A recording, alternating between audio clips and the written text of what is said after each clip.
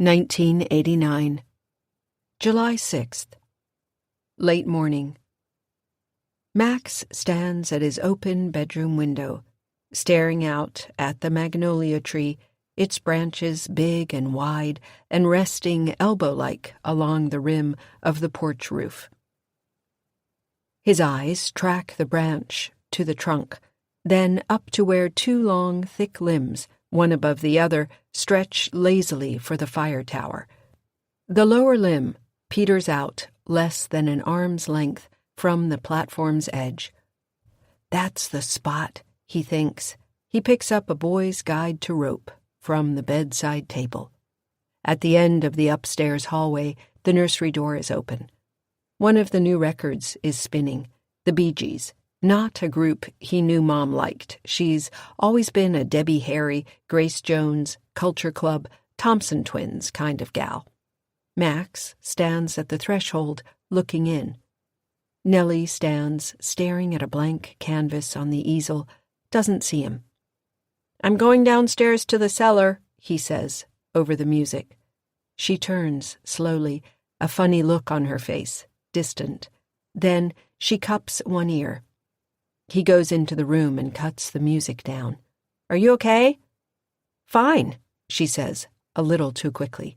She peers at him like he's roused her from a nap. "What are you going downstairs for?" He tells her again. "What do you need in the cellar?" Her gaze is already sliding back to her canvas. He's seen her this way before, when the art doesn't come, like she's standing upright in her sleep, or the world has somehow slipped away around her. "I need some rope." She bends to her sack of paints and sifts through it for a big jar of white gesso. "What are you going to do with some rope?" "Make a postman's bridge." Max opens the book to a page he's dog-eared and begins to read. One of the most common types of suspension bridge, the postman's bridge, has long been the province of explorers and adventurers. Typically, two ropes are secured between two anchor points, as in trees on opposite sides of a gully or river. Once established, the bridge provides a stable means of crossing a ravine by sideways stepping. Max claps the book shut. "So that's what I'm doing." She pours thinner into a small bucket. "Just be careful, yeah?" "Sure." "And Max?" "Yeah, Mom." "Yell if you need me." He gives her a salute she doesn't see and slips away. He takes the stairs 2 and 3 at a time and yanks open the cellar door. Before he goes in, the music cranks back up. Sometimes it can be this way, he thinks.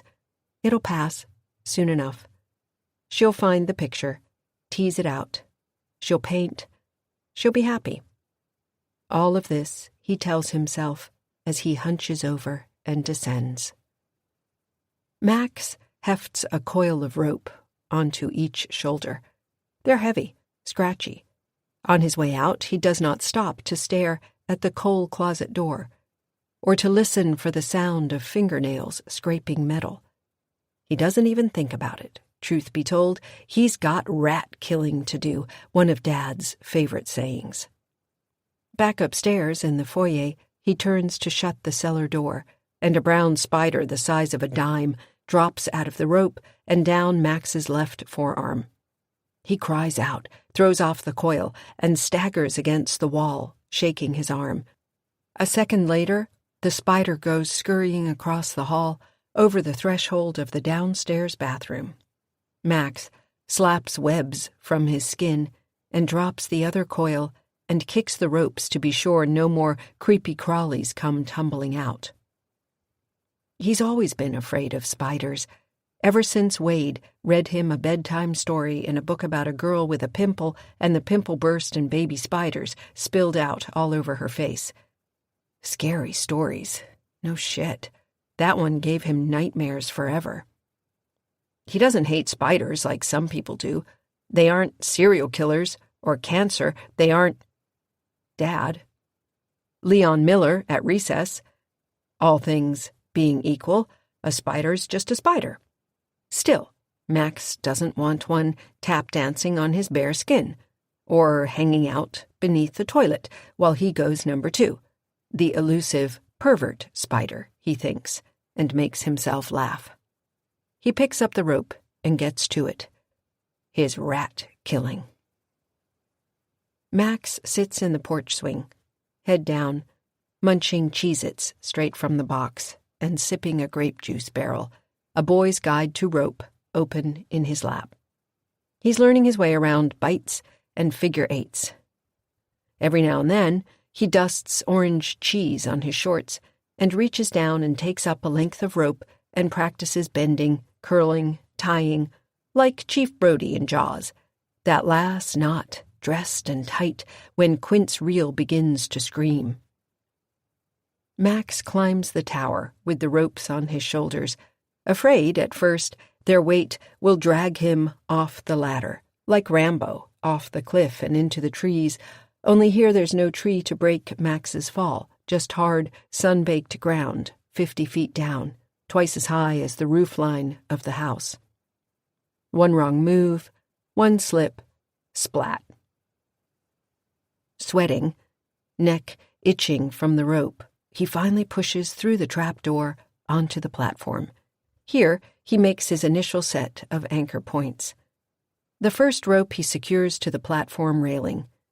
Easy enough, though he has to tie it twice before the tension is right. The second rope is trickier. He has to hang down over the edge and tie it off to a support beam beneath the platform. And when he does, all the blood rushes to his head and the upside-down world swims. Once both are tied, he flings each rope into the upper reaches of the magnolia tree. Then he climbs down the ladder and stops to rest for a while in the shade beneath the tree, thinking of a field trip he took in the 3rd grade to some Revolutionary War village about an hour west of Conway. There, his class picnicked beneath the boughs of what an old plaque said was the largest magnolia tree in South Carolina. Max sat off by himself, eating his peanut butter sandwich and gazing up in wonder at a tree made for one thing and one thing only, to reward a boy's warm blood. Weirdly, scaling the magnolia proves easier than climbing the tower's man-made ladder. For one, the branches are wide and pebbled, so he never wants for a decent grip.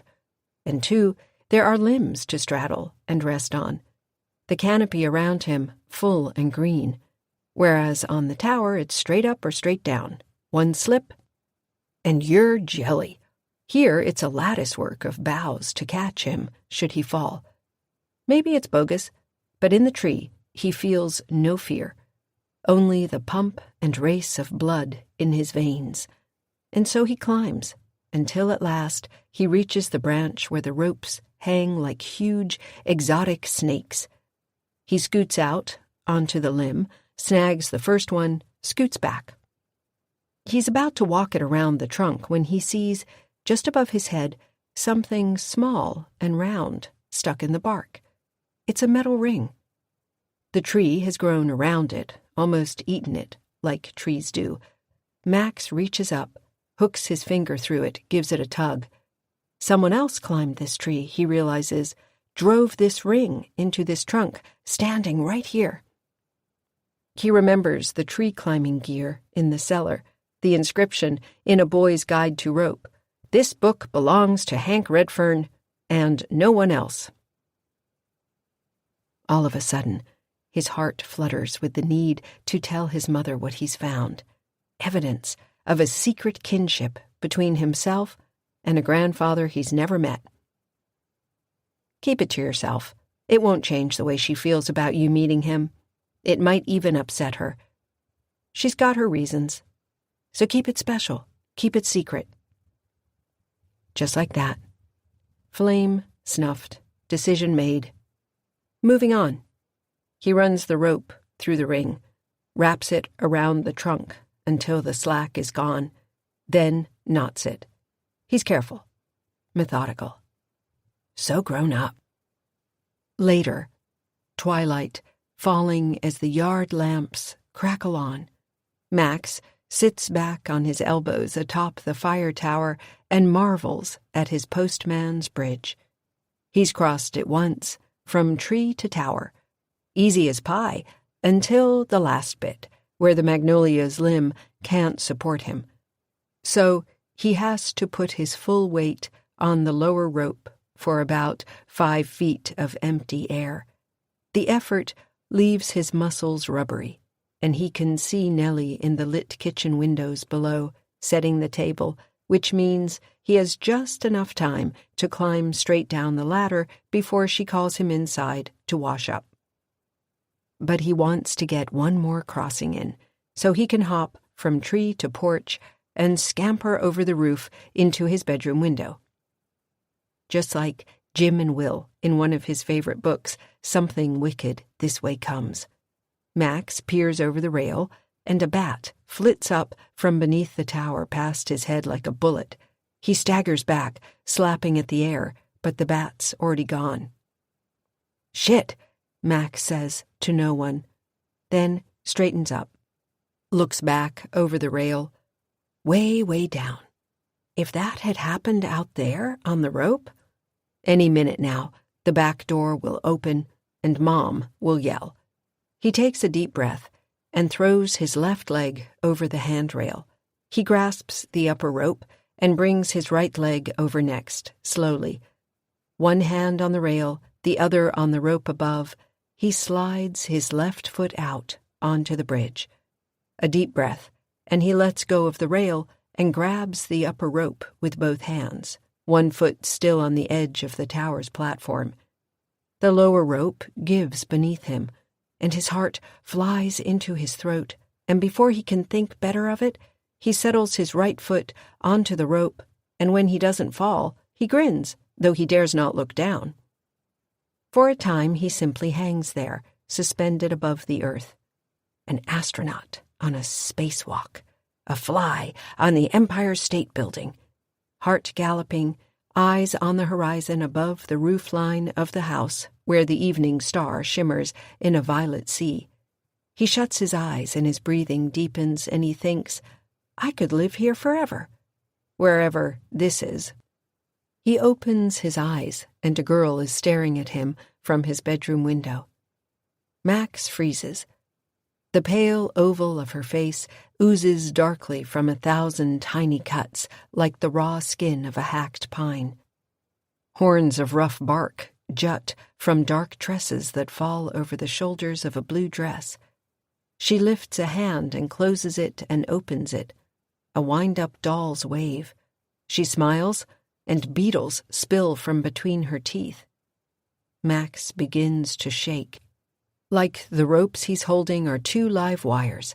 Far below, the back door opens, and Nellie walks out beneath the bare bulb light. He opens his mouth to call out, but the words won't come. He has no breath. He looks down through the crook of his arm, and at that moment, his right foot slips from the lower rope, and Max pitches backward, and everything that happens next seems to happen in slow motion as gravity yanks his hands from the upper rope, and he falls, and he can see the purple sky and the stars and the dark leaves of the trees whirling above as his mother cries out below, "Max! Jesus Christ!" And there's the brief, weightless sensation of flying, the world spinning, and in that instant, Max Gardner knows he is going to die, to crack down from branch to branch until he hits the ground like a sack of bricks, only to lie staring up at the rope bridge still swaying as the world turns crimson and his mother's terrified face fills his vision, a rising supermoon, the last thing he ever sees. He falls 6 feet before his stomach hooks a branch, and his arms clamp round it even as he starts to slide away. Mouth wide, like that of a fish tossed in the grass, legs scissoring until his feet settle on a lower branch, where he clings, windless and quivering. He isn't falling, he isn't dying, and he can hear his mother already climbing the tree. He tries to call out to her, tell her he's okay, but all he can manage is a ragged "Hork." Tears in his eyes, he looks up through the branches to the dark square of his open bedroom window. The girl is gone. Cold tuna helper at the kitchen table, chinks of forks against bowls. Outside, crickets saw and the night roars. Max pushes his food around. It's like a rain settling in. Nellie's slow, simmering anger. The tower and the tree are off limits. No more climbing. He turns over a forkful of food and stares at it like something's buried beneath it. Max, look at me. Look at me, Max. He does. What if you had hurt yourself? I mean, really hurt yourself? I didn't. Do you know what that would do to... But she stops, swallowing whatever's risen up in her, some terror, some anger, some fear he cannot know. What if you died, Max? Like there's an answer he has for that. Answer me! She pounds her fist on the table so hard the salt and pepper shakers jump. What if you died? Then I'd be dead, he snaps. Max, you wanted me dead once, didn't you? What's the big deal? His words are like a fist, socked in her gut. He knows it. He doesn't care. You don't know what you're talking about, she whispers. Max nods at the scar on her wrist. She tucks her hand away under the table. Dad told me. He said you did that because of me. He said you never wanted me. Isn't that the same thing as wanting me dead? Maybe if you let me climb some more trees, you'll get what you want and... Her hand comes quick and hard across his cheek. Stuns him silent. She opens her mouth, closes it, looks off through the windows at the steel legs of the tower in the circle of blue lamplight. She bites her lip. Tears shimmer. She wipes them quickly, gets up, and yanks back the little gingham curtain that hides the plumbing beneath the sink, scrapes her food into the trash, drops her bowl in the sink. Max watches her do all of this with the red blush of her handprint fading on his cheek. Outside, the crickets have ceased their singing. No movies tonight. No TV time. Max takes a bath, then shuts himself in his room and rummages his Walkman from the cedar chest at the foot of his bed, an old cassette inside. Something recorded years ago on a Fisher-Price recorder. He climbs into bed and hits play. A second or two of silence, followed by Dad's voice. Are we rolling? Max says yes, and Dad says, okay, and clears his throat. Excuse me, and he clears his throat again and again until finally he's hacking and spitting, and a long harsh cough turns into a ribbit, and Max can hear himself laughing as Dad says, sorry, had a frog in my throat. Then he begins, for real, reading a bedtime story out of an old hardback book of tales they'd read so many times Dad had to tape the spine back together with silver tape. At first, Dad's voice is light and brave. What reward is there for the man who slays the giant? Then his voice deepens. The giant's treasure, of course, to which the brave voice answers, then I will undertake it. Max interrupts, in a little kid's voice that he almost doesn't recognize now. Dad, is this a scary story? Son, they're fairy tales. They're all scary stories. Dad reads on a while until Max falls asleep. Good night, Bozo. Dad kisses him. Max fast-forwards to the next part. He's listened to it so many times, he knows just how long to hold the button. He hears his parents' voices, faint in the kitchen. Dishes clinking in the dishwasher. Mom says she'll leave. She'll take Max and go. A clatter of silverware, a crash. Mom yelps, a door bangs. She makes a weird strangling sound, Dad's voice like a knife through the silence. Step one foot out that door with my son and I'll cut your motherfucking throat. Max hits stop. He puts the Walkman away in the cedar chest, glances at his broken pencils in their box. He's taped them back together, but it strikes him now as stupid, useless. When things are broken, they're broken. It's best to move on, start fresh. A hot lick of shame, the way he talked to her, surly, nasty, like Dad talked to her. But Max isn't like Dad. That was always the problem, wasn't it? Like in February. He doesn't like to think about that day, but he often does. Like a loose tooth you worry with your tongue until it falls right out. Only the memory of that day never falls out, no matter how much he worries it. Bright daylight of a winter afternoon, taste of copper pennies at the back of his throat. He takes his fingers from his face and there is blood, dripping from his chin onto a Darth Vader t-shirt. Rolling away into the grass, a basketball. Beneath the netless hoop that hangs from the garage, Wade Gardner stands fuming, hands on his hips. He wears no shirt, just cutoffs, and a dirty white pair of Nikes, slick with sweat, heavy 5 o'clock shadow. His eyes are knives, and they're stabbing Max. Dad threw the ball. Dad hurt me. Dad's voice, saying his name. Hot tears coursing down Max's cheeks. Pain, like a string of black cat firecrackers, tat-tat-tatting behind his eyes. Max, I'm sorry. Max, it was an accident, really. Mommy, I want Mommy. Dad's hands on his arms, shaking him. Hard enough, he'll bruise the next day. Too late for the nurses and the doctor at the emergency room to see. Jesus Christ, don't be a blubbering baby, Max. A broken nose. Head tilted back in the Ranger on the way to the hospital. Dad behind the wheel, gunning it through red lights. Still shirtless, the hot, angry smell of him filling the cab. Why the fuck didn't you just catch it, huh? What's wrong with you? Max puts his hand on his cheek, feels the sting of his mother's hand all over again. Apropos of nothing, the words "bad place" pop into his head. He looks around the room, listens to the stillness of the house. He's starting to think every home is a bad place, each in its own way. Dads with their anger, moms with their masks, always something hidden, always secrets. In a little while, he falls asleep with the light on. Later, after switching off Max's lamp, Nellie shuts herself in her room and lies atop the bed covers, rubbing the scar on her arm. The clock crawls toward midnight. The window's up, and there's a breeze, but the house is stifling. In her mind, she replays the slap over and over, and every time her hand connects with Max's face, a piece of her own heart breaks away. Pretty soon, there won't be much left.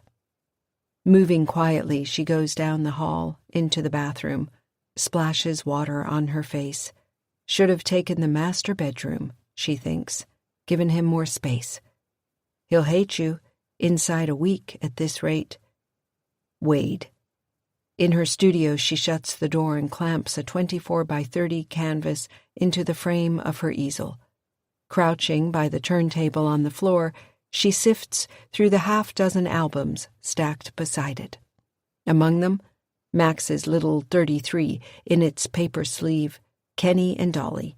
She sets it aside, slips Bowie's hunky-dory from the stack, puts it on low. Back to the wall she sits, arms hung over her knees, staring at the empty canvas, a white square between black windows. She sings along, softly, drums her fingers to the beat of "Oh, You Pretty Things," and stares until the whiteness seems to expand, to pop the staples of the frame and become the slow, years-long erasure of her talent, her vision, her hope. Out of that void, the face of her husband emerges, itself an emptiness. This isn't helping. You aren't even trying, Nellie. Her eyes shimmer. She remembers Max in his crib, sleeping. Wade's straight razor, opened, balanced in an upside-down V on the rim of the bathtub, just beyond her fingertips. The faucet, plink, plink, plinking. The water warm, the first cut, a blissful eruption of color beneath the surface, a red flower blooming. Dad told me. Why? Why would you tell Max I did that to myself, you horrible bastard? No, she says softly. You can't Keep blaming Wade for every problem you have with Max. These are your problems, Nellie. You should have explained all of that yourself. Probably before now, but especially tonight. Instead, what you did, it was the worst, the most shit thing you could do. The Wade thing. Baxter's canvas leans against the wall beside her. She turns it horizontal in her lap, regards it for a while, then tosses it across the room. She knocks her head once, twice against the wall, in time with Bowie's piano riff. Just hard enough to hurt, to feel something else. She stretches her legs, shuts her eyes, and still, the emptiness that is Nellie Gardner stares mutely from the canvas. Max starts awake to music. He sits up in his underwear and t-shirt, disoriented at first, wondering if the song was in his dream. Islands in the Stream, one of his favorites. He rubs sleep from his eyes and calls out for Nellie, but she doesn't answer. So he slips out of bed and cracks the hallway door, bleary-eyed, on Kenny and Dolly, cranked to the max. At the end of the hall, the nursery is wide open, music so loud the turntable speakers pop. Max calls out, "Mom?" But Nellie doesn't answer. Hands over his ears, he shuffles down the hall and into the nursery studio, and quickly shuts off the record player. As the music grinds down, his eyes light on the wooden frame of Nellie's easel, the clamps undone. No canvas, but paint oozes from a crimped tube on the drop cloth. There's a footprint in red, a trail of footprints leading back into the hall and down the stairs. He follows them, bare and small, his mother's feet. Nellie wakes on August Redfern's map table. Max stands over her, shaking her. She sits up and the room spins. She puts a hand to her head. The heel of her palm, her fingers sticky with cadmium red. Slivers of paint beneath her nails. "Mom?" The boy's eyes are big with fear. "What, Max? Mom, are you okay?" She sits up, edges off the table, a blankness in her head, like television static. Max reaches out to steady her when she wobbles. She cups his head. "I was in the studio listening to music, staring at the canvas." It's at the foot of the map table, no longer blank. Nellie spins it round where she and Max can huddle over it, study what she's done. Smeared into the canvas like some macabre version of a child's finger painting is a grotesque red eye. Its pupil swims in a white, ovoid pool. Optic nerves trail behind it, dripping crimson down the canvas. Not so different from Baxter's painting or the red smear in her grandfather's notebook. Upstairs, the turntable jerks to life, mid-verse of "I Will Always Love You," and Max actually ducks, like stones have dropped through the ceiling overhead. Heart in her throat, Nellie eases out to the hallway as the chorus falls like a breeze down the stairs. Her first thought, someone's in the house. Her second, who? A burglar? Way out here? Not likely. Baxter? Not beneath him, she figures, paying someone to slip into the house in the middle of the night, terrorize them. The axe. It's still on the front porch. "Wait here," she says to Max, and slips down the hall and out the front door and comes back with the moon axe, filling her hands. But as soon as she puts one foot on the bottom stair, the record skids off into silence, and there's a quality to that silence, something heavy, something watchful. Whatever's upstairs, it's not Lonnie Baxter. Max hugs the map room's doorframe. Then, from the parlor, 3-4 notes, struck on the piano, picking up where Dolly left off, a tiny sound made immense by the late-night silence of the house. I just walked by there, and the room was empty, I swear to Christ. As the tune is picked out, one note at a time, like the players learning it. Wet with sweat, Nellie edges along the wall to the parlor door.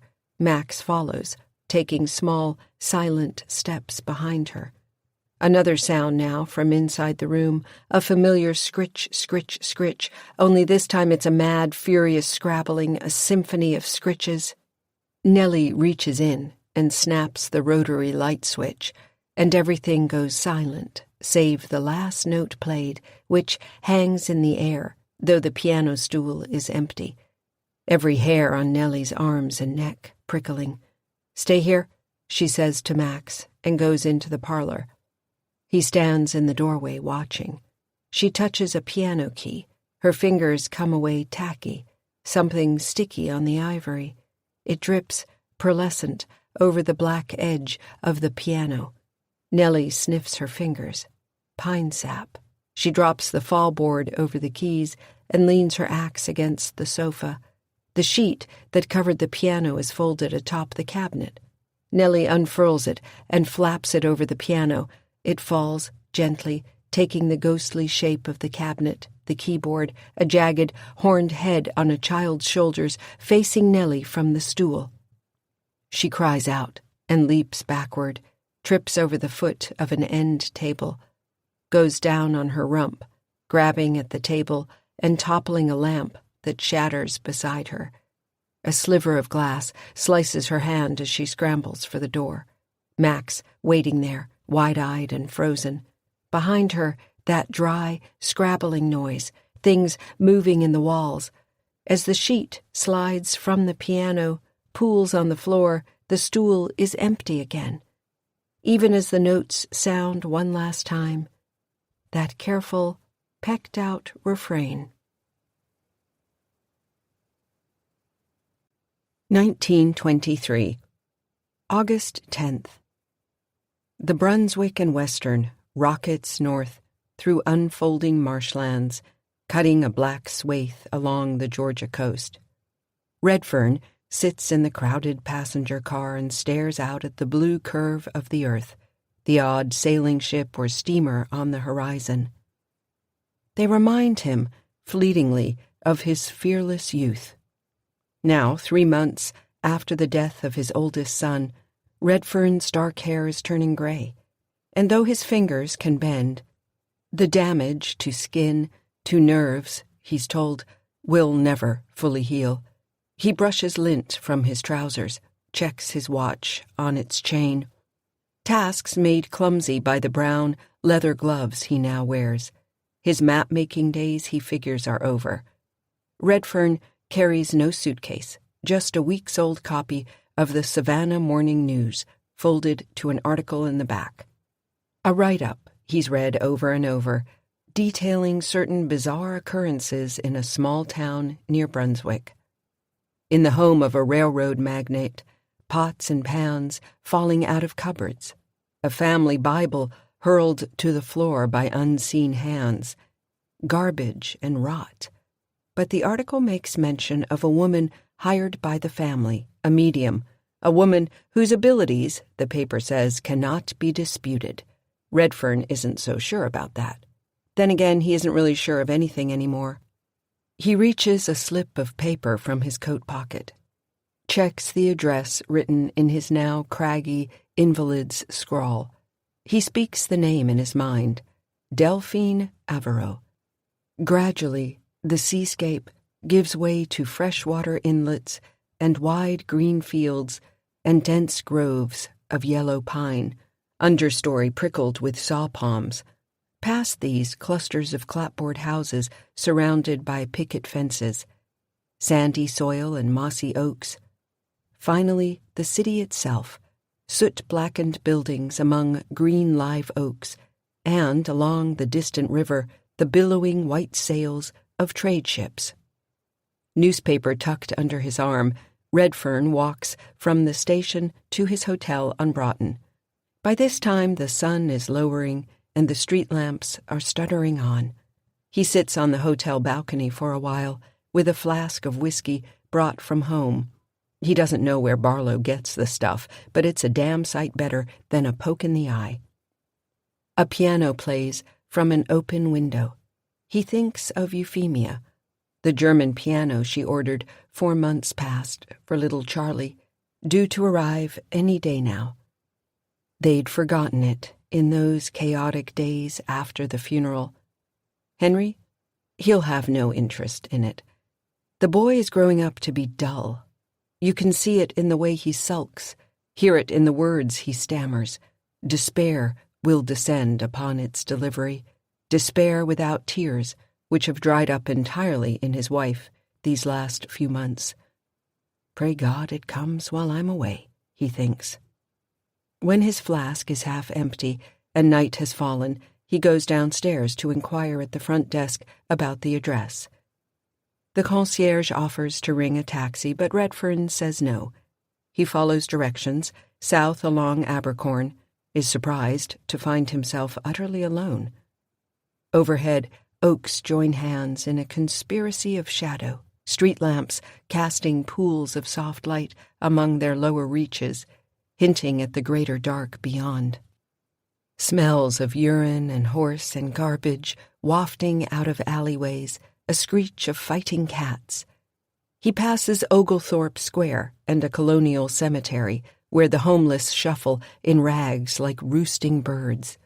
Ahead, lamps burn in the windows of the Cathedral of St. John the Baptist, and Redfern stops at the foot of those wide steps, struck with the compulsion to confess, to tell some anonymous priest through a screen of wire every terrible thing he's done, to beg forgiveness from a God he's never believed in, unlike the God Redfern has propped up with malign worship.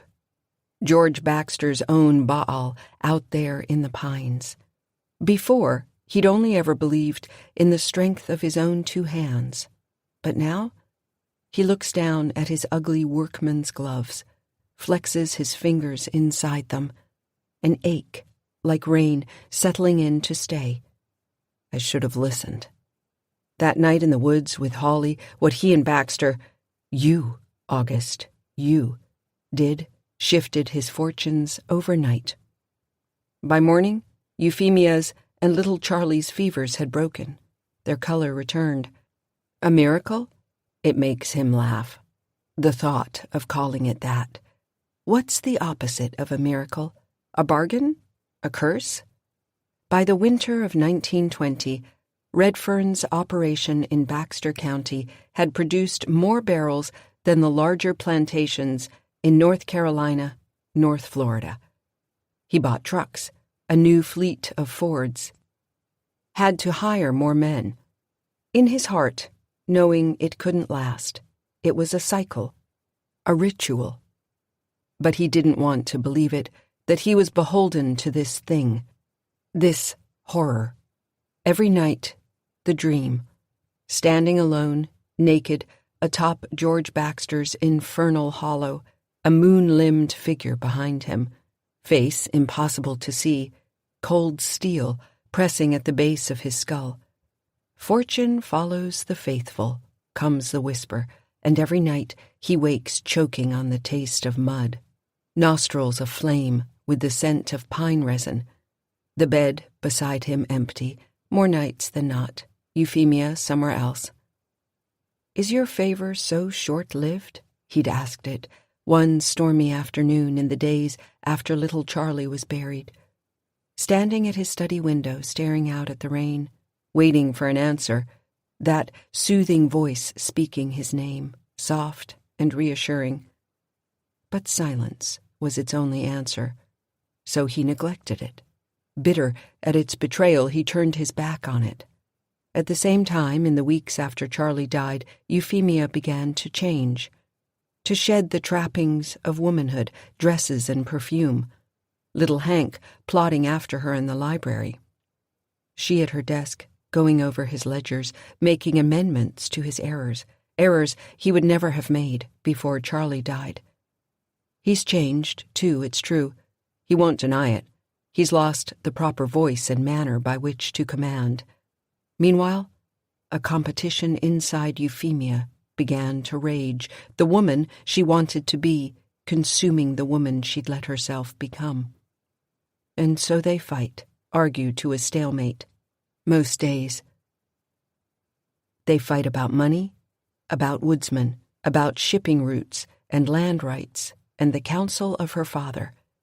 One thing they never fight about, though, is the man who came into the house that day, what happened to his body in the shed. Redfern's seen that flame blaze up behind her eyes more than once, when the fights turn on their good fortunes fading. A challenge, a dare. Ask me, that light flickers. Ask me what I've done with the man who would have murdered your wife and children. Ask me where he is now. Afraid of the answer, he does not. Redfern walks away from the church into Lafayette Square, where two skinny Irishmen smoke cigarettes behind a palm and watch a whore on her knees before a John, her dress roughed down around her waist. Redfern slows his gait, and one of the men, eyes like black pebbles, stares out from the green and says, "You fucking lost?" Redfern thrusts his hands deeper into his pockets, walks faster. Less than a block, and he hears footsteps on the pavers behind him. When he turns, he sees them, shoulders hunched, caps pulled low.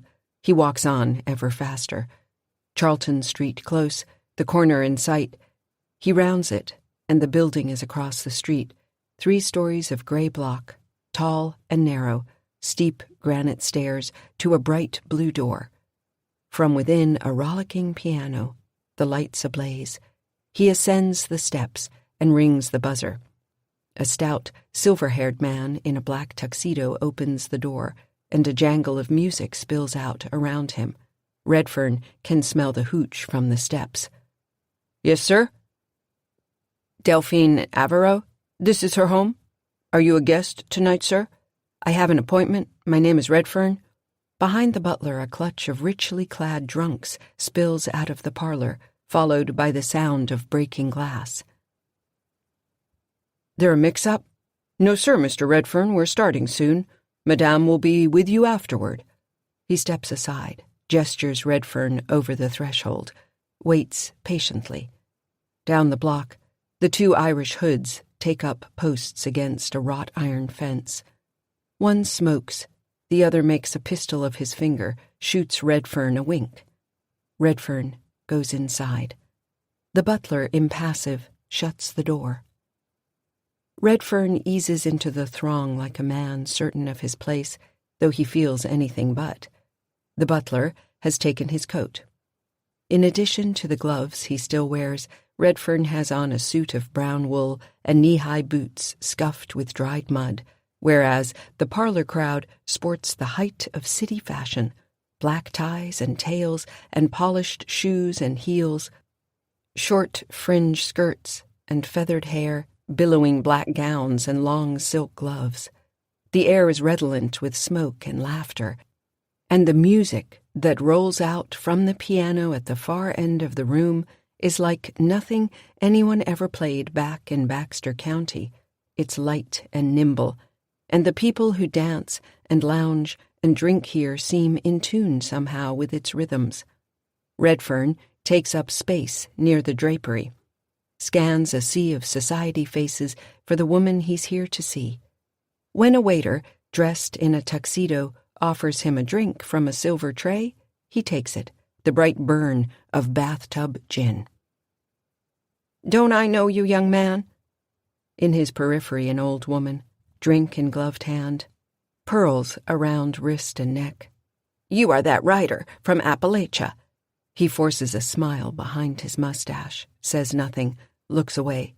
"You have a rugged aspect. Tell me, what do you think of this scandal? Far better use of one's savings to invest in the markets, if you ask me. Bless her heart. A shame. The Piper boy was so young. Barely 24 and to go like that. The very definition of tragedy.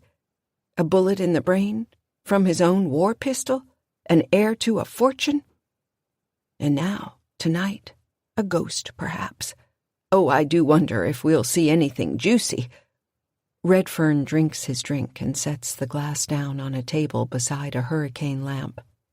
The woman reaches out and snags another by the elbow.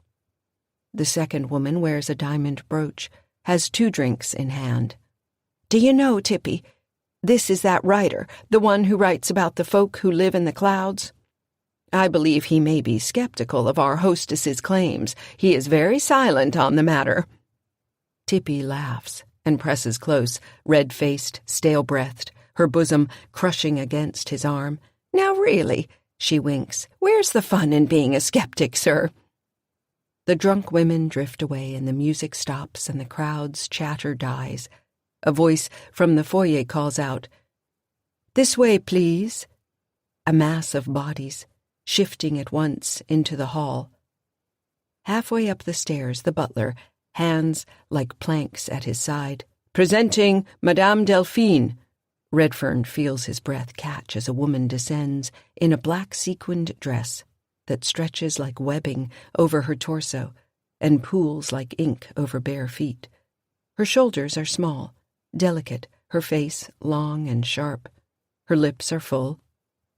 Her hair pinned in a black satin head wrap that leaves her neck long and bare. Her skin glows in the honeyed light of the chandelier like heartwood pine.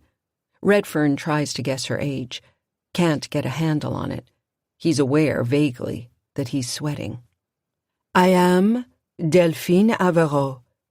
The woman clasps her hands at her chest. Her eyes roam the crowd, lighting briefly on Redfern, whose heart quickens like that of a man pursued. "Welcome, true believers," the medium says, "to my house." An upstairs room, dimly lit, is cleared of furniture save 4 chairs before an upright, 2-paneled screen. Candles burn in bronze sconces along silk-papered walls. The sconces are round and intricate and look to Redfern like balls of snakes fucking. He stands near the shut door, one of about 40 souls crowded into the room. Seated in the chairs before the screen, a middle-aged woman in a violet gown and gloves, a simple heart-shaped locket around her neck, and to her left, an elderly couple. The woman in the violet gown is pale, her face strained. The chair to her right is empty. Behind the left panel, a match is struck, a lamp lit, the medium silhouetted there in a straight-backed chair. She sits in profile, her back to the other panel, yet dark. The room watches, rapt, as the butler bends and binds the medium's ankles to the chair legs, her arms to the back, with 4 lengths of silk. Once the knots are secure, he steps away and disappears into a dim corner of the room. "Join hands," the medium says. A wave of motion through the room as all link up. Redfern, for once, is grateful for the gloves he wears, shielding him from the hot, moist hand of the fat man to his left. A silence descends over the room, heavy as wool. "Tonight," the medium says, her voice flat, "we will see, we will hear, we will know, and in our knowledge we will find comfort for Mrs. Amelia Piper." The woman in the violet gown bites her lip to hold back tears. "We ask after the spirit of young David Piper, lost to his own despair. Let us close our eyes and picture his face. Let us open our ears and hear his voice." Someone coughs. People shuffle restlessly. Someone belches. "Quiet," the medium commands. The stirring ceases. This new second silence is so deep, Redfern can hear a clock ticking from another room. Gradually, a chill descends, sets people to shivering. Redfern sees his own breath. Suddenly, light blossoms behind the second panel, though from what source? Lamp? Candle? It is not clear. A shadow rises from the bottom of the screen, assumes the shape of a man in a suit coat and trousers. Amelia Piper lurches to the edge of her seat, calls out the name of her son, a half-sob. "Mother," the medium says, her voice changed. "Mother, I'm sorry, Mother. Oh, David. It hurt too much, Mother. That's all, everything. I had to—" In the shadow's hand now, a pistol, a revolver. "David!" Heads strain, attempting in vain to peer behind the panel, to see the actor, the trick at work, if a trick it is. Madame Delphine's head drops, chin to her chest. A collective gasp from the crowd. Her hands and feet remain bound, though her back arches violently, as if she were caught in the grip of a galvanic current. Her chest begins to heave, her head to jerk roughly. When the spasm subsides, her mouth opens, slowly. And out of her mouth, what? Redfern thinks, in the name of God? Long and thin as a pipe of blown glass, and every bit as fluid, a tendril of some substance extends from her open mouth, emerging inch by inch. She drops her head, and the effect is horrible, as the viscous strand grows pendulous, stretches to a wire-thin breaking point, and finally detaches. Whatever the materialization is, it drops into the lap of her dress, as the air in the room is suffused with the scent of sulphur, and there comes an audible pop, not so dissimilar, Redfern thinks, from that of a champagne cork, leaving a bottle. The light in the second panel winks out, and the room gasps. The butler appears in shadow behind the first panel, kneeling before his mistress. He unbinds her feet, her hands. From a nearby table, he produces a tray, and with her silk-gloved hand, Madame Delphine plucks an object from her lap and drops it onto the tray, a metal plunk. The butler steps around the panel and presents the tray to Amelia Piper, her seated companions. The older gentleman beside Mrs. Piper plucks out a monocle from his inner coat pocket and snatches up the object to inspect it. He spins in his seat, holds it up for the crowd. "It's a bullet," he cries. Delphine Averot, in profile, stands as the room bursts into applause. She rounds the curtain, takes the bereaved mother's hands, and holds them. Then, beaming, she takes a bow. August Redfern, who has seen enough, pushes out. The butler descends the stairs, cat-like, sees him at the door, waiting for his coat. Upstairs, the house thunders with new applause. "You do not wish to keep your appointment, Mr. Redfern?" "I know what I need to know." Silently, the butler helps him into his coat. Outside, Redfern casts a cautious eye up and down Charlton, and when he sees no one hiding in the shadows or lurking behind palm fronds, he starts off at a brisk pace, the night air misty and hot. He feels a fool for even coming. Her abilities cannot be disputed. Parlor tricks and games, cheap carnival hucksterism. God damn it. What did you hope for? What did you expect? Would you really have let some fraud mystic into your head to see all the horrible, monstrous things you've done? "Talk to me," Redfern mutters alone on the sidewalk, the fog enveloping him. "Why won't you talk to me anymore? Speak my name, you son of a bitch." His gait lengthens, and suddenly he's turning off the sidewalk into the cemetery, where the oaks lay their branches on the ground like giants kneeling among tombstones and mausoleums, and the vague shapes of hungry people shift beneath tattered blankets. He strides in the gas-lit dark, loses his way. "Talk to me," he spits, once startling a drunk slumped beneath a tree. But it won't, because it knows you're weak, because it knows you don't have the stomach for it anymore. You never did. But she does. "What did I do? What was my sin? Why did you take him?" Redfern smacks the side of his head with the heel of his palm as if to jar the voice loose. "What did I not do? A man's blood was not enough. You had to have my boy, too?"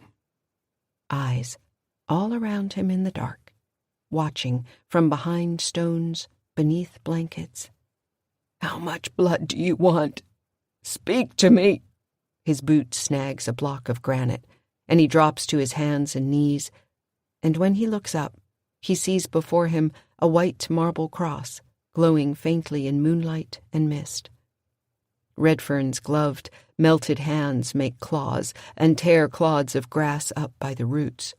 "Why did you take my son?" he sobs. But the cross only towers above him, mute and without answer, as God himself. Spent and bleary from emptying his flask into his belly, he finds his way out of the cemetery, back onto the street. He sets out in a direction he imagines will take him back to his hotel. 5 steps, and a hard object strikes him across the back of the head, and the world flares red. He stumbles, goes down on one knee. Voices, Irish voices, hands rummaging his pockets.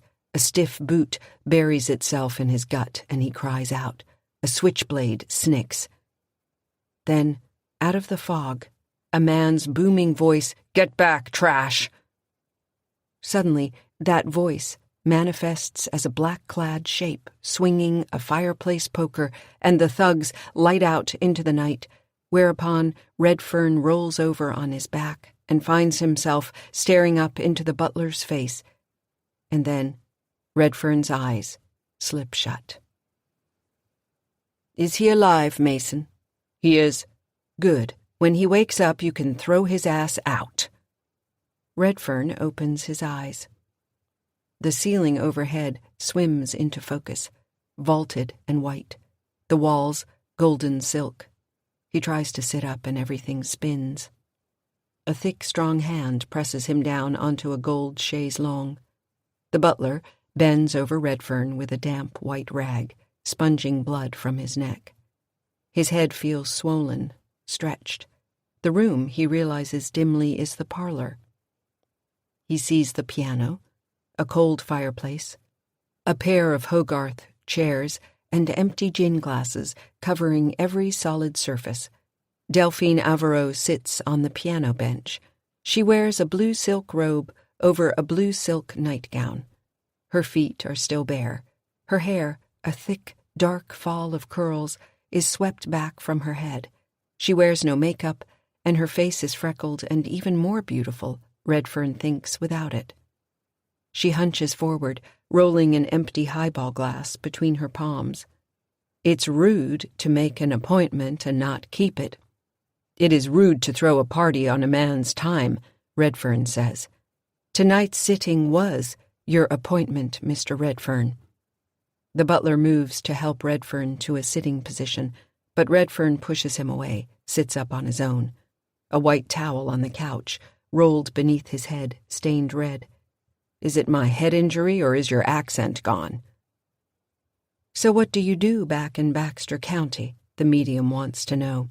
"I run a turpentine distillery." Her eyes cut to the butler, and the butler shrugs. "That really doesn't help me understand what you want." "I don't want anything." "Now?" She laughs. "And why not?" "You're a goddamn fake." "Watch it," the butler says. He looms over Redfern, bloody rag in hand. "What makes you so sure of that?" "That boy shot himself in the head with his war pistol, did he?" "Last I checked, standard issue isn't .22 caliber. What'd you do? Shoot your pocket gun into a pillow out in your garden?" Averill and the butler share a brief glance, a crooked smile between them. The medium stands and walks across the room to the window and pushes aside the heavy drapes, looks out on the street, where the mist has all but erased the world. "Those men would have killed your ass. Wouldn't be the first to try." "Who is it, then?"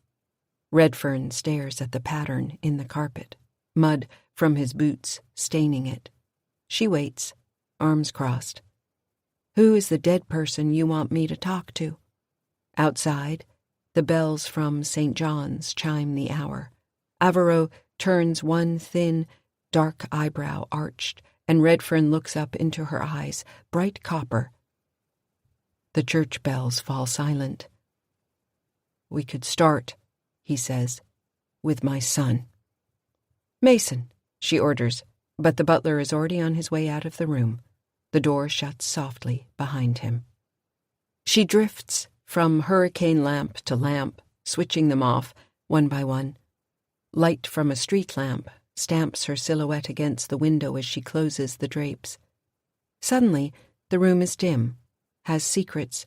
From a sideboard, she pours straight whiskey in her highball glass, pours a second in a tumbler and hands it to him. She sits beside him on the lounge, and Redfern draws back instinctively. Away from scents of lilac and vanilla, a fine, unknowable talc. She crosses her leg over her knee, and the knee slits her gown as neatly as a knife through a sail. One fall, when I was little, my daddy took me to the circus in Terrebonne Parish. A special circus. She sips her drink, sets her glass on the end table behind her. What makes it special, my daddy said, was the menagerie. She takes Redfern's gloved hand in her own. You ever see a unicorn? My daddy said. Well, they got one. She loosens each finger of Redfern's glove.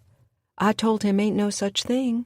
He said, oh yeah, unicorns, satyrs, hydras, brought 'em all the way from California by train right here to Houma, Louisiana.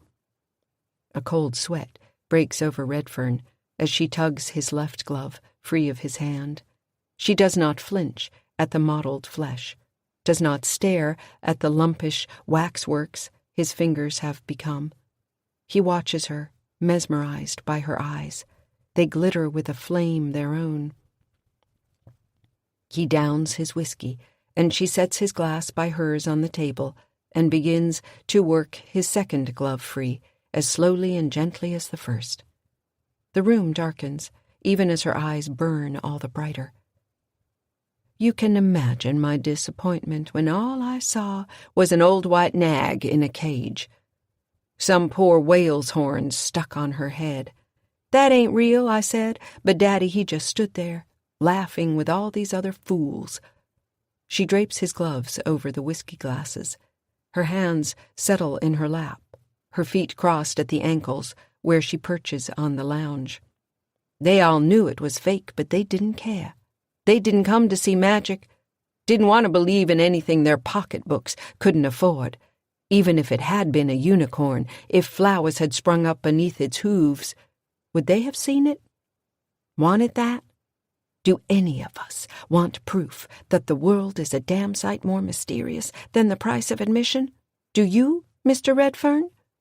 I require no proof of that, he wants to say, but his tongue is thick, his mouth dry. Anyway, she says, what did any of us ever do to deserve a unicorn? She extends her hands, palms up, her nails unpainted, her fingers long and delicate. His hands drop into hers like magnets finding metal. Tell me about your son, she says. Little Charlie Redfern. He was a good boy. Stuck by his mother's side. She meant to teach him piano when he was old enough. The medium's eyes close. Redfern watches her chest rise and fall beneath her pajamas. Go on. He was 4 when it happened. Her breathing shallows. How? How did it happen? Redfern hesitates, remembering those few terrible moments that had finally eclipsed the old nightmares, given him new ones. His heart beats faster, as does hers. They're beating in time together. She tightens her grip on his hands. He shuts his eyes, too, and though he doesn't speak the memory aloud, it passes from him to her like a current through their joined hands, a memory of smoke billowing black, the smell of hot rosin, the shudder of the copper kettle as Euphemia faints, and a woodsman cries, "No foam!" the signal to release the boiling rosin through the open furnace gate, down the sluice, 200 degrees hot. Molten pitch pouring through the sieves and into the rough, pebbled wood of the trough, there among the last of the unfiltered leaves and bark in that pool of yellow amber. His boy, washed beneath it, and there is screaming, and old Ishmael Green is fishing at the boy with a dipping pole, and Redfern's shoving him aside, dropping to his belly, hands plunging in to claw at little Charlie's bare skin, his arms dragging him from the pitch, and the pitch drips from his hair like blazing hot honey, and Redfern's fingers are blistering as he rolls the boy onto his back, and his face, his tiny face, like meat boiled off the bone. "Papa?" the medium says. Redfern's eyes jolt open. He tries to let go of the woman's hands, but her fingers have locked his and her eyes are open, too, and they are no longer copper, no longer bright. Instead, they're twin black holes, and when Delphine Averroes speaks again, it is not with her voice, but the voice of a child, his child. "Papa, how?" "How what?" Redfern says, a hoarse whisper. "How am I here?" Trembling all over, Redfern gathers himself. Mind splitting open, he fears that vast chasm between reason and want. Terror, love, rising up to fill it. "Where are you, Charlie boy?" "Where is here?" "It's blue, like water." "Blue?" "Blue forever. Where's Mama, Papa? Where's Hank?" Redfern swallows thickly. "They're home, son. I want Mama." "She isn't here now, Charlie." "My friend promised," the little boy inside the woman says. "Who promised what? Who was your friend, Charlie?" A struggle behind the medium's countenance. Her eyes clinched shut as the words wrench free of her like a blade from splintered wood. "Your friend, too." Her hands tighten around Redfern's, and the sensation that passes into him, rocks him, is like a cold plunge into a winter sea. Briny, freezing, shocking. Redfern gasps, and in the seconds that follow, time collapses like a sinkhole, and he sees what she sees, memories that are not his, but some other entity's, sluicing out of her and into him. Darkness. A field of stars, expanse of space. One star dislodging, falling through flame into water. Pretty blue, Papa. Light, warmth, consciousness, the ocean's cold arms. A shape, oblong and soft as gelatin, cupped in a plantain leaf, beating, pulsing, withering, fading, passing from hand to hand amid the cry of gulls and the flap of sails, stowed away in a small dark space, forgotten, burrowing into itself, and drifting in the cold black of the long sleep until hunger awakens it, bursting out of a wooden box, buried in the earth beneath a tree where the greedy, bloodthirsty sailors who found it, fed it, meant for it to stay forever forgotten. Now, into sunlight, to swim through fresh water, the mud beds of the river where giant catfish drift and alligators go eeling through the gloom. But here the blood is cold, not warm, and it craves the hot, rich earth, like a seed, crawls, sopping onto land. This bloodshot orb, with its long, slick body that moves, worm-like, seeking heat and the blood of things that walk and run.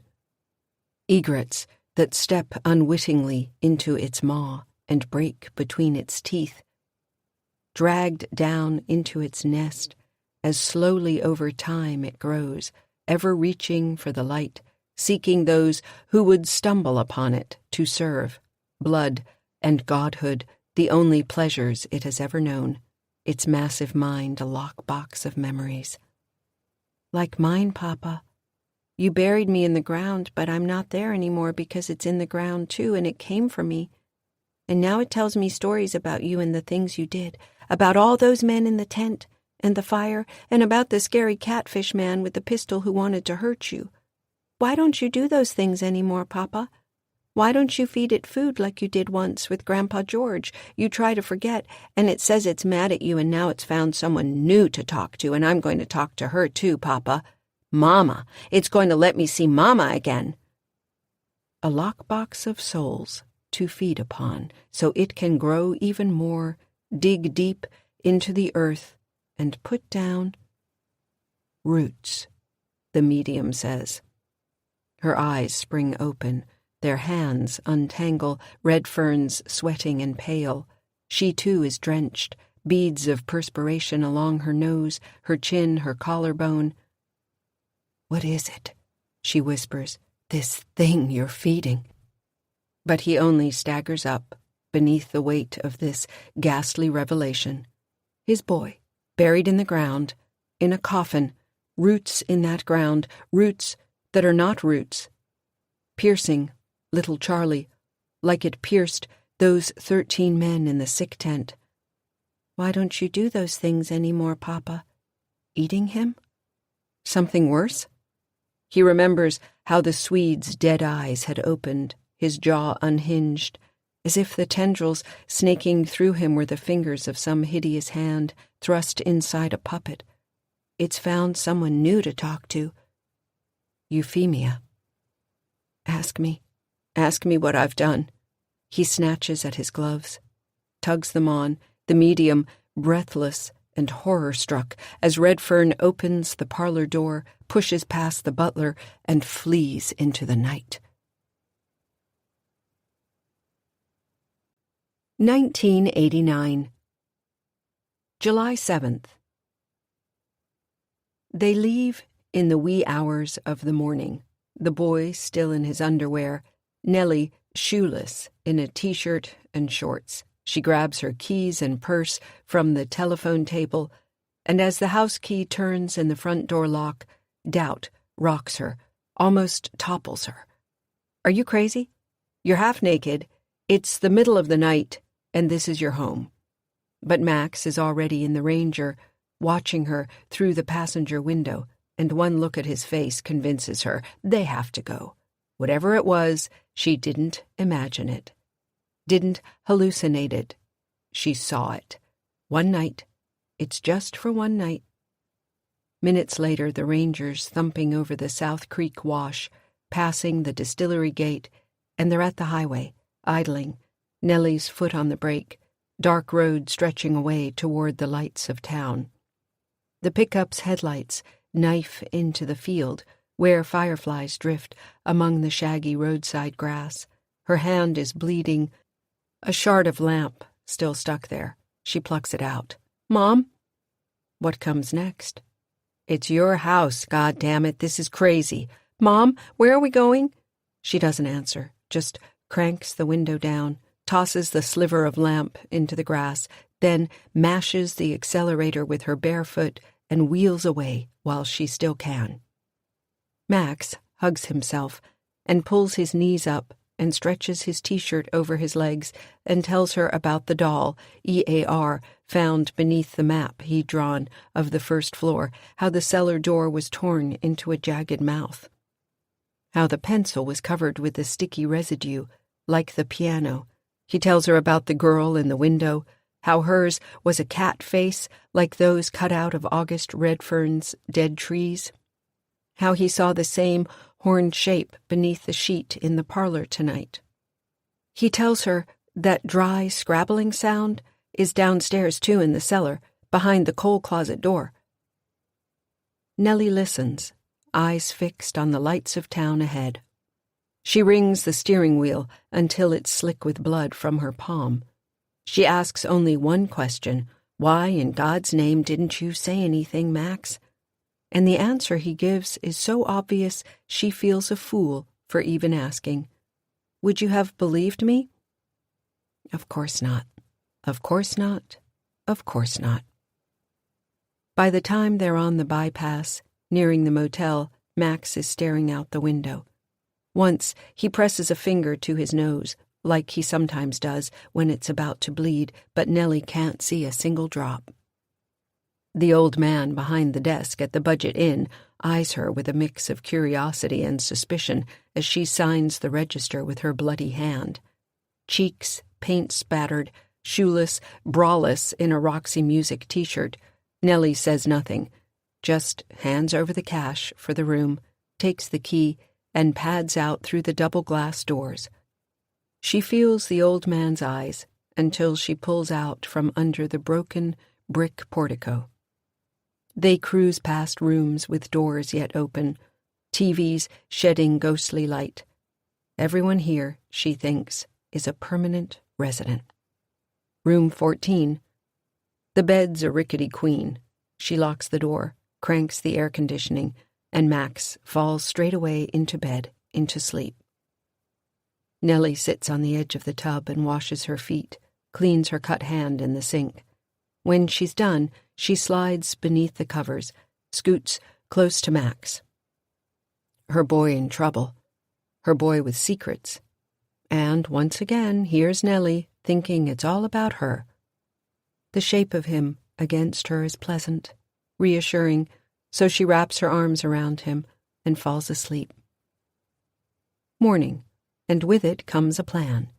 They drive back to the house.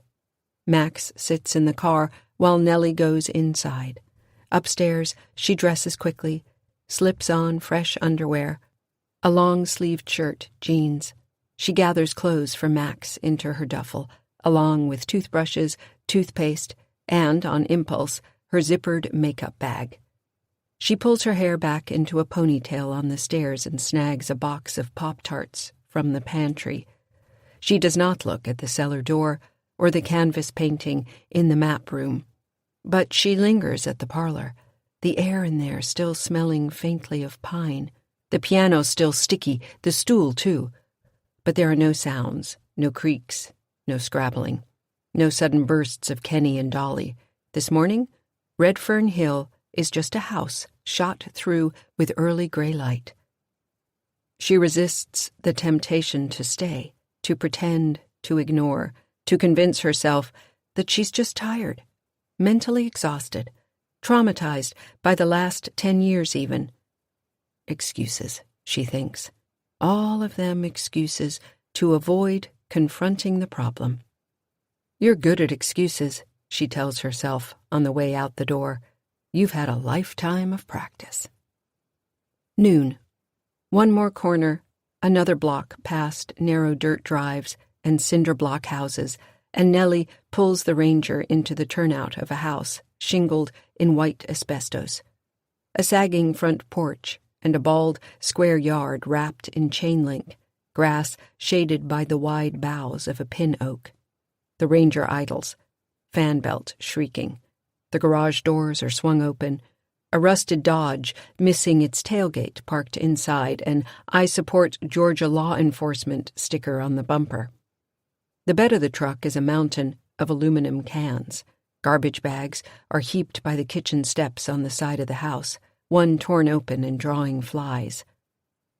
She cuts the engine, and Max reaches for his seatbelt, but before he can unbuckle it, Nellie puts a hand over his. "Hang on, I need a minute."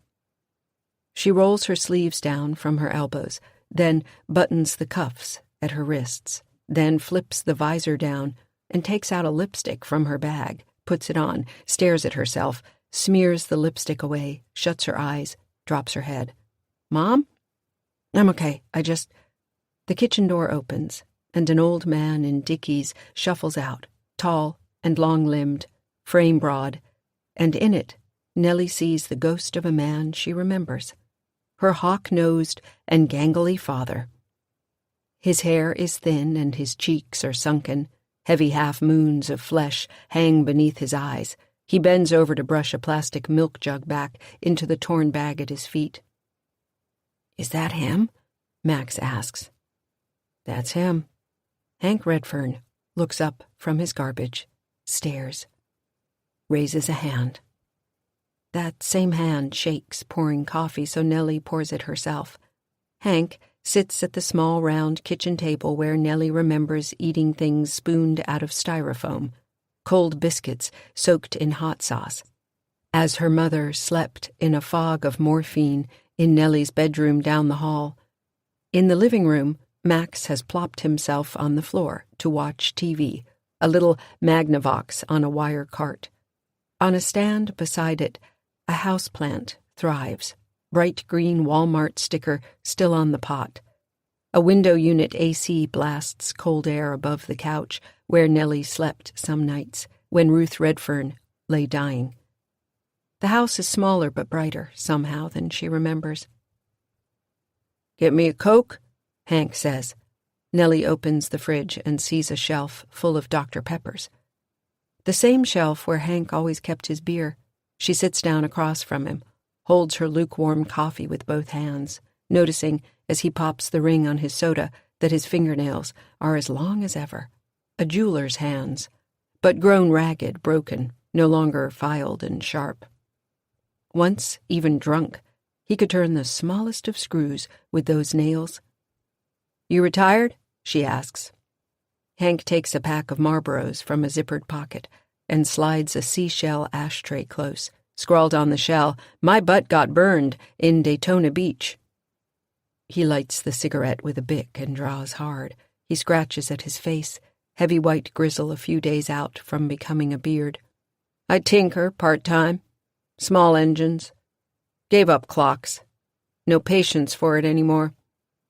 Anyway, what's a digital watch?" He coughs, and the cough becomes a fit that leaves him red-faced. "How long you been back?" "Few days. Divorced?" He says it like it was only a matter of time. But her voice keeps even, controlled. "Getting there." He smokes. "We're up at the house." Hank's eyes cut her, sharp. "Sell it." He thumps ash in the shell. She sips her coffee. It's bitter. She puts it down.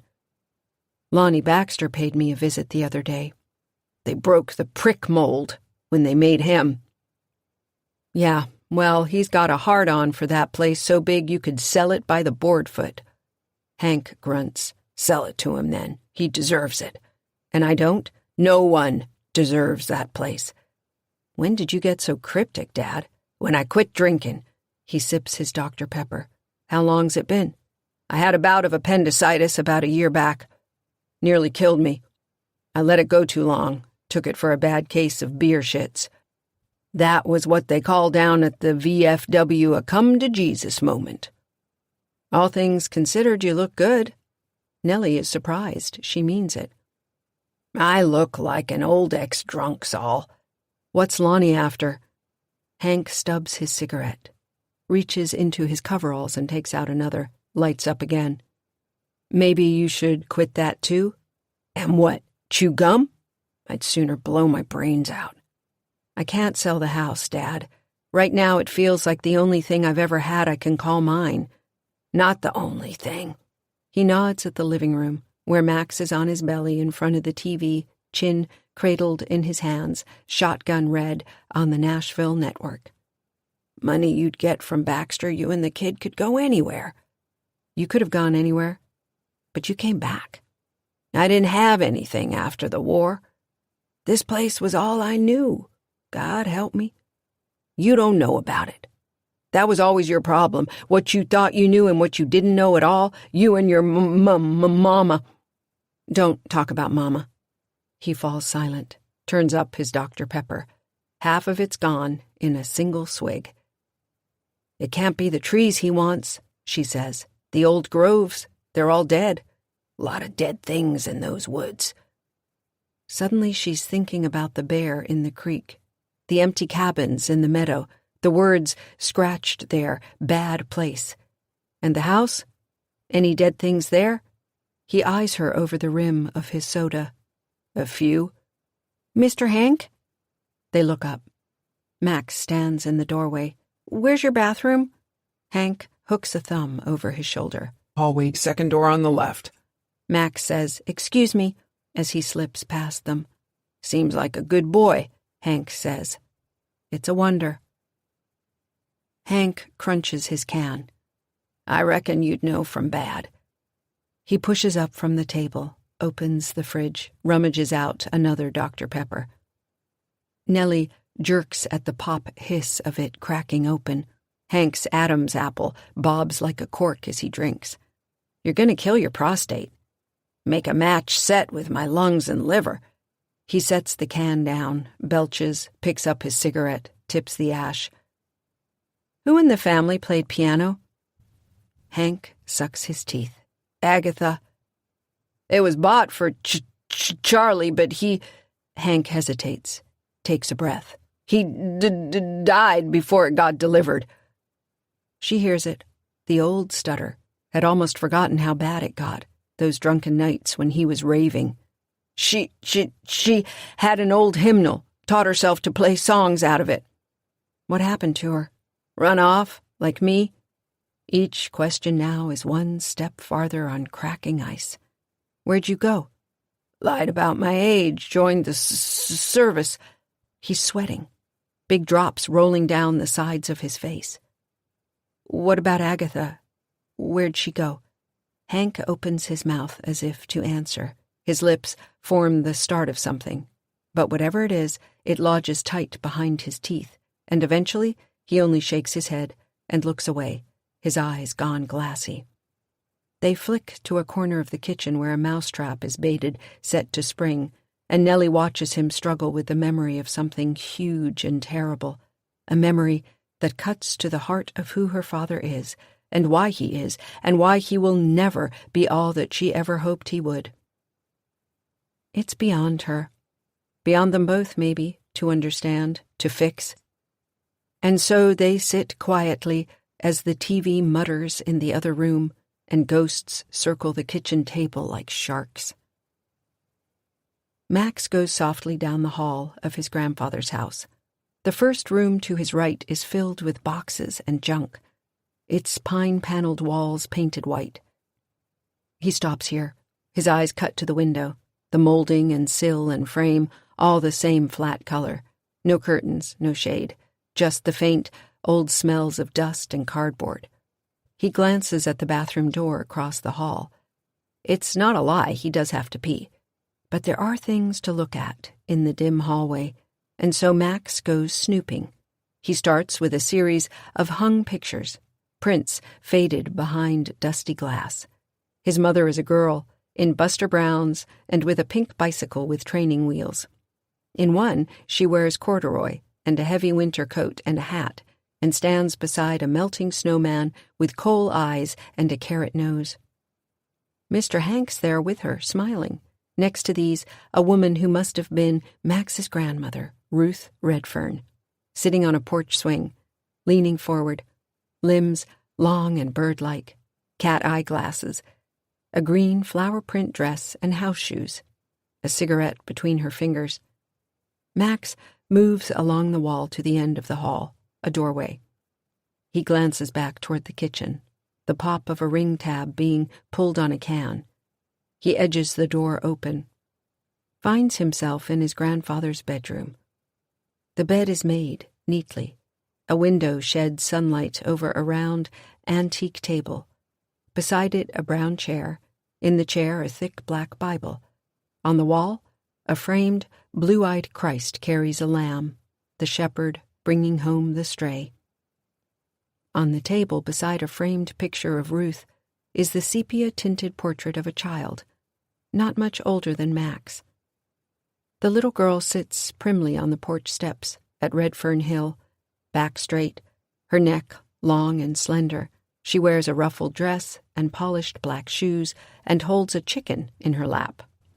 He tries to remember the features of that weird, jagged face in the upstairs window. He reaches out, touches the picture. The smile, he thinks. The smile is the same. E-A-R, he says softly. Voices behind him, floorboards creaking. Nellie and Mr. Hank appear in the bedroom doorway. They stop when they see him. Mr. Hank says nothing, eyes moving from the boy to the picture, back to the boy. "Max?" Nellie says. "Sorry, I must have missed the bathroom." Mr. Hank takes 2 steps back, reaches into an open doorway and flicks on a light. "Here."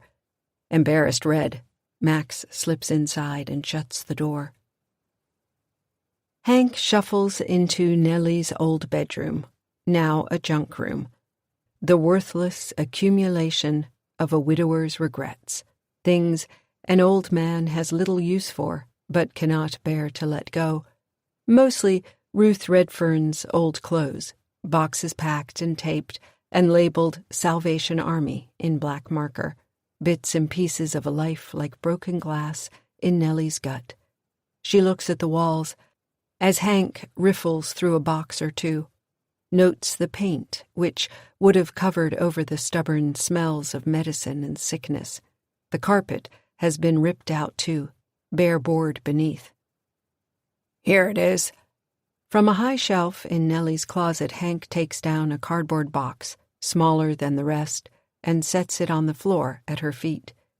Nellie hunkers down and digs through it. A baby quilt. Her own. A Roy Tan cigar box full of tattered photographs of her mother. Ruth's Zippo, emblazoned with a crucifix.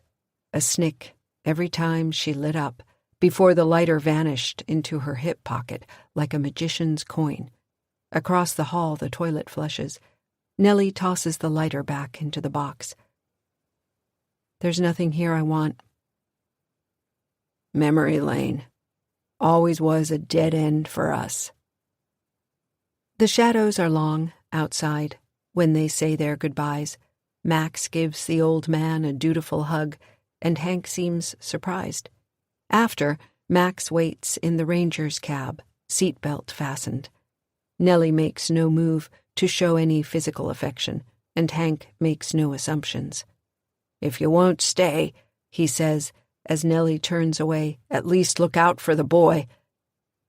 His words feed the dread that's burned in her breast since Max fell from the tree. "I always do. There's something—" But he stops. "What is it?" She steps toward him, her voice low. "What do you know, Dad?" "Just keep clear of the—" "Clear of what?" He takes a deep breath. "Dad?" "Cellar," he finally says. Then he turns and goes back up the steps and into his house. She gets into the pickup and cranks the engine. "Are we going back to the motel now?" Max asks. "No," she says, surprising herself. "We aren't." They turn onto Redfern Road. Max is quiet, wiping at his nose, though there is no blood. Nellie's thinking, turning over old memories. The last full day she spent at Redfern Hill in the summer of 1975. She and her grandfather had gone into the woods, and he had taken her up above North Creek, shown her a place, said some things, crazy things. He was old, confused, broken by regret and failure. "It's stupid," Max says suddenly, jolting her out of her thoughts. "What?" "It's stupid to come back. In movies, people always go back, and it's never good." "It's our house, kiddo. Like it or not. We live here, and this isn't a movie. We saw what we saw. I saw what I saw." "I agree. We saw what we saw. You saw some weird shit. I saw some weird shit. We both saw some weird shit. We saw weird shit. No one's denying that, but if you've got termites, or spiders, or rats, or a leaky roof, you don't just leave and never come back. You deal with it. We've got a problem here, and we've got to deal with it. A ghost isn't a rat." "Max, there's no such—" She hits the brake. The truck skids to a stop. Ahead, the shallow South Creek trickles over the road. The rat. That first night, the rat was covered in something, just like— "What is it, Mom?" "Let's have another look at that bear." She opens her door. But the bear is gone, a hollow where its body lay. The roots are mostly gone, too.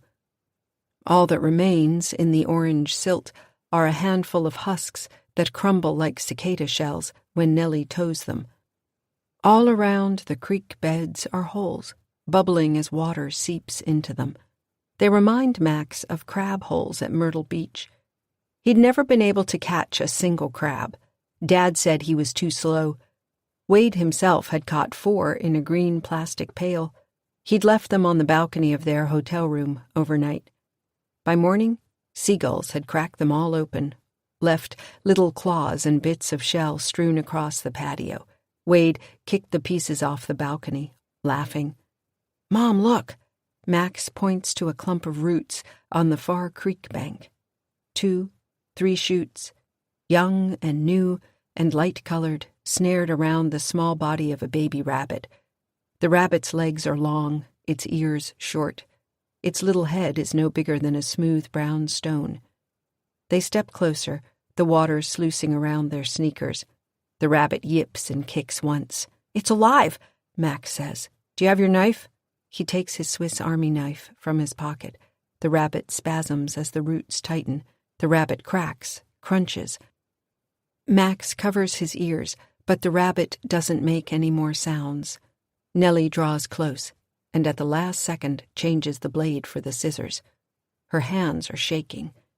She snips the shoot at its thinnest point, about an inch from where it enters the rabbit's body. The reaction is sudden and fierce. The root uncoils from the rabbit and whips back into the ground. A piece still buried in the rabbit quivers. Max stares at it, repulsed and fascinated. It reminds him of a snake Wade killed in the yard. The snake got its head caught in a Coke can, couldn't get out. Wade chopped the body with a hoe, but both halves of the snake kept on squirming, the head still trying to free itself even as the body went still. Nellie grabs the rabbit by its foot. They trek back down the wash, and she tosses it in the ranger's bed. She puts her arms on the rail of the pickup, drops her head between her arms. "Mom, are you okay?" "The day I got stung, I saw something." The Winnebago. Nellie brakes in the gravel drive. She cuts the engine, gets out. Max follows her across the barbed wire fence, through the grass. He takes in the stove, the recliner, the pie plate light bulb.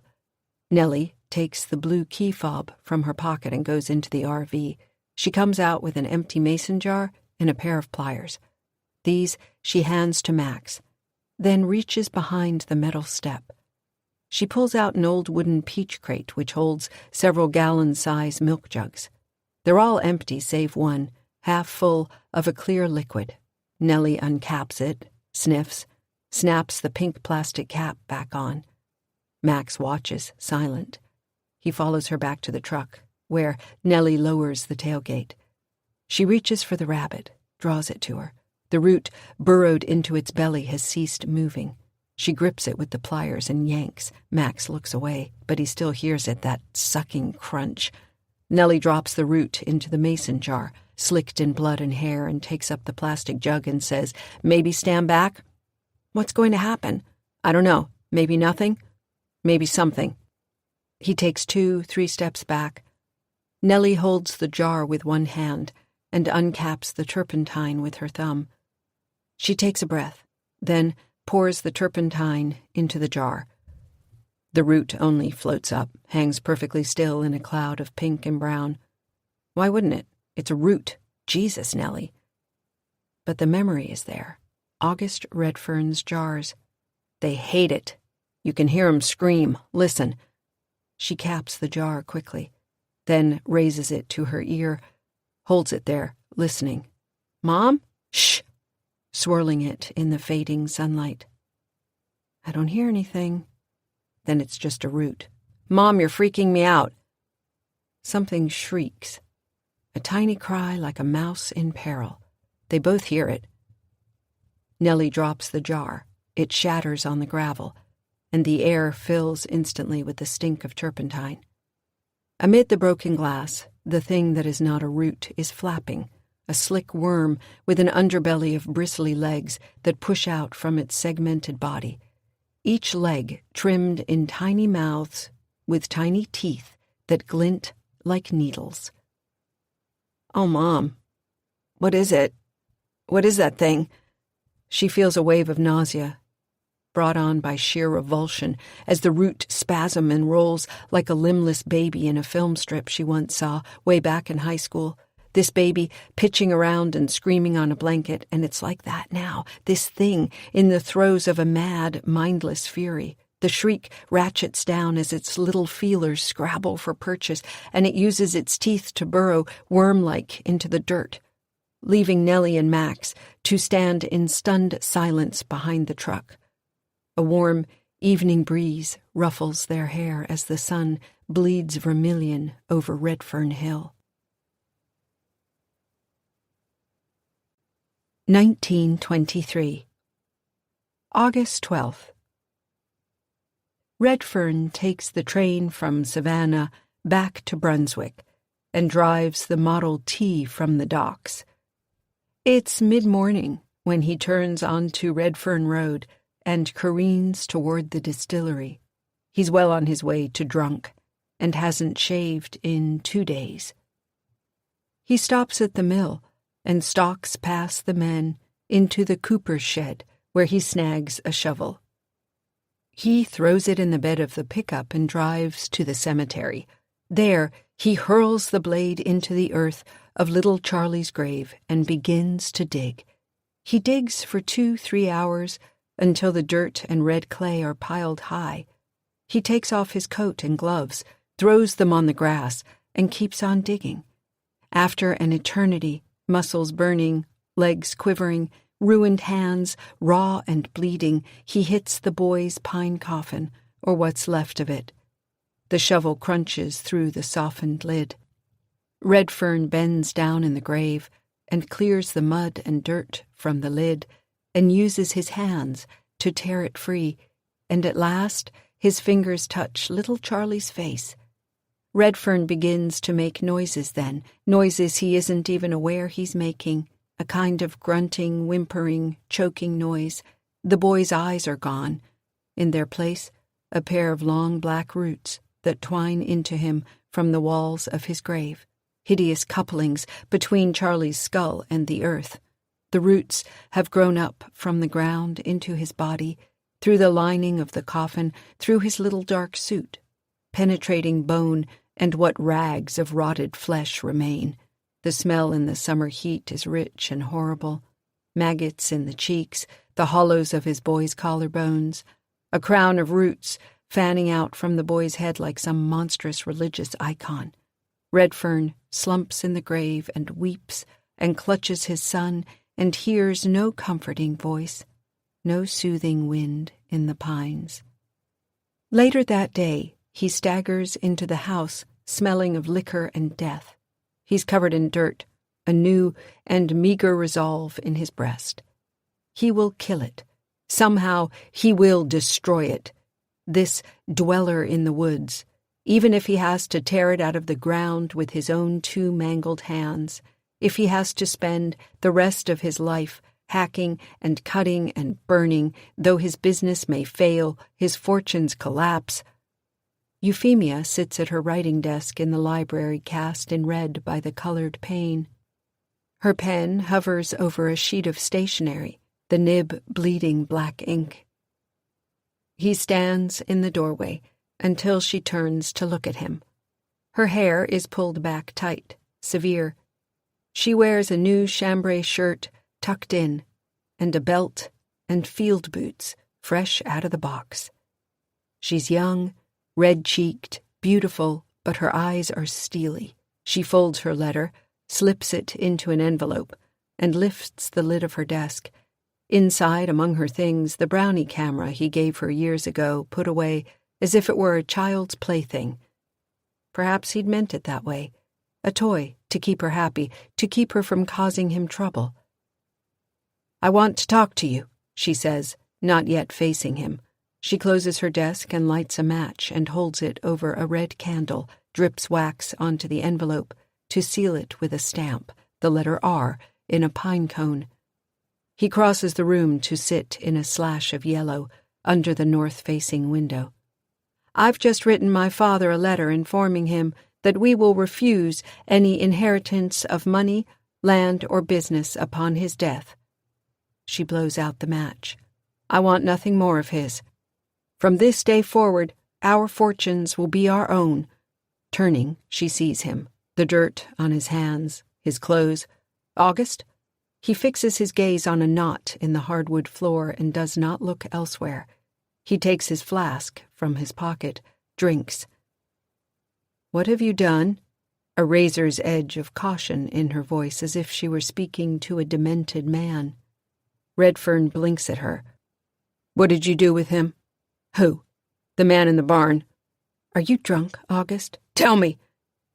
"I think you know what I did with the man in the barn, don't you?" "It's eating our boy," Redfern bellows. "Yes," she says. Cool, cold, she doesn't move. "But don't pretend it's somehow my doing. You would have both died if I hadn't. I wish I had," she says plainly. Then, as if there is other business to discuss, she puts the letter to her father, the candle and wax stamp, the book of matches, all away in her desk. Now where have you been the last 2 days? He makes no answer, just drinks. She sits back in her chair, crosses a leg, picks at a fingernail. You should know I'm going to be taking a greater interest in our business affairs. Are you? Yes. For example, Ishmael Green is sick. I spoke. He's not sick.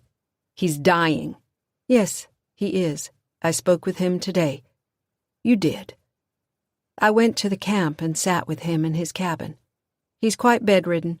Has been for over a week. I told him that you were away on business and wanted me to ask him a very important question in your stead. That question being, have you made plans for your interment? Oh, Effie. To which the old man teared up and said to me that he had never had a home so good as this one, and that he would like to be buried here if Mr. Redfern would allow it. You can't. I told him that Mr. Redfern would be honored.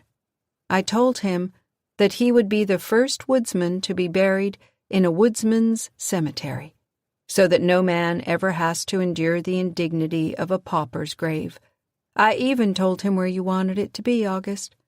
Right there, on the little knoll that overlooks the river, where the men sometimes worship in the dawn of a Sunday morning. Green Hill Cemetery, we'll call it, I said. It's wretched. I'm going to take care of us, August. I want you to know that, because you have proven that you cannot. To hell with you, he mutters. There is also the matter of Barlow. What of him? I need you to find him. Why? The man who came into the house the day Charlie died, he did not force the door. He opened it. So, every door was locked, August, as they have been ever since the threats began. I told you this. I check the doors morning, noon, and night. Someone gave away a key. She reaches into her pocket and holds up a single key. She tosses it to him. He catches it stupidly. It was in the lock. The Sullivan girl found it. It could have been... But he stops. No, it was him. No one else has a key. What happened to Charlie was not Barlow's fault. He was holding the boy's hand, wasn't he? It was an accident. Charlie's hand just slipped away in the confusion. Jesus, Effie, he's my friend. He's your employee, August, one who has sizable gambling debts to Jasper Hawley's uncle. That's right. The sheriff told me yesterday. I spoke to him while you were gone. On business. The fact is, Barlow had every reason to open that door for Hawley's men, and I have every reason to ask you to do this. You horrible bitch. I ought to go out there right now and set those goddamn woods on fire. You have to do this, August. His voice breaks. Why? Because if you don't... Beyond the open library door, a board creaks. Euphemia's eyes cut to the foyer, her mouth a tight line. Franny? She calls. A breath's hesitation, then Franny Sullivan enters, holding the hand of 5-year-old Henry Redfern. The boy is dressed in threadbare corduroy, little suspenders over a white shirt. One thumb is in his mouth, bitten between his teeth. His gaze shifts from his mother to his father. Beg your pardon, Ma'am, but little Henry here wanted to say hello to Mr. Redfern. Euphemia sits back stiffly in her chair to wait. Redfern's eyes stay on the floor as Franny hunkers down beside the boy and whispers in his ear. When he doesn't respond, she eases the hand from his mouth and dries his thumb on her skirt, then points him in Redfern's direction. Henry crosses the room slowly, puts his tiny hands on the arm of the chair, and Redfern looks at him. Henry's lips purse as he tries to speak, but no sound comes. Pa, he finally gasps. Papa. Redfern touches the boy's cheek with a dirty hand. Go back to Franny. The girl has already crossed the room to gather the boy into her arms. She kisses his cheek, whisks him away up the stairs. One last drink, and Redfern stands, capping his flask. Euphemia holds her gaze on her husband, like a knife.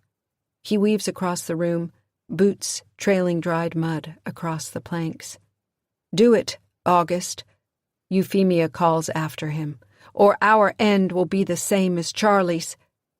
He freezes in the doorway, half turning like a man who has heard the sound of his own death, hard on his heels. Then he staggers out onto the porch, where he drops to the steps in a heap and hangs his head in his hands. The hours creep into late day, and Ishmael drifts between consciousness and dreaming. It's Eli's turn to sit with him while James works. They've wrangled a deal with Barlow. One works, the other plays nurse. That's how the big bastard put it. In truth, it's how Eli feels, because he can do nothing to ease the old man's pain, lying there under a threadbare quilt and shivering in the August heat. The fire burns in the stove, and still the old man shivers. Eli drips sweat until his clothes are soaked through, and the little cabin fills with the stink of him. Pop can't smoke his pipe for lack of breath, can't read for lack of strength to hold a book. His arms are rail thin. What can I do in the face of that but play? At least James can read to him. So yeah, Eli would rather be out in the fields, scraping gum into barrels all day, than sitting here with a front row seat to his beautiful Pop's long, terrible end.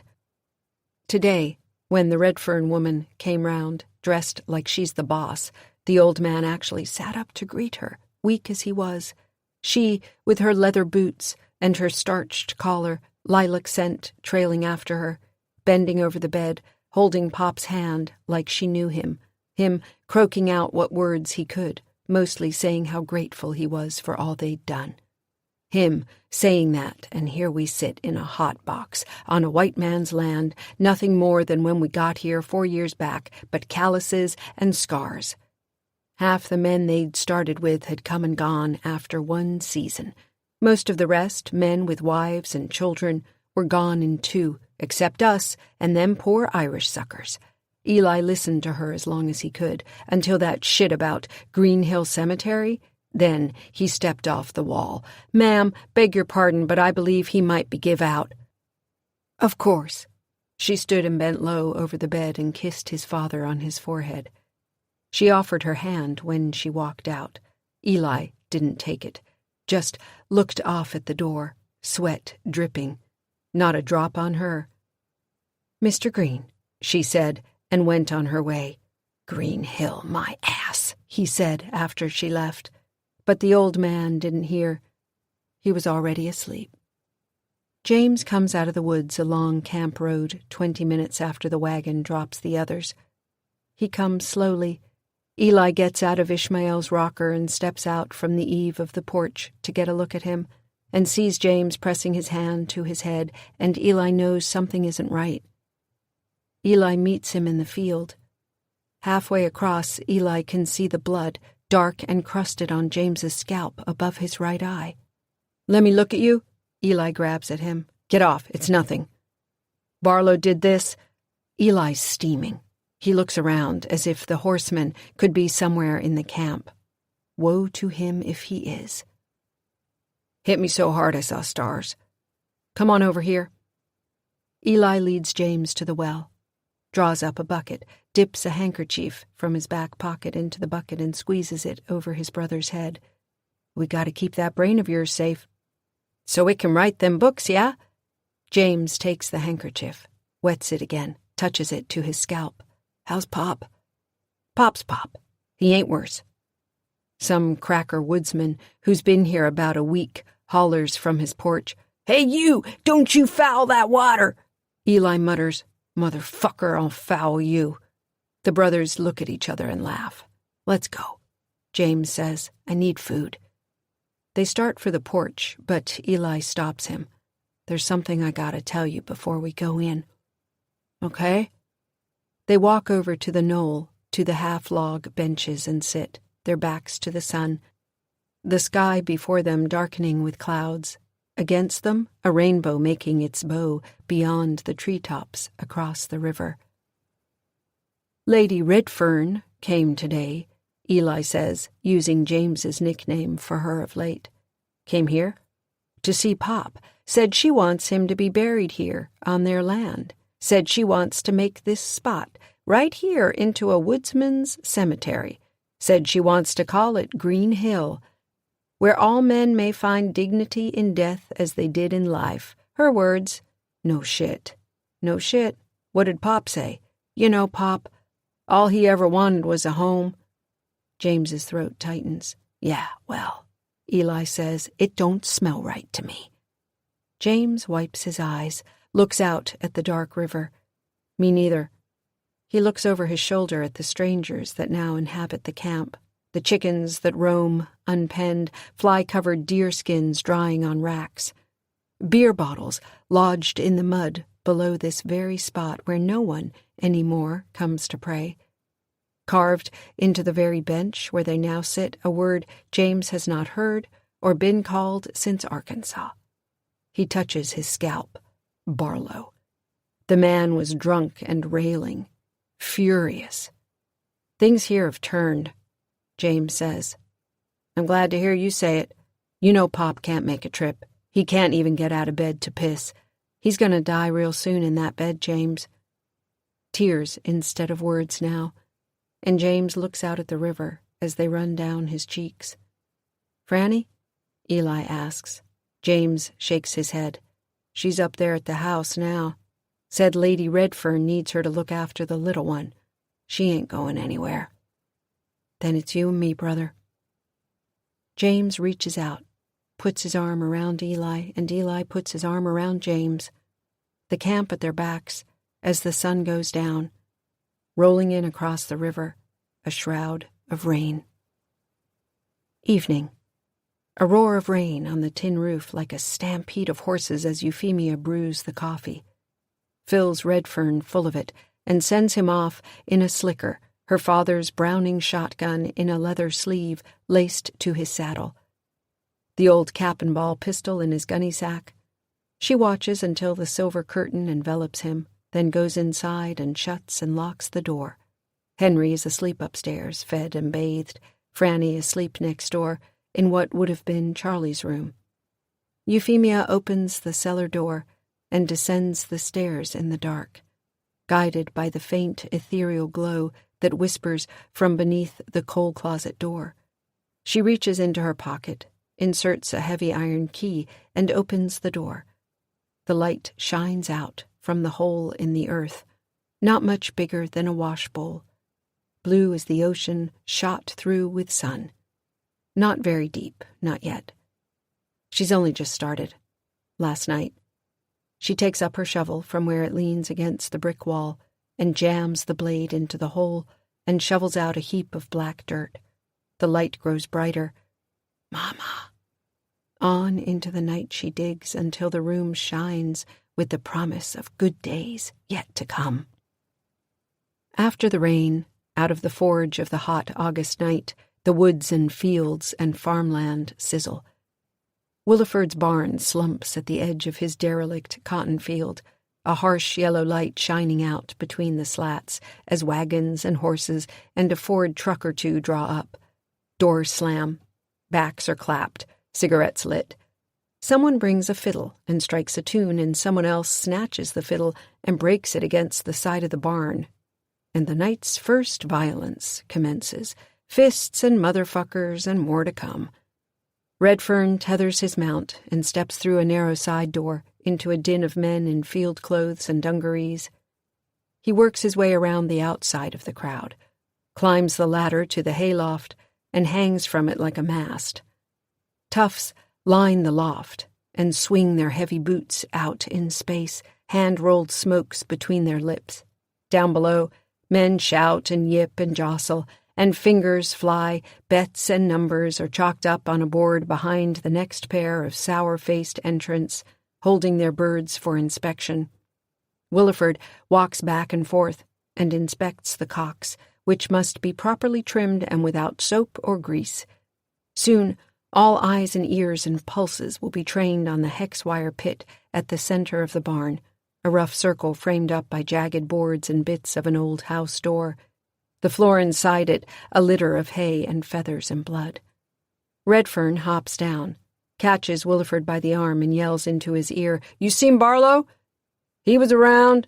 Saw him head out a while ago." "Shit. All right. You best watch it, Gus. There's some boys here tonight come up from Waycross. More of that Holly bunch. Ennis with 'em? He is. Where?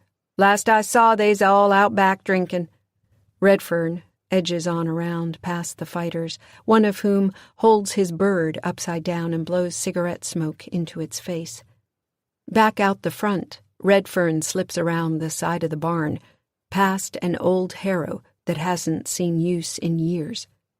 He walks quietly up to the corner, stops when he hears an explosive sputter, then laughter, followed by a voice that cracks adolescent. "Shit! What's wrong, Frankie? Too strong? Too strong?" The boy answers, "Fuck me, that shit'll about strip paint." Gagging, retching laughter. "Give it," a voice says, low and gruff, and Redfern knows it. He edges close enough to peer around the corner, sees a flatbed wagon and 3 men piled into it, sitting on the sideboards, passing a heavy jug around. The man who holds it now holds it without the 3 fingers of his left hand. He wears a bowler hat. "Nothing wrong with that," Barlow says, lowering the jug.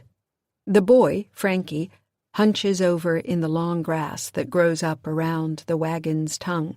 He straightens, wipes his mouth, a stain on the belly of his shirt.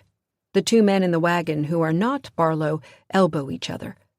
"Little effer won't be slipping any slit-no-tongue tonight, will he, Dale?" "Hey, Ennis!" Out in the field, a 5th voice answers, low and rough and slightly nasal. "Yeah?" Redfern shrinks back. The cherry of a cigarette flares, behind it a short man with a half-bald pate and thin white curls above small ears. When the cigarette burns low, he's all but invisible in the moonless night. "What's that place you said we'd hit?" "Sally's." Ennis Hawley calls back. "Hey, Harp, reckon she got a whore apt to swap spit with little Frankie here after he's done puked up his guts?" Barlow, Redfern realizes, is tottering where he sits. "I didn't want this. I wanted to let you go, to tell her you ran. But here you are with these men who came into my home, and now my boy is dead." A hand falls on Redfern's shoulder, spins him round. "What's the rumpus, fella?" says the biggest man August Redfern has ever seen. And suddenly he's flying, thrust backward by huge arms into the weeds and dirt, and the men all fall silent. The big man, a mountain of flesh and denim, hauls Redfern up by his belt. "What you got there, Orrin?" Ennis asks. "A sneak," Orrin says. Ennis smokes as he wanders up, one hand in the bib of his overalls. The other men, Harp and Dale, hop out of the wagon, circle round behind Ennis. Barlow remains in the wagon long enough for Redfern to catch his eye, at which point he turns up the jug for one last pull, then hops over the edge and shambles off around the barn.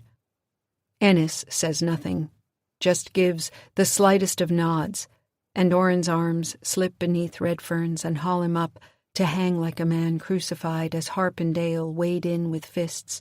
3 or 4 blows, and Redfern hears a rib crack. "Let little Frankie take a turn now," Ennis says, cherry of his smoke flaring. The boy darts in and wallops Redfern's jaw, then dances away, shaking his hand. The men laugh. Orrin drops Redfern to the ground. They drift away, back toward the front of the barn. One of the men claps Frankie on the back. "Let's go break you off a piece, boy." Ennis lingers, smoking in the dark. Inside, a roar goes up as one bird ends another. "That's the thing about a fight," Ennis says. "Always a loser." He flicks his butt in the mud beside Redfern's cheek, grinds it dark with his shoe. Redfern shuts his eyes. He wakes later when the barn is quiet. Above, the stars shine coldly. He staggers up and finds his horse where he tied it, cropping the damp grass. He puts one boot in the stirrup, but can't pull himself up. So he just walks the horse across the field to the county road, and from there to the highway.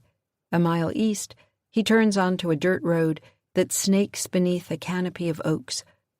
Off to his right, a river-bottom thicket of wild blackberry bushes and kudzu and cypress trees.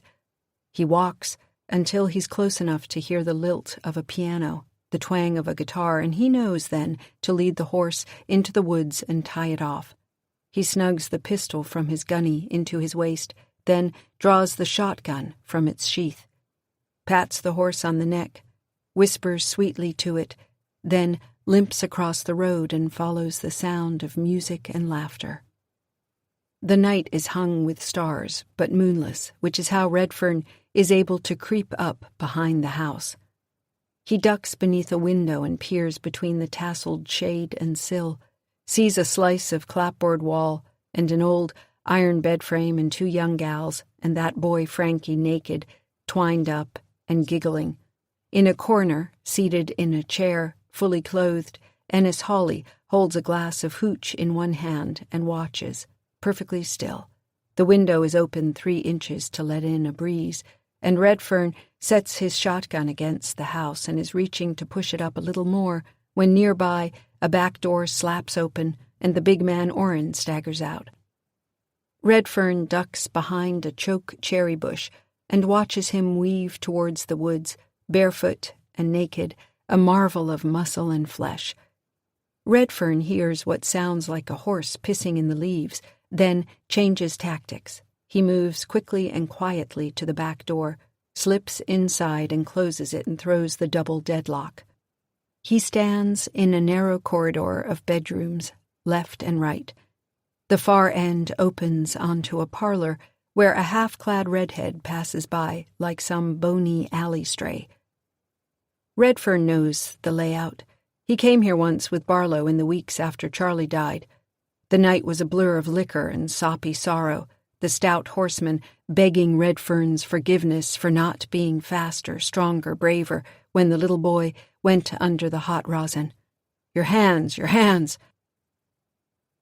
Later, after the words dried up, Redfern let himself be led by the lanky proprietress into an awful, slick harbor that was not Euphemia's.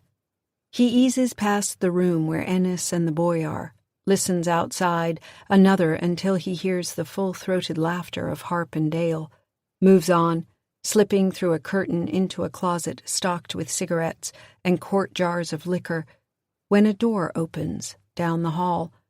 Bodies pass, soft, padding feet. Another door opens and closes.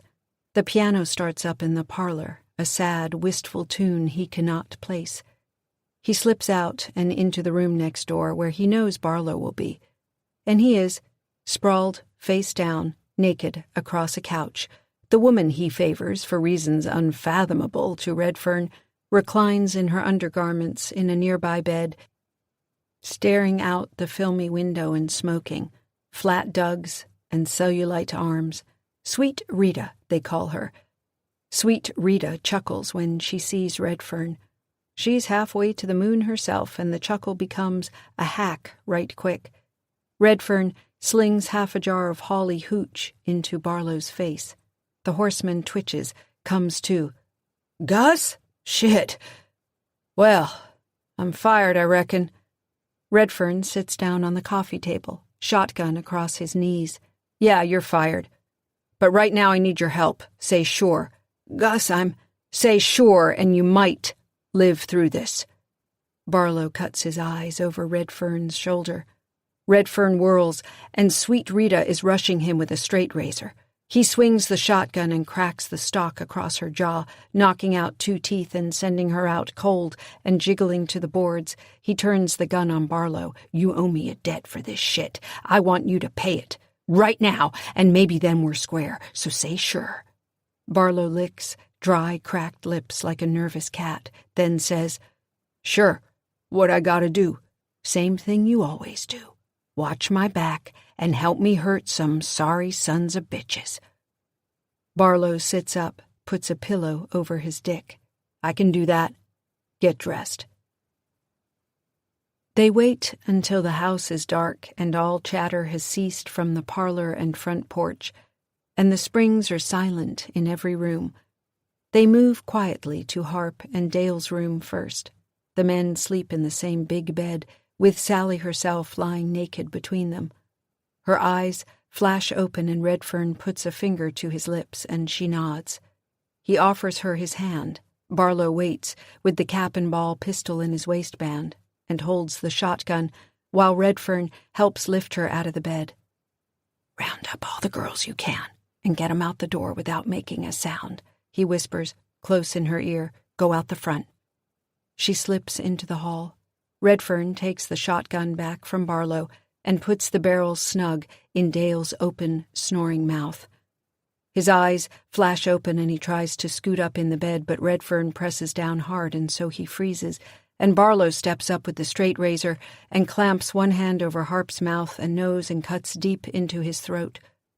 Dale gags, whimpers, and tries to twist away, but Redfern only thrusts the gun deeper until the man's teeth crack and he can't breathe and he's pinned to the pillow as Barlow reaches down and seizes Dale's flaccid pecker and the razor whisks cleanly through. And now Dale's trying to scream, but he's choking on his own spit and vomit, both hands on the barrel of the shotgun like it's the root of all sustenance. He passes out from shock, and they leave him to bleed. Down the hall now to Ennis's room. They ease open the door, and there on the bed, in shadow and red light shining from a lamp on the bedside table, are man and boy snugged together. The girl's long gone. Ennis is small and hairy and childlike himself. Redfern glances at the nightstand and dresser for a pistol, a weapon, something the old fox might surprise him with. He finds none, so he nods at the boy, and Barlow steps around that side of the bed. A floorboard creaks behind them. They turn, and Orrin stands in the doorway, naked still, a piece of chocolate cake in hand. Chocolate on his teeth, his lips. "Where'd you get cake?" Barlow asks. Redfern lifts the shotgun and fires. The big man is blown backward into the wall, a red smear of him left there, dripping as he slides down to the floor.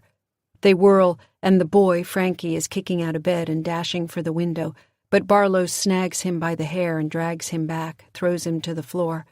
Ennis has rolled off onto the floor and yanks a Colt automatic from beneath the bed. Everything that happens next happens slowly, all at once.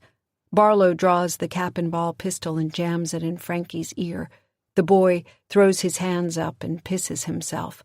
Ennis squeezes off 2 rounds before Redfern has even brought the shotgun around. The first goes high, splinters the doorframe. The second whizzes past Redfern's ear and takes a nick of flesh and cartilage. Barlow squeezes the cap and balls trigger in Frankie's ear, and it dry fires, a flat click, the powder wet from the rain. Or just ancient. Frankie screams and twists in Barlow's grip, kicks at him like he's riding a bicycle. Ennis slides under the mattress as the shotgun swings up. Barlow flips the pistol in his hand and smashes the boy's face with the butt. Redfern fires the shotgun into the mattress, and the mattress explodes in feathers and springs. The feathers settle as Barlow stops hitting the boy, his face a pulp, bits of hair and flesh stuck on the pistol's grip. Redfern squats down, looks under the bed. Ennis's mouth opens and closes like that of a fish out of water. His eyes become glass. Half his head is gone. "That's the thing about a fight," Redfern tells him. They walk out onto the front porch and sit down in the swing, a court of shine from the hall closet to pass between them. "Tell me again," Redfern says, "the story of your hand." Barlow grins, drinks. "You want to hear it again?" Redfern takes the jar and drinks a swallow, then closes his eyes. "They was an old-timer, ran a grist mill, just up from this camp where I used to stay when I was a boy. He took me on one summer, apprenticed me to grinding corn and flour, making grits for folks come to trade on a weekend. I got these fingers here caught between 2 millstones the size of tractor tires. Teeth just chewed 'em off." Redfern smiles. "You like that one?" Redfern passes back the jar. "Not your best." "Okay, here, then, how about this one? I knew this old gal, liked to take boys down by the river. Them boys, they go down there in the bulrushes, have themselves a time. Come back missing a finger, little one right here. I asked one of them boys once, I said, "How come you all come out without that Pinky boy?" He says to me, "That there's a small price to pay for the finest thing I ever done with a finger." So I went on down there myself, come back out. Few days I seen that boy. He says to me, "God damn, son, you lost 3 fingers down in them bulrushes." I say, "You know it. I'm a big spender." Barlow laughs, drinks, and Redfern laughs too. "Small price to pay," Barlow says. "I believe that's the one. You think?" Redfern nods. "Unless you want to tell me the truth." "Shit. The truth ain't near as good as any lie I ever told." They sit quietly. Redfern shuts his eyes, tries to picture this thing Euphemia wants him to believe. Little Charlie's fingers clinging to Barlow's maimed hand, that sluice gate opening wide. He takes Ennis Hawley's Colt out of the hollow of his lower back and puts the barrel against Barlow's head and pulls the trigger. Barlow jerks. A bubble forms in his nostril, pops. He slumps sideways onto the swing chain, and the last thing he ever knows is the color of himself on Sally's porch window, the bottle of Shines still in his hand. Not a drop spilled. Redfern takes it, drinks the rest of it, feels the hurt of every swallow in his broken rib. Directly out of the woods across the road, the whores emerge barefoot and trembling like sylvan creatures. In the cellar of Redfern Hill, Euphemia's hands are blistered and bleeding as she drops the shovel and falls to her knees beside the hole she's dug. Not a grave, as the one August dug up that morning, but a womb, out of which Charlie will be reborn. Dirt and red Georgia clay heaped among the coal. The closet is suffused with the blue shimmer. The hole is shallow, but something has already broken through the ground to greet her, and she rocks back on her thighs as it comes, silently, a single shoot rising out of the blue to bob like some malign sunflower, only brown and slick, at its head a single orb that blinks at her. All along its undercarriage, little mouths open, filled with teeth that flash and chomp. It drifts toward her, caresses her cheek with the back of its long, fibrous body. Thin runners spill up from the edge of the hole and burrow into the dirt mounded there, and soon a sprout grows as Euphemia glories in its touch, its voice, "Mama." And the sprout becomes a stalk, and the stalk becomes a nerve, and the nerve becomes a spine, and the spine becomes a cage to hold the rest of the child's organs. Lungs of fleshy fungus, a taproot heart, and soon the face emerges, eyes of hot rosin gold, a smile she remembers, a smile she knows. "Charlie," she gasps, and takes the boy into her arms. He smells of pine sap and heartwood, is brittle in her hands. The tendril undulates like a charmed cobra above them, emits a low, pleasant thrum. "I'm hungry, Mama. So hungry." "I know, baby, I know." She's laughing, deliriously happy. She lifts a fall of hair from the boy's forehead, sees only chestnut hair over apricot flesh, bright apple cheeks. She does not see the beetle that ticks out of the briars that are his brows, or the bunch grass that is his hair, or the new green leaves that unfurl from his ears only to wither and drop away almost instantly. But when the boy's brown, beautiful eyes flick over her shoulder, she does register some change in him, like a second exposure over film. One thing layered atop another, neither the same and yet somehow occupying the same space and time. The stalk swivels, its eye a spotlight. Euphemia turns. Franny Sullivan stands some 5-6 feet beyond the open coal closet door, awash in the terrible blue light. She wears her nightgown, holds a lit candle. Her red hair is tucked into a bun and her feet are bare. She puts one hand over her mouth. "I heard..." Then she takes a step back and turns to run. "So hungry, Mama." Euphemia gets her feet under her, catches up with Franny on the cellar stairs. She finds her sprawled there, halfway up. She's tripped, her candle lost between the risers, guttered. Euphemia mounts the steps behind her, small and quick and eclipsing the blue below, and the shovel in her hands goes up, and the shovel goes down, and the girl cries out in pain again and again, until finally the edge of the spade divides flesh and severs windpipe, and the only sound after that is the sound of Franny Sullivan choking on her own blood, even as the poor child drags herself hand over hand up the steps to the half-door. At last she reaches for the door handle, but one last strike and the hand falls away, and Euphemia sits back on the stairs and pushes her wet hair away from her face and breathes in deeply the red metal scent of the shovel's blade. Night so deep it is not night, but a dense and timeless outer dark, into which the weary soul is cast, unable to rest, unable to think, unable to feel.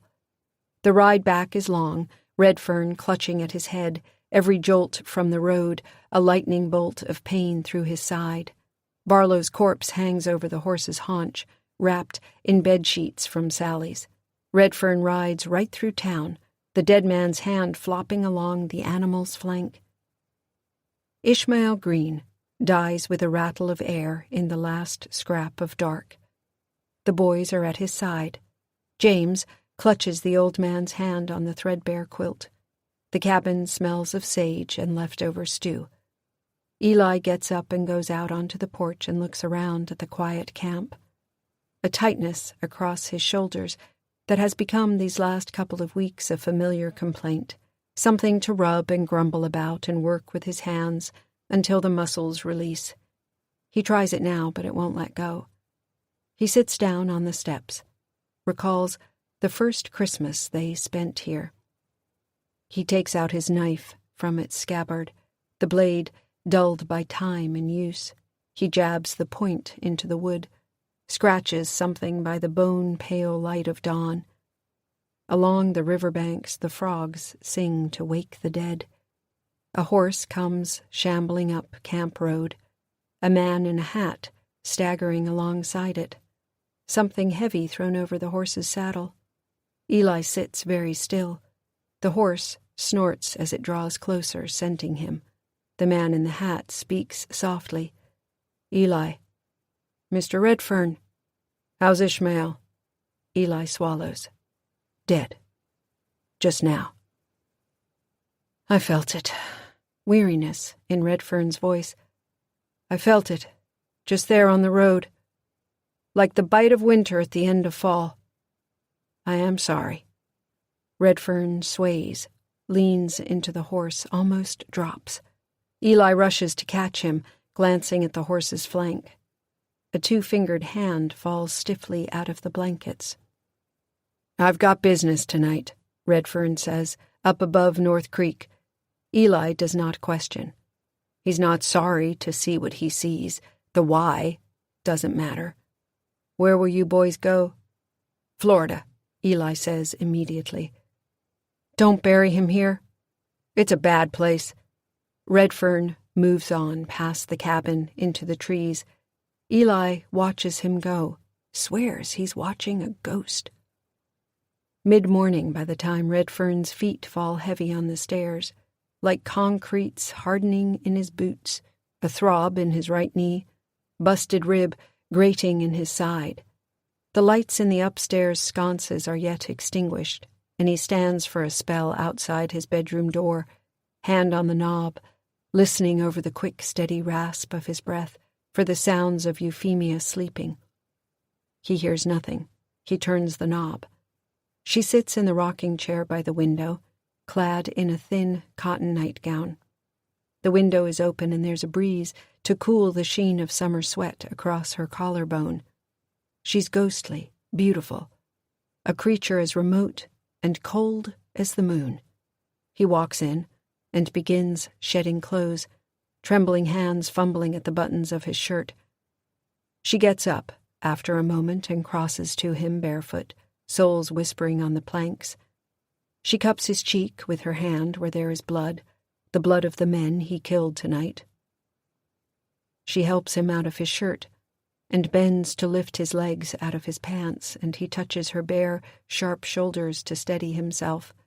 The clothes she takes out of the room in the porcelain washbowl, and when she returns, the washbowl is full of clear water, a cake of soap on the rim.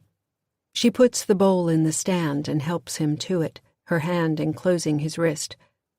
She whispers his name and wrings water and soap in a cloth and washes him, and the water is cool and biting against his skin. And slowly his muscles relax and his hands unfist, and the last thing she cleans before she leads him to bed are his fingernails, where the little crescent moons of dirt and blood have dried. Her own nails, dirty too, bloody. He does not ask why. She leads him to bed and lays him down, and draws her nightgown up over her head, and climbs atop him, springs of the mattress beneath them, groaning. She sits astride him and reaches down and finds him, and he gasps, and suddenly, as the springs begin to creak, she whispers his name, and it is not their marriage bed they fuck upon, but an altar, and theirs is no union of mere flesh. Tonight and forever after, it's a union of blood. "Do you feel her?" Effie gasps. "Do you feel her, August? We're making the future. We're making her so that one day when we need her, she'll be there. She cries out, and he cries too. Euphemia's name, a petition, a prayer, a lament in the end as he falls away into a sleep like death. He wishes it were. James calls out to Eli from the porch, and Eli walks out to find Redfern's horse tethered to a post, cropping the green summer grass, saddle unhitched and slung over the rail, along with 6 heavy blankets washed in the river and left to dry. The boys will wrap their father in the blankets and lay him over the horse and lash him there, and they'll walk out by Camp Road. They'll walk out amid the feeding of catfish in the river, come to snatch late-morning dragonflies and water walkers among the cattails and cypress stobs. They'll walk out past the turpentine mill and onto the road, and there they'll stand, wondering which way Florida is. In the end, they'll follow the river, and it will lead them to the marshes, and beyond these the ocean, where they'll sit in the sand and build a raft out of driftwood and small trees to float Ishmael out to sea, wading out with him as far as they can, the warm waves lapping at them like the persistent memory of the womb. Eli will douse the raft in kerosene, and James will light it. They'll send him with his pipe and a book of poems like a king of old. The brothers, hip-deep in the waters watching, until the oceans swallowed their father in a guttering of fire and foam. Then they'll travel on, out of this story forever, and into their own. Summer, 1975. Second Interlude. Day 3. Early, Redfern sets off into the woods again. This time, Nellie is awake, waiting for him, dressed in her scrounged clothes from the day before, hair pinned back with her bobby pin, her black buckle shoes on. She sits outside, on the edge of the recliner. The old man's pack is in her lap, packed with what he'd unloaded yesterday, empty bottles, his stenographer's pad, plus an extra canteen of water and sandwiches Nellie made from the last of his peanut butter. The Winnebago creaks and rocks as, inside, Redfern riffles through cabinets and cupboards. She hears the clank of pots and pans, sees a flash of him through the kitchenette window, looking out at her, and suddenly he throws open the door, eyes bright with fury, and tromps down the steps. "Don't touch my things!" He snatches the bag away and sets off into the dew-wet grass. She marches after him. "I want to come." Her right dress shoe is rubbing her heel. "You can't." "You can't tell me what I can and can't do," she snaps at his back. They face off in the Johnson grass. Behind them, the barbed wire fence strung with clothes, the barn, the trees. Behind the trees, the sun burning off the night in brushstrokes of crimson and gold. "I don't care what you do," Redfern says, "or where you go." He sets out again, and Nellie wants to follow him, to keep yelling after him, to tell him all Redfern men can go to hell and fuck themselves while they're at it, because they're a bunch of cowards too afraid to love with the hearts they're given. Instead, She stands there, watching him until he dwindles away into the pines. Her breathing returns to normal, her pulse slows, and her gaze turns toward the house, where the sun splashes over shabby boards and shines in covered windows. The sight makes her wistful in a way she'll never forget in the years to come, if she happens to catch a glimpse of light thrown by the sun in glass, in a ratty apartment in Savannah, in a rental house in South Carolina. Always she'll remember this feeling and want it again. Want it so desperately that tears will spring to her eyes as she grieves a love not yet returned. She looks at the woods, where the old man has disappeared, then at the house once more. "Fuck it," she says, and ducks the barbed wire and starts for the house. The front door is locked, the back too, but the lock is flimsy, old. She is, for better or worse, Hank Redfern's daughter, the daughter of a jeweler and a weekend locksmith, at least on the weekends when he's sober. She plucks a bobby pin from her hair, bends it, inserts it, and after a few seconds of turning, twisting, and tongue-biting, the lock pops. She turns the knob and steps into the kitchen. The house is very much as she will find it 14 years from now. Sheets covering furniture and shelves, great dark drapery that hides the sun. In the parlor, she lifts the sheet from the piano and does exactly what her son will do the first time he sees it. She plunks a single note with her finger, listens to it ring in the silence of the house. In the library, the morning light casts its red, yellow, and green squares through the windows and onto the walls, and she thinks immediately of a color wheel, a little paper device Mrs. Johnson gifted her on the last day of school, along with a set of brushes and paints. Nellie had not wanted to leave campus that day, certain she was going home to the end game of her mother's long illness.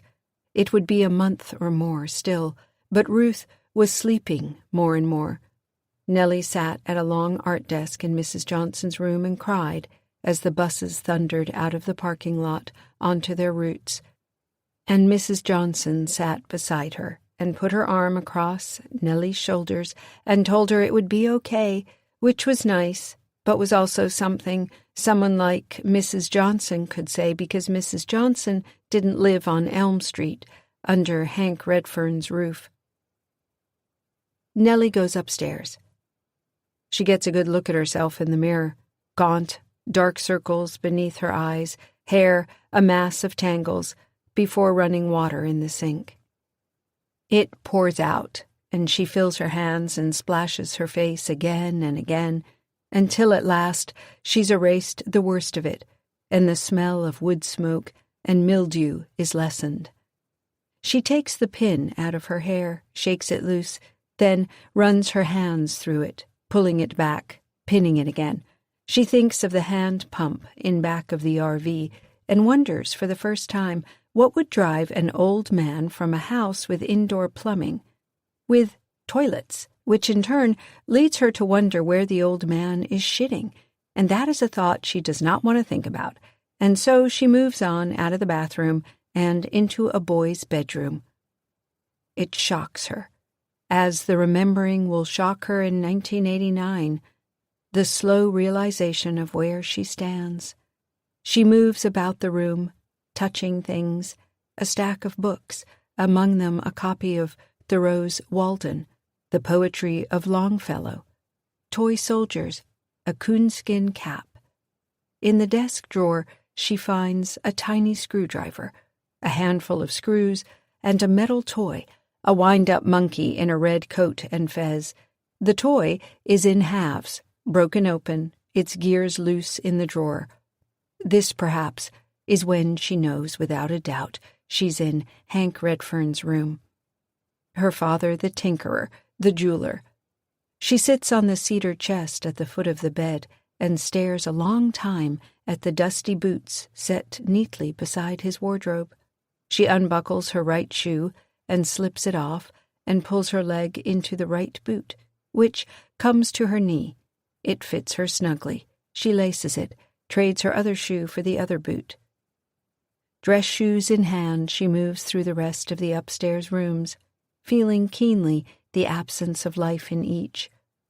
Objects untouched, air not breathed. Grief hangs in the nursery and master bedroom like old dust. She's on the stairs when she hears it.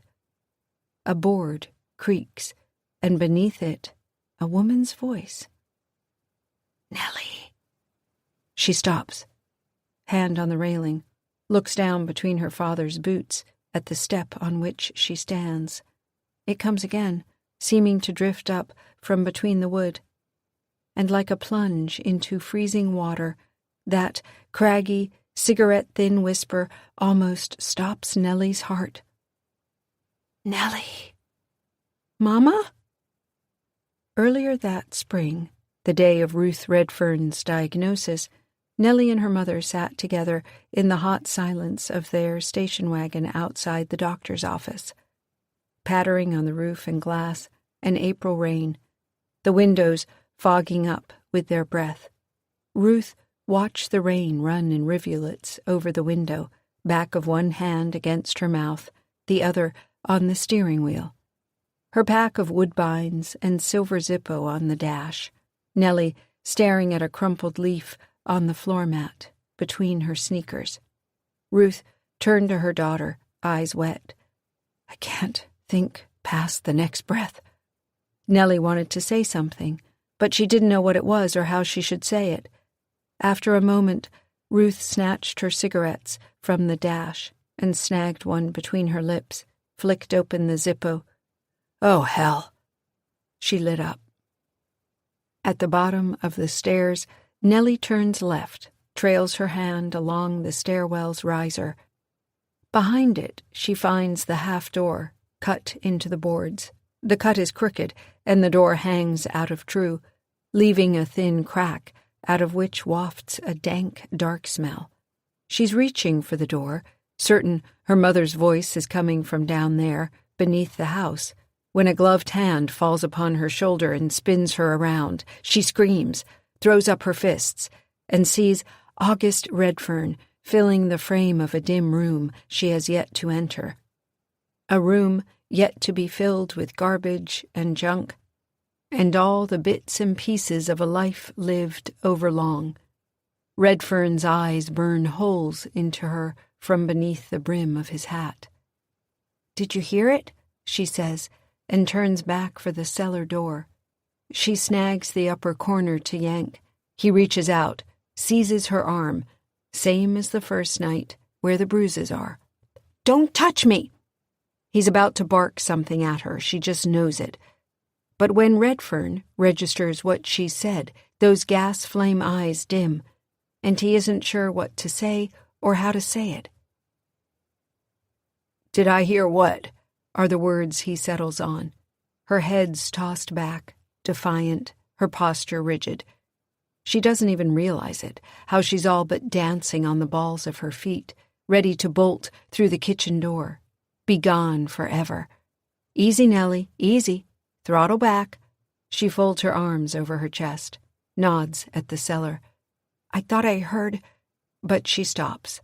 Heard what? Her dead mother's voice? She can't even say it. Not for grief, not for sadness, but for the sake of her own sanity. He makes a noise in his throat.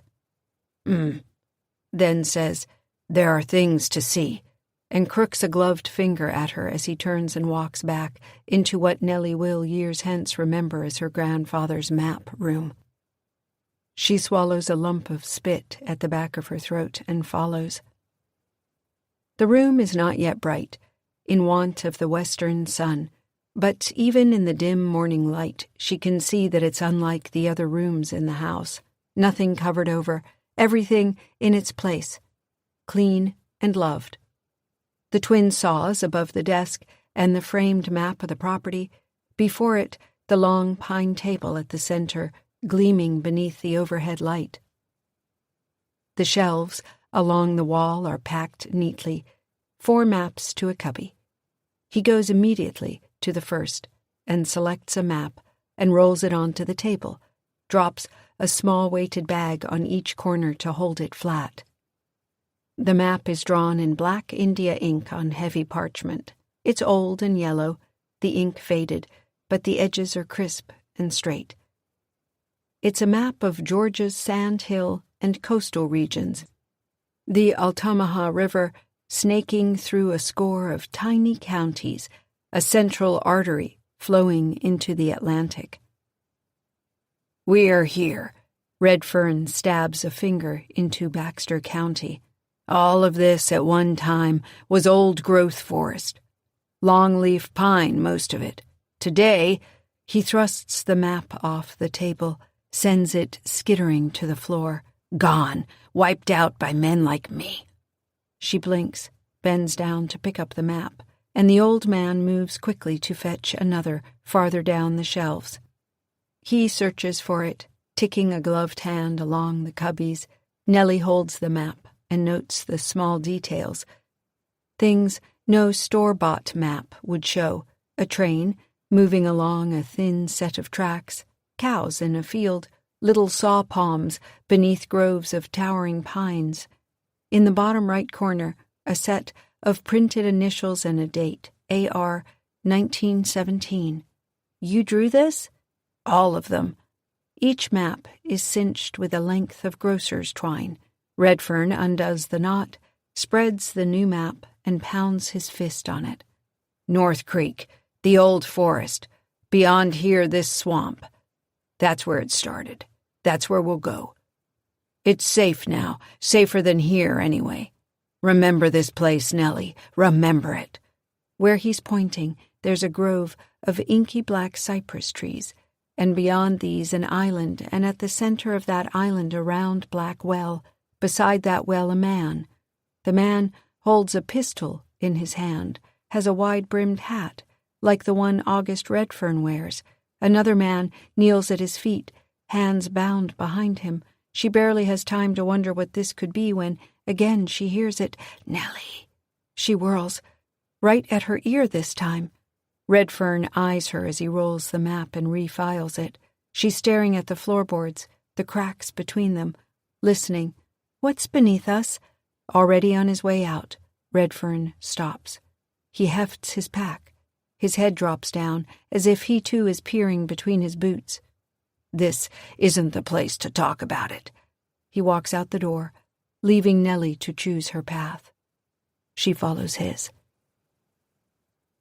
On a ridge, beneath a few lone pines that grow tall and lean, a gopher tortoise throws sand from its burrow.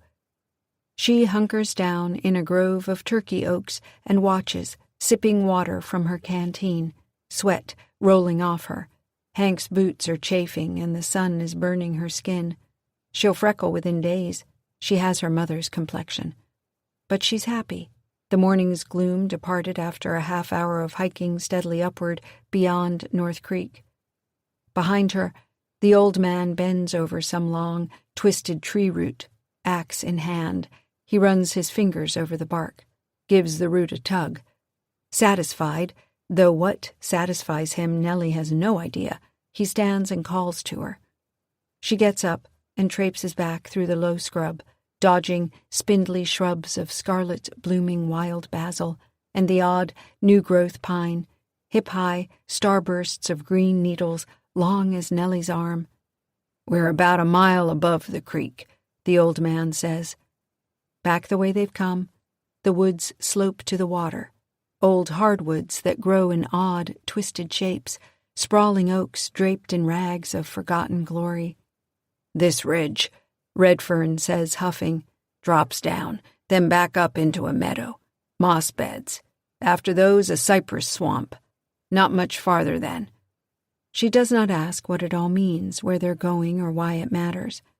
She only nods and follows, pleased that the old man has seen fit to trust her with what he's doing out here with his axe and jars and pack and roots.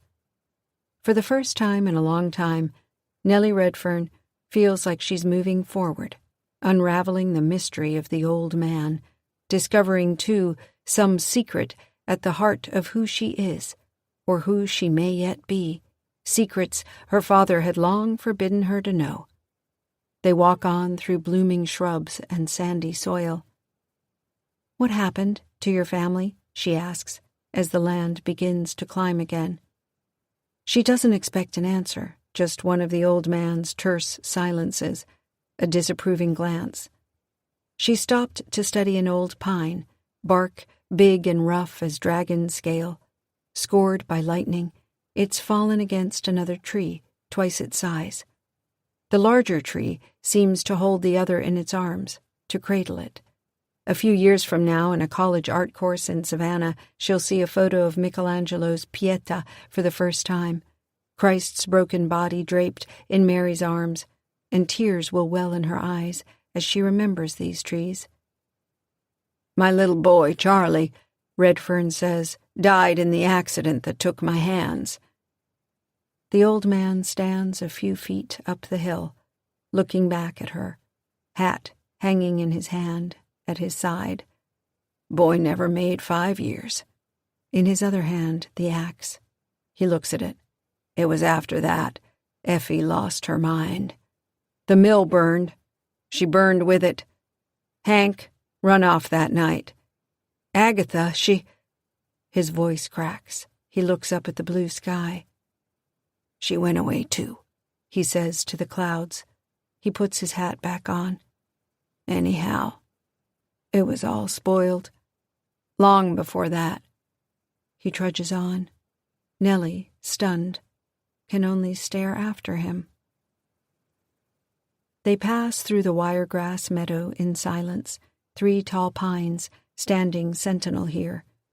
The wind blows through the grass and it whispers, and something about this place makes Nellie uneasy. She feels as if eyes are upon her out here in the open, after walking so long in the gloom of the hardwoods. Even the sun seems to hide its face behind the clouds as they stalk through the brown grass. Then she remembers the high, unearthly scream they heard the night before, and somehow she knows. The sound came from right here, beneath the pale moonlight shining down on this wide, empty place. She is glad when they're back beneath the cover of the trees. A short time later, Redfern stops to kick a root and cut it from the ground. He sets his pack down, removes a jar, and Nellie takes the opportunity to unpack the sandwiches she made that morning. She hands him one, and he does not refuse it. They sit on a fallen tree, and Nellie is about to take her first bite when she sees, stretching away beneath the trees, over the leaves and humus of the forest floor, whole cities.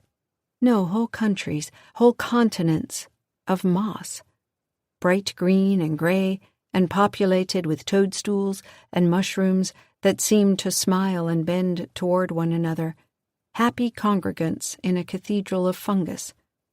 What's it called? Redfern, toothless mouth gummed up with peanut butter, only shrugs. There can't be a name for everything, she supposes. The bald cypress trees. Nellie's mood darkens, as does the light. The old man wades into the water without slowing, some unseen path known only to him. She follows, wincing at the black water that flows into her boots, rises to her knees. The odd pool of sun spreads like blood around the cypress stops. They navigate the trees like a maze, passing between them, around them, through them. She mistakes a log for an alligator, blood running cold. Fat skinks traverse the limbs which bulge in strange places thick with orange fungus. Once their passing startles something behind a tree. Nellie hears it whip-splash away. Eventually, they slog out onto semi-dry land, a bank of rot, the ground spongy with lichen. Mosquitoes whiz like darts. Here, at last, it emerges, through a tangle of thorny hammock and fat vines that hang like chains from the scaly trees. The ground is thick with low bracken, and the inlet that flows around it is narrow and sluggish and oily. It rises up like the long, segmented body of a worm, a heap of mud and sticks and brittle muscadine vine. At the top, that giant black mouth. Dragonflies light along the roots, that scrabble up the slope like exposed bone. "Go on up, it's safe." Safe from what, she wants to know, but the old man only looks at her, waiting. She hops over sludge water onto the island, has to catch her balance by bending forward and grabbing one of the exposed roots. It cracks between her fingers, rotten all the way through. She brushes it on her chinos, each step cracking another dry, chalky root. At the top, Nellie peers down into a long dark well of roots and thorns. She covers her mouth at the smell, tries not to gag. A heap of fur and bones, just inside the hole. The fur is gray and tufted around a long, thin skull with sharp little teeth. Nellie sees half a backbone, 3 snaggled ribs like the broken tines of a comb, a bit of pelvis, a tiny paw, 5-toed. There are no ants, no bugs. Nothing crawls or stirs, not even a breeze to rattle the dead, lichen-thick trees that grow all around them. "Do you hear it now?" Redfern asks from below. "Hear what?" she almost says. But she knows, Nellie, what he means. She shakes her head. "It was your mother, in the house. That's who you heard, I'm guessing." A hot lump forms in her throat. "She said my name." He looks off into the trees. "It always came to me like the wind. And then it left this place to cleave unto her. I always hoped it was me she heard when it spoke to her, but it wasn't." He looks at Nellie. "Maybe it was her own voice she heard." Nellie feels something heavy crash down through her chest, crack every bone on its way through. It creeps, like any root or vine, eats its way to the center of your heart where the light is best and the earth is rich, leaves behind a husk. She wants to speak, but she's got no spit, no words to force over a sandpaper tongue. She isn't sure what she expected to find out here, what revelation the old man was leading her to, but it's not this. Not that she was wrong in what she heard, or that Ruth Redfern is gone forever, or that Nellie, in turn, is shut of her sick and dying mother. No. "No wonder it wants you now," he says. "What are you talking about?" "To sit beside a dying mother for months? You're a caretaker, Nellie. The brightest of all hearts." Whatever's falling through her splashes down at last in the pit of her stomach, flash boiling acid into her throat. She covers her mouth, begins to sob, staggers down the island until her grandfather catches her and holds her, and she cries and cries and cries, cries so hard it seems she will break herself in two from the force of it. The old man holds her close and smooths her hair. "Your kind burns the longest, bleeds the most. You brave, brave girl." Day 4. She lies awake on the dinette bed all night, listening to her grandfather snore while she plans the rest of her life. Try as she might, she can't see beyond the next 24 hours, let alone the weeks or months ahead. In the wee hours, as heavy clouds part and the moon sets the bone-white farmhouse aglow through the window, she understands at last that she has been without a home since she was born, that she is, in fact, homeless yet, Redfern Hill no more where she belongs at 16 than the house on Elm, where even now Hank Redfern lies in a whiskey stupor on his dead wife's hospital bed, curled like a child, sucking his thumb in sleep. She won't go back there. As for here, well, the old man loves her at least. She will leave this place, this town, and know what it's like to have been loved by her own kind. There's a kinship born less of blood, more of grief, the hollowing out of two hearts by time and sorrow. But there is no monster in these woods. She knows that.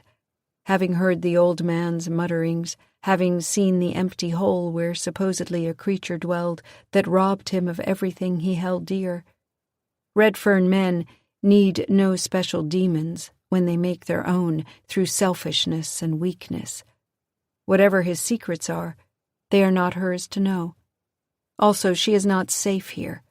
She's thinking of the map, the odd drawing of the man on his knees, the taller man behind him, wearing her grandfather's hat, holding a pistol. No wonder it wants you now. Something in the way he'd said it. She turns it over and over, tries to pin it down. Like he was jealous, she finally realizes, jealous that some imaginary monster preferred her to him. The bruises on her arm are still there, that strong, strong grip. It's simpler, anyway, to believe that what she heard in the house yesterday morning was simply a thing she had wanted to hear for months, just as she had wanted to live in that farmhouse the instant the sun struck its boards, her mother's voice, free of sickness, free of pain. It will make it easier in the months and years ahead to pretend everything she saw and heard here in 1975 was born out of plain old ordinary grief. Nothing more. Grief the old man provided comfort for, in his company, in his acceptance of her. Whatever mistakes he may have made in the past, he took her in. She will always love him for that. But now, like her father before her, she is leaving this place, running away. She gets up before dawn, dresses in her black funeral dress and buckle shoes, leaves her father's muddy boots beneath the dinette table, which she quietly reassembles. Before she goes, she looks in on Redfern, sleeping. She takes his stenographer's pad from his notebook, finds a pencil on the windowsill, and scrawls a brief note of thanks. She reads it back, but it's silly, childish, wholly inadequate. She tears it loose and crumples it, stuffs it in her pocket, never thinks of it again. Before the first sliver of light cracks the treetops, she's on her bike and pedaling, imagining that great blue ocean to the east where all things empty out and wash away. Part 4. 1989. July 8th, 3 a.m. That dead of night, so still it trembles. Wade Gardner sits in the girl's apartment, in the middle of her shitty couch. He sits in darkness, perfectly still. A sliding glass door leads onto a concrete balcony that overlooks the parking lot, and from there he can see any headlights that flash below. Twice, in the last hour, cars have arrived, but not hers. He sits in jeans and old sneakers and a Superman t-shirt and thinks about what he will do when the girl gets home. In the kitchenette, the refrigerator's compressor kicks in and kicks out. Wade's wristwatch tick-tick-ticks in the silence. The girl's name is Heather, and she passed spring composition with a B, though for half the semester she ignored the marks he made on her essays, as if screwing your writing teacher was somehow an excuse for bad grammar. Her couch is shitty, like everything else in her life. The board bookshelves propped on cinder blocks, her scuffed-up dining table from the Salvation Army, her relationship with her controlling mother. At heart, she's a barefoot-in-the-park kind of gal, always in motion. At clubs, she dances to music that sounds like a big guy banging pipes with a crescent wrench. Of course, Wade Gardner's no music critic. Still, he worries about Heather. She doesn't have her shit together, and he's afraid tonight her choices have led her to a place she can't come back from. Can't come back from. A place from which she can't come back? Awkward both ways. Tonight, her choices have led her to the end of the road. Better even if the language is a little trite. Bad choices, like not returning his calls since Nellie left. So, a month ago, he made a copy of Heather's apartment key, slipped it from her ring while she was in the shower. An impulse. She figured she'd lost it, got a spare from the complex office. That was a Friday. By Monday, the key was back on her ring. A few days later, she was looking at him funny in class. Usually, she hung around after, and they walked by the pond together, or even ended up in the back of her old wagoneer in the commuter parking lot, way over by the basketball stadium. BFE, that's what she called it, as in butt-fucking Egypt. But not that day. That day, Heather left with everyone else, head down, books clutched to her chest. A few days later, Nellie was gone. Nellie, Nellie. Oh, Nellie. And things were different. Headlights outside, the Jeep's heavy rumble cutting out, 15, 20 seconds for the long gathering up of a woman's shit. Then comes the familiar creak and moan of the wagoneer's door opening. Shortly, there will be footsteps in the outer stairwell, then the key rattling in the door, and in she will step, Heather Wright. Ms. Wright, he'd joked the first day of class, 1,000 years ago. The line earned him a smile, an eye roll, a brushback of raven black hair, and about 2 weeks later a note beneath the windshield wiper of his '84 Mazda in the faculty lot. Much closer to the English building than BFE, wouldn't it be wrong, Ms. Wright? Not wrong. Wade understands now, just a mistake. Nellie was gone after all, and it made him sick to think about it. Max, my son, she took my son. His hands are on his thighs. He balls them into fists, feels his fingernails dig into his palms. Nellie left him and took his son, and now Ms. Wright had stopped returning his calls. Outside, a key fumbles at the deadbolt. 3 a.m., she's drunk or stoned. The lock clicks over. Ms. Wright, what a joke.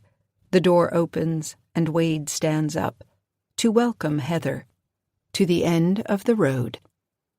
Moths pop against the cold blue vapor lamps, and the lamps buzz, and an owl shuffles along a magnolia branch.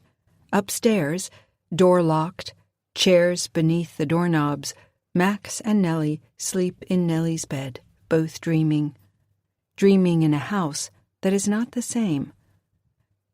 Boards are still boards. The frame is unchanged. Not a piece of furniture is out of place. And yet, earlier that evening, when they walked through the front door, it became the dog that bites. Even Nellie felt it, a shifting within the walls. They went quietly among the rooms, switching on lights, each afraid to creak the wrong plank or darken a threshold overlong. Nellie buried the bunny at the edge of the field, then microwaved leftover mac and cheese for dinner.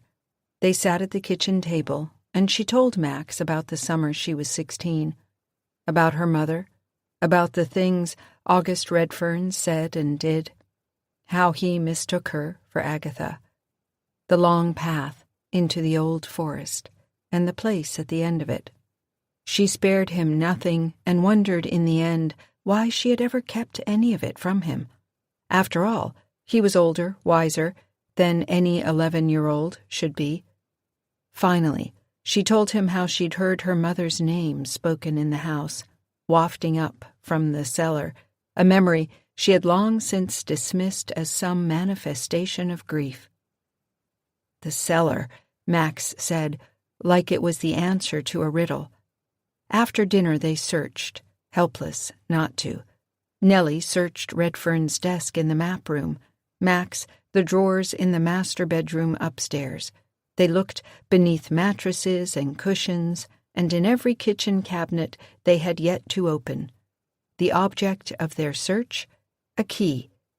Iron, most likely, old-fashioned in appearance. Max imagined one of those big jailhouse keys dangling from iron rings in old westerns. Probably, Nellie said, it's rusting in the county landfill, along with the 5 or 6 truckloads of garbage they hauled away back when she was certain this house was home. They felt eyes on them as they searched, peering out from every crack, every dark cubby, every still space they had yet to invade. It followed them from room to room, They heard it, though they pretended not to. Moving behind the boards, twisting up through the pine bones of the house, electrical wires, old vermiculite insulation, corroded pipes dripping on the chitinous corpses of long-dead bugs, always moving, always watching, always hungry, scritch, scritch, scritch. Nellie turns, tosses, twists in bed, itching at her arm until, Nellie. She opens her eyes, Max beside her. Her mother's voice, faint, out of the fog of dreams. She peels back the bed covers and sits up, stands. Barefoot, wearing only a t-shirt and a pair of cotton underwear, she picks up August Redfern's moon axe from where it leans against the bedside table. She lets it dangle at her thigh. She crosses to the door and removes the chair from beneath the knob and steps out into the hall and goes down the stairs. At the front door, she turns the deadbolt, opens the door and pushes through the screen onto the porch. She moves like a ghost, ethereal, expressionless. In the gravel drive, by the front right tire of the Ranger, the three-legged dog sits, watching her. The dog sneezes, then lopes away into the trees northwest of the house. Nellie follows through briars and branches, bobbing and weaving like a kite, tugged roughly by invisible string and borne on a silent wind. Max, meanwhile, dreams on. In back of the house in Conway, in the dirt drive that curves around to the little blue garage, his father, bare-chested, slick with sweat in the sun, Max stands with hands clapped over his nose, the blood gushing out between his fingers. The basketball rolling off into the grass. Wade claps his hands twice. Max, look here, buddy, Max. Max begins to cry for his mother. Wade's face draws down, darkly. Mommy's gone, Maxie. She's not coming back, do you hear me? So don't be a sissy. Don't you cry baby sissy. Wade's voice gutters out. His chest and belly ripple. Things move beneath his skin. Max can hear them, slapping like fish in a bucket. They burst through in red sprays and fall out in pink-brown knots, burrowing into the earth around his father's feet. And now the ground is splitting open, roots breaking through to twine around Wade's legs, hairy and wet things that throw out shoots and wrap his father's arms and shoulders and neck and face, fattening, pulsing, tightening. They make a sound like rubber balloon animals. Wade Gardner stands, faceless, frozen, a man-shaped tree of fibrous worms that sprout little white flowers. But the flowers are not flowers, they're yellow jackets, each petal taking flight as it saws earthward, and the yellow jackets are flying at Max's face, but he does not run. He cannot run because his feet, too, are rooted to the ground. As the thing that was his father splits, cracks apart like dried mud, and out of this chrysalis emerges a finger, a hand, a face soft and pale. All at once, Agatha Redfern stands before Max, skinny and slight-shouldered, in her blue gingham dress, dark hair, the last dusty fragments of the roots still clinging there. She smiles and puts a finger to her lips and goes to the little door on the side of the garage. She beckons Max to follow her through the door, and he does, realizing as he passes into the door that it is not the door he thinks it is. Inside, a long flight of wooden stairs. Far down, where the light diminishes, Agatha crooks her finger. Max descends into the damp earth dark. At the bottom of the stairs, he turns and looks back up at a small, far rectangle of sunlight. The door yet open. Out of the dark, that girlish giggle, as something coils around his bare ankle, yanks him off his feet into shadow. The dog lopes ahead of Nellie, draws her out of the trees, far west of the old cabins. Here, without hesitation, she splashes into the summer-warm water of North Creek and slogs out into a field of wire grass, tall and thick and bright as salt in the moonlight. A host of strange forms stand mute, 13 total, as if assembled to bear witness to her passing.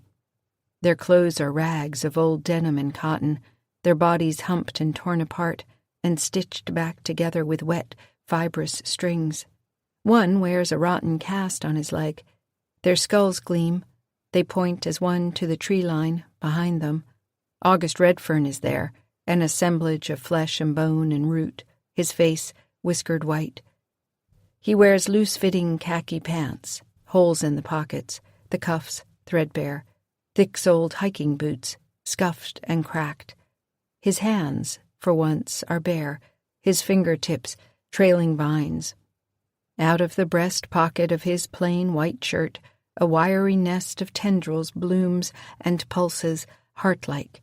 He watches Nellie from across the clearing with eyes that flicker blue flame-like. Presently he turns and moves off into the trees. Nellie, fast asleep and wide awake at once, moves after him, heart-thudding. The dog is gone. The 13 men are gone. She enters the trees, moving on into the dark. Max wakes in a fetal shape in his mother's bed, crotch wet and warm. Suffocating in a tide of bed covers, heart racing, he struggles from beneath the quilt and rolls over on his back. He touches the mattress beside him. Nellie is nowhere to be seen, the hall door open. He switches on the bedside lamp and sees the urine soaking through his pajamas. Shit. He gets up and removes the chair from beneath the adjoining doorknob, opens the door, and stumble walks into his own bedroom. Out of the armoire, he rummages a fresh pair of underwear. He kicks off his soiled underpants, steps into the clean ones, and goes back to his mother's bedroom. Propped against his pillow, the rag doll. He remembers his dream. Hand trembling, he picks it up and his fingers tack in the sticky white sap on its dress. Max! He jumps, almost screams. From downstairs a sudden series of knocks, distant, muffled, like fists against a door. "Mom?" he calls. The pounding grows frantic, urgent. He moves into the hallway. "Mom?" Still clutching the rag doll, he starts downstairs. The Redfern thing leads her like a shambling Frankenstein's monster across the hip-deep slough and through the maze of cypress trees. Here, her feet slip and stagger among the stobs, and once something quick and slender darts between her calves. Her bare feet squelch and suck, and when she emerges, soaked through, a score of leeches cling to her pale legs. She follows the old man through the bracken and the hammocks to where the narrow inlet curves back on itself, the island at its center. A gaping black wound, spilling vines, an open mouth thrust heavenward in a silent scream. Or an eye. Seen from above, an eye. The Redfern thing wades into the ankle-deep inlet, ascends the mound, and Nellie follows, toes curling over rocks and roots ensnarled in the earth like writhing cables. They roll away from her touch, dart like shy creatures into the ground. It's here, it's awake. It's not safe. It's everywhere, now alive and hungry. And she stands wavering before the maw. A smell of old death and rot belches out. The Redfern thing regards her with eyes that are hollows, head creaking on its fibrous neck, the rough, porous bone of its skull. Its mouth is a glistening black cave. Its teeth are hardened sap, mosquitoes trapped inside them. Loam and pine bark clog its throat as it speaks, roughly, thickly. "We are old." Its words are like the workings of beetles in wood. "Abandoned these long years." Leaves spill out of its rag of a shirt. "We want to be fed." Nellie hears the deep hacking cough of an animal. She turns, sees only a huge dark shadow lumbering, half-glimpsed among the twisted hammocks. It gives out a low moan, and the moan becomes an anguished wail as it throws its wide black head up to the moon and stamps the ground. The red-fern thing grins. "Feed us, Nellie." It seizes her throat, fingers curling, constricting. Little hairs emerging from its fingers and a clutch of tiny teeth drilling into the flesh of her neck. Purple spots at the edges of her vision. Blood coursing over her collarbones, her shoulders, a reek of pine sap and rot. "Share your strength with us." The axe still in her hand, but too heavy to lift. That black maw rising up to meet her. "Or we will have your son." Max, on the cellar stairs, remembering his dream with every step. Doll in one hand, maglight from the hall table in the other, driving back the shadows. The hammering grows louder, fiercer. Boom, boom, boom. At the bottom of the stairs, he rounds the corner and shines the light on the coal closet, the heavy metal door shuddering. Skeins of dust billowing, his heart thundering in time with every blow. "Mom!" he calls. The pounding ceases. Max steps forward, makes a fist, raps twice against the metal, waits. Softly, from within, the sound returns. 2 light knocks. He shines his light through the keyhole, sees nothing but a thick gob of webbing, and like some horrid treat at the center of a candy, 8 black legs, unmoving. He knocks again, 3 times. The knocks come back, a perfect echo. Then a small, clear whimper. "Max?" "Who's that?" he says, forcing a friendly playground voice out of a windpipe that wants to close. "Agatha," he expects the answer to be, but there's only a heavy silence. Until, like a tumble of rocks spilling down a metal chute, something growls. A sound so huge and terrible Max feels his scrotum shrivel. He drops the rag doll and flies to the steps. He's 5, 6 steps up when he trips and falls, barking his knee on the riser. The flashlight skitters away between the steps. Max looks up to the top of the staircase, where the cellar door is swung wide. Below, beneath the stairs, the maglight's beam shows a bright circle of hard-packed earth. Max puts his right arm between the stairs, stretches for the light. His fingers brush metal, but the flashlight rolls a half-inch away, out of his reach. He's pulling his arm back in when something seizes it. A hand, 5 hard fingers around his forearm. He screams. A woman's face swims out of the darkness, beneath the stairs, moaning and slavering. Bits of red hair clinging to the white dome of a skull, a jaw that hangs like a broken cabinet door as the woman thing tries to speak through a sudden well of black blood, and the tongue that comes slithering out is not a tongue at all but a fat brown worm. Suction on his arm, pressure, razor blade teeth as the fingers become tendrils and the tendrils sink little teeth into his skin. And the woman thing yanks him hard, like she's going to drag him right through the narrow gap in the stairs, like meat through a grinder, down into the dark with her. Max yanks his arm back, claws frantically at whatever this thing is, biting into his flesh. "Please," the woman thing moans. Max screams one last time and tears his arm free. A mad scramble on hands and knees, up the steps and into the hallway. He leaves the door gaping behind him. Downstairs in the dark, something slithers over the rag doll. He finds Nellie in the yard where he's fled. Staggering down the porch steps in his t-shirt and underwear, he looks up and sees the white, ghostly shape of her at the tree line near the barn. He calls out to her, hobbles toward her, right arm oozing from a dozen tiny slashes. She too is in her underwear, wet with mud, neck and collarbones slicked in red. Legs cross-hatched with blood and something else, something dark and slug-like.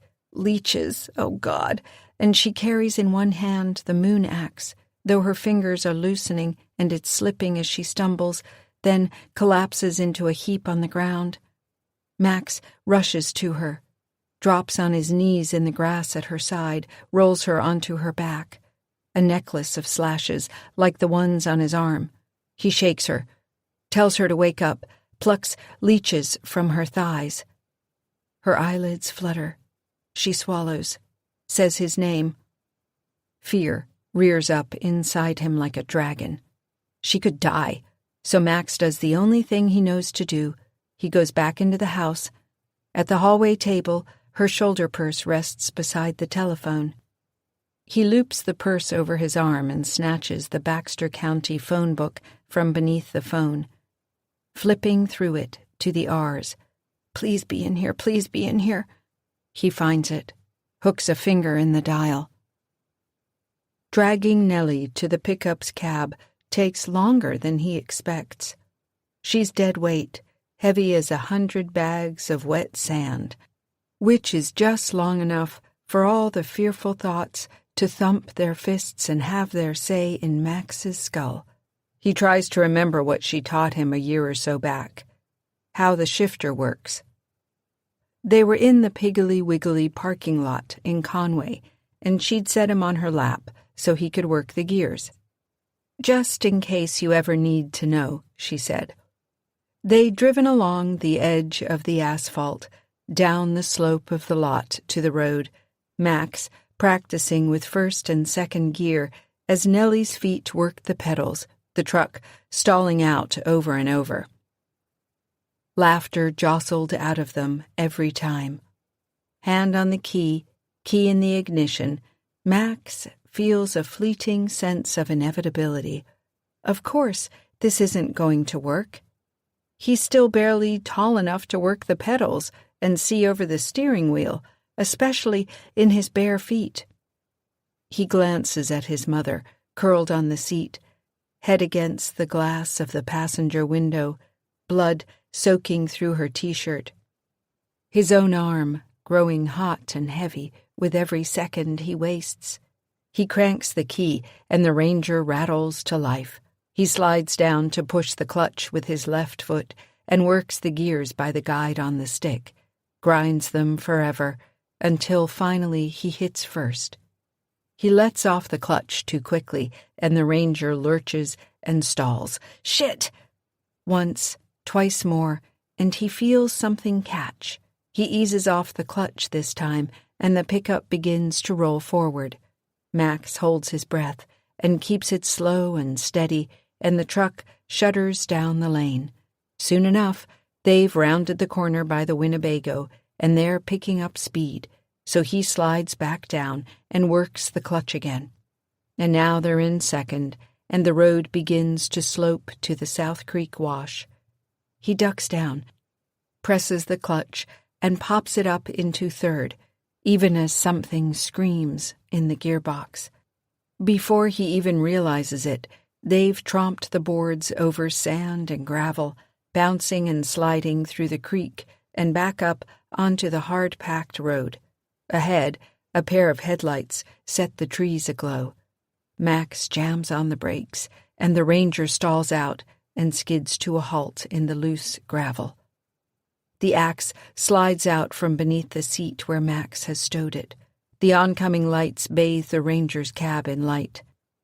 Max puts his head down on the steering wheel and says a silent prayer of thanks, and a moment later, the passenger door opens, and Hank Redfern reaches in and gathers his daughter into his arms.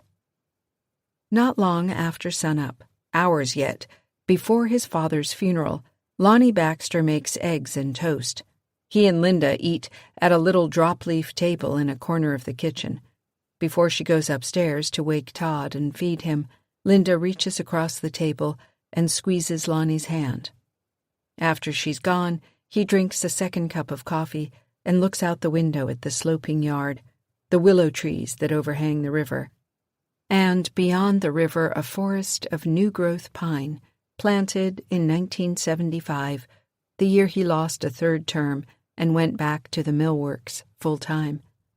Back to a changed industry, dry kilns and gang resaws and 15 million board feet a year. He'd read up on the new machinery, had the manuals in his office. It makes his head hurt most days. All those moving parts, everything he doesn't know, piling up, like those bills he just can't open. Second mortgage on the house, the fancy car, Todd's medical care, Lonnie's back, insurance complications. Now his father's funeral. It's like that old poem from high school English, the one about suicide. He's got miles and miles to go, except the miles are greenbacks and there's thousands owed. Just the money Lonnie had to free up from the company account to make an offer to that Gardner bitch, the high wire act he had to do to keep that money off the books. Christ almighty. And now, all that cash just sitting there in his office safe. More than once he's been tempted to cut and run, see how far he gets. You're weak. You could have throttled her and her brat the other day, dragged them into the woods. Afraid, Lonnie? To get your own hands red with anything but paint? He puts his head in his hands. Poor, sniveling Lonnie. He wipes his nose. What it all boils down to. Lonnie needs things to turn around, and he needs them to turn around now. The sun breaks through the leaded glass to bathe the kitchen blue. He glances at the molding along the walls, the doors, the way the heartwood grain gleams, a pattern so rich and varied it seems almost dimensional as the light plays through it. Make the call. Sure, the call. He would have made the call already, but there were arrangements to be made. His brother isn't coming to the funeral.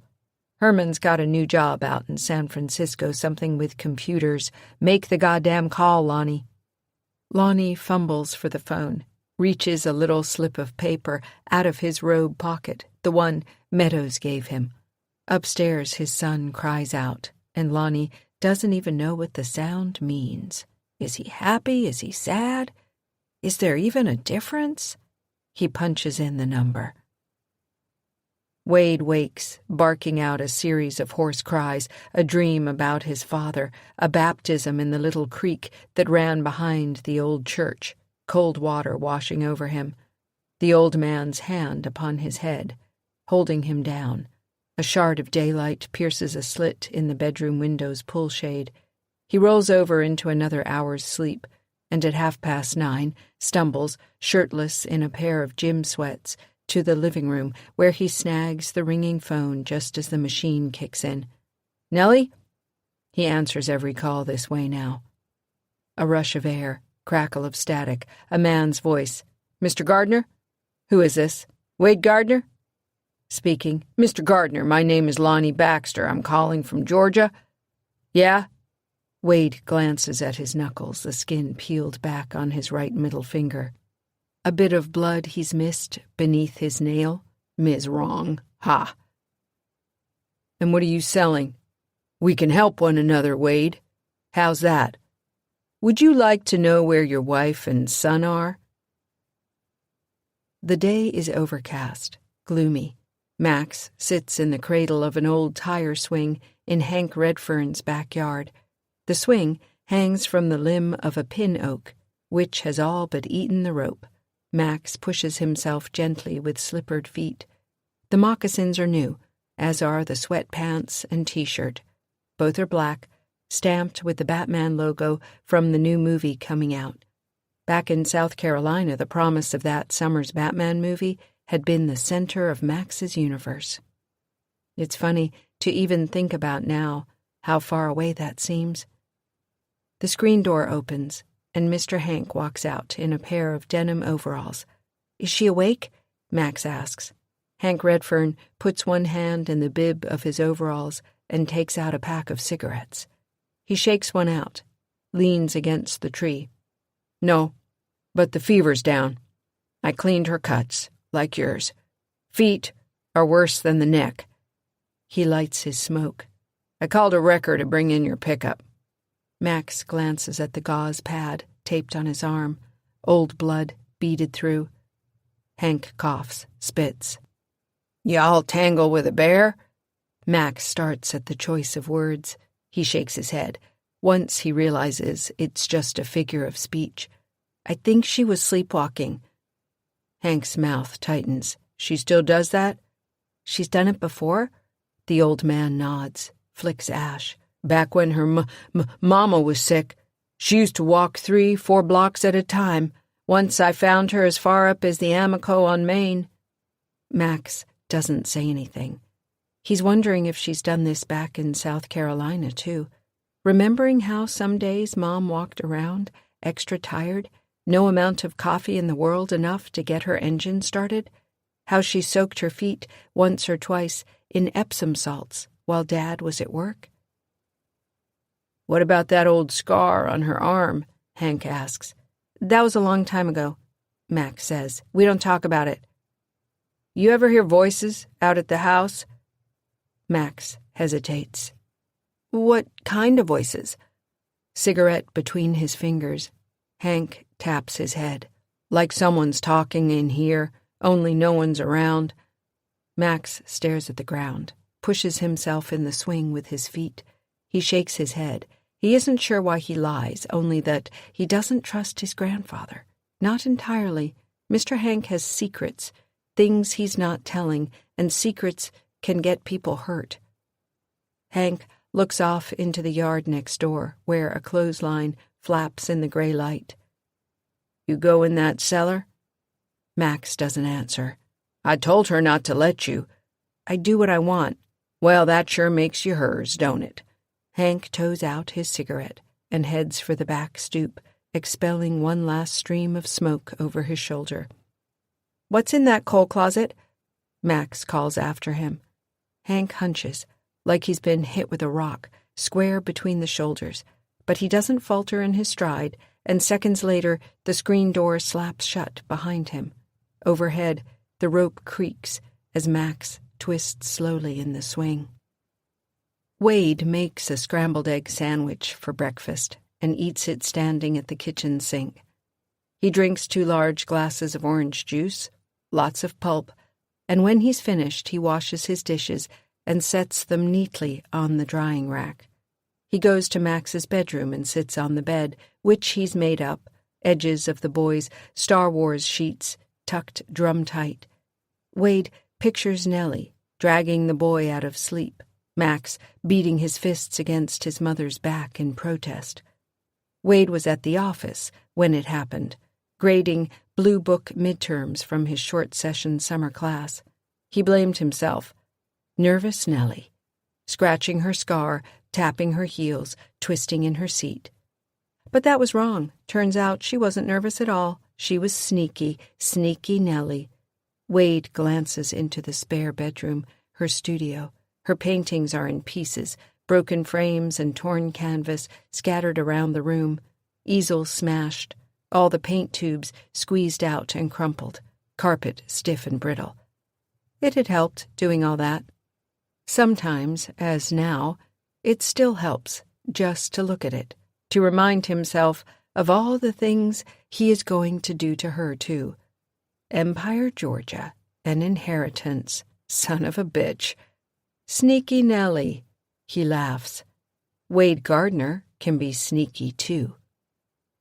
He packs his Gamecock's duffel, lets the machine take the next phone call. Dr. Gardner, this is Dr. Ferris. He goes into the living room, folded T-shirt in hand, and stands by the machine. He listens for 10, maybe 15 seconds, long enough to get the gist of it. Can't cancel your summer classes without notifying the department. Been absent for days, haven't taken leave, complaints from students. Before he lifts a receiver and says pleasantly, "Hi, Gene, it's Wade." Over the line, Wade can hear Gene Ferris shifting uncomfortably in his chair, tugging at his tie. "Wade, hi. So I guess you heard all that?" "I heard." Wade's been on the lecture side of Ferris's desk more than once. Grade disputes, off-color remarks to young women. Usually, Wade sits silently, contritely, while Ferris drones on and on.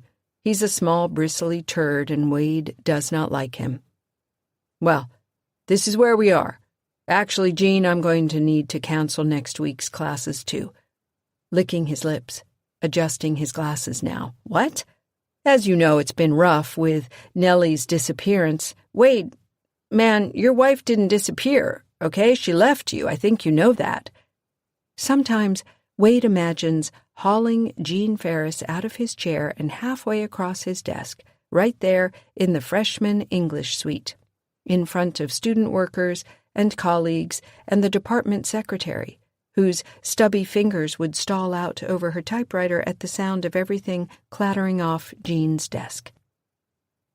Then Wade would punch Gene Ferris until his left occipital bone cracked, and he would hurl Gene to the parquet tile and put his sneaker on Gene's throat and say something like, "Fuck you, you little rat fuck, I quit. And if you ever try to tell me what I can or can't do again, I'll fucking stomp the life right out of you. I don't give a shit. I don't give a shit, Gene." Like I said, Gene, next week is canceled. I've got to go to Georgia. Georgia? Listen, Wade.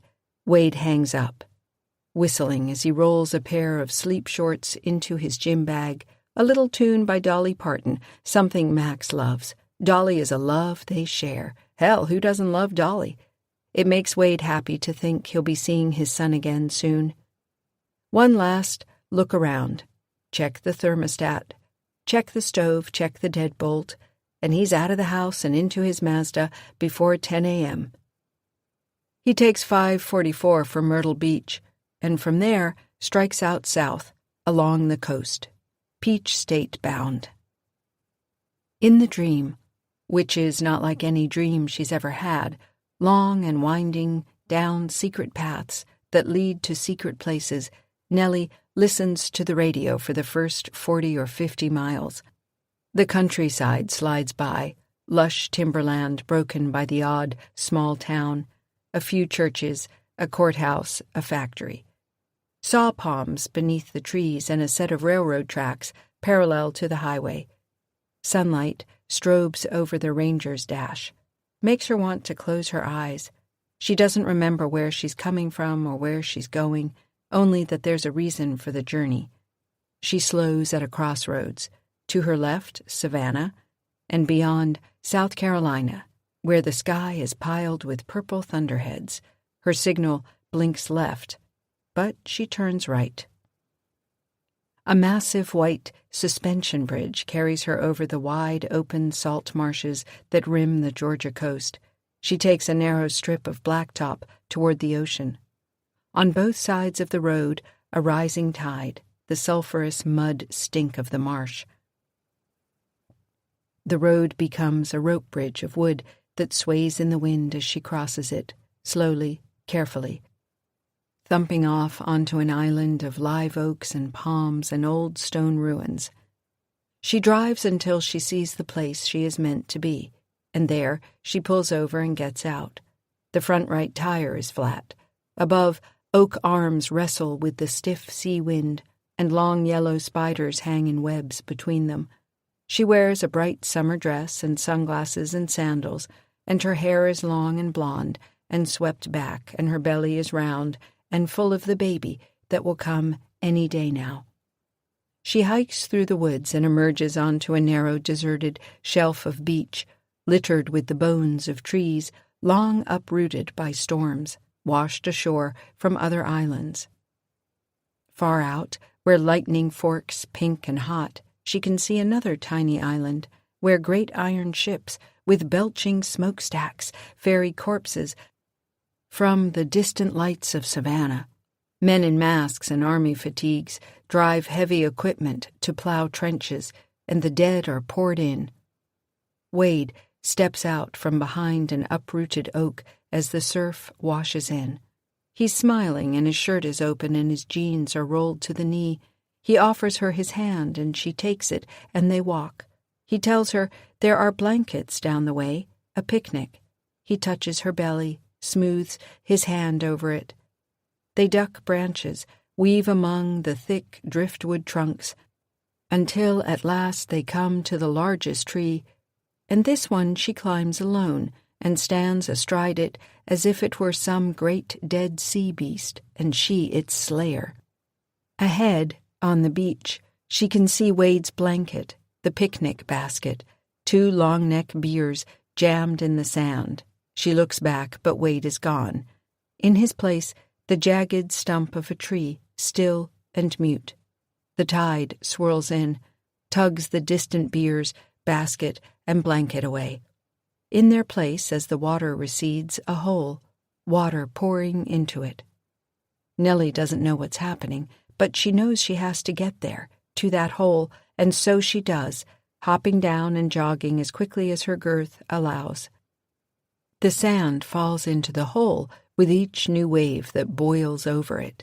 Something is down there, something made of iron and wood, an old-fashioned treasure chest, half submerged in the slate-gray sand.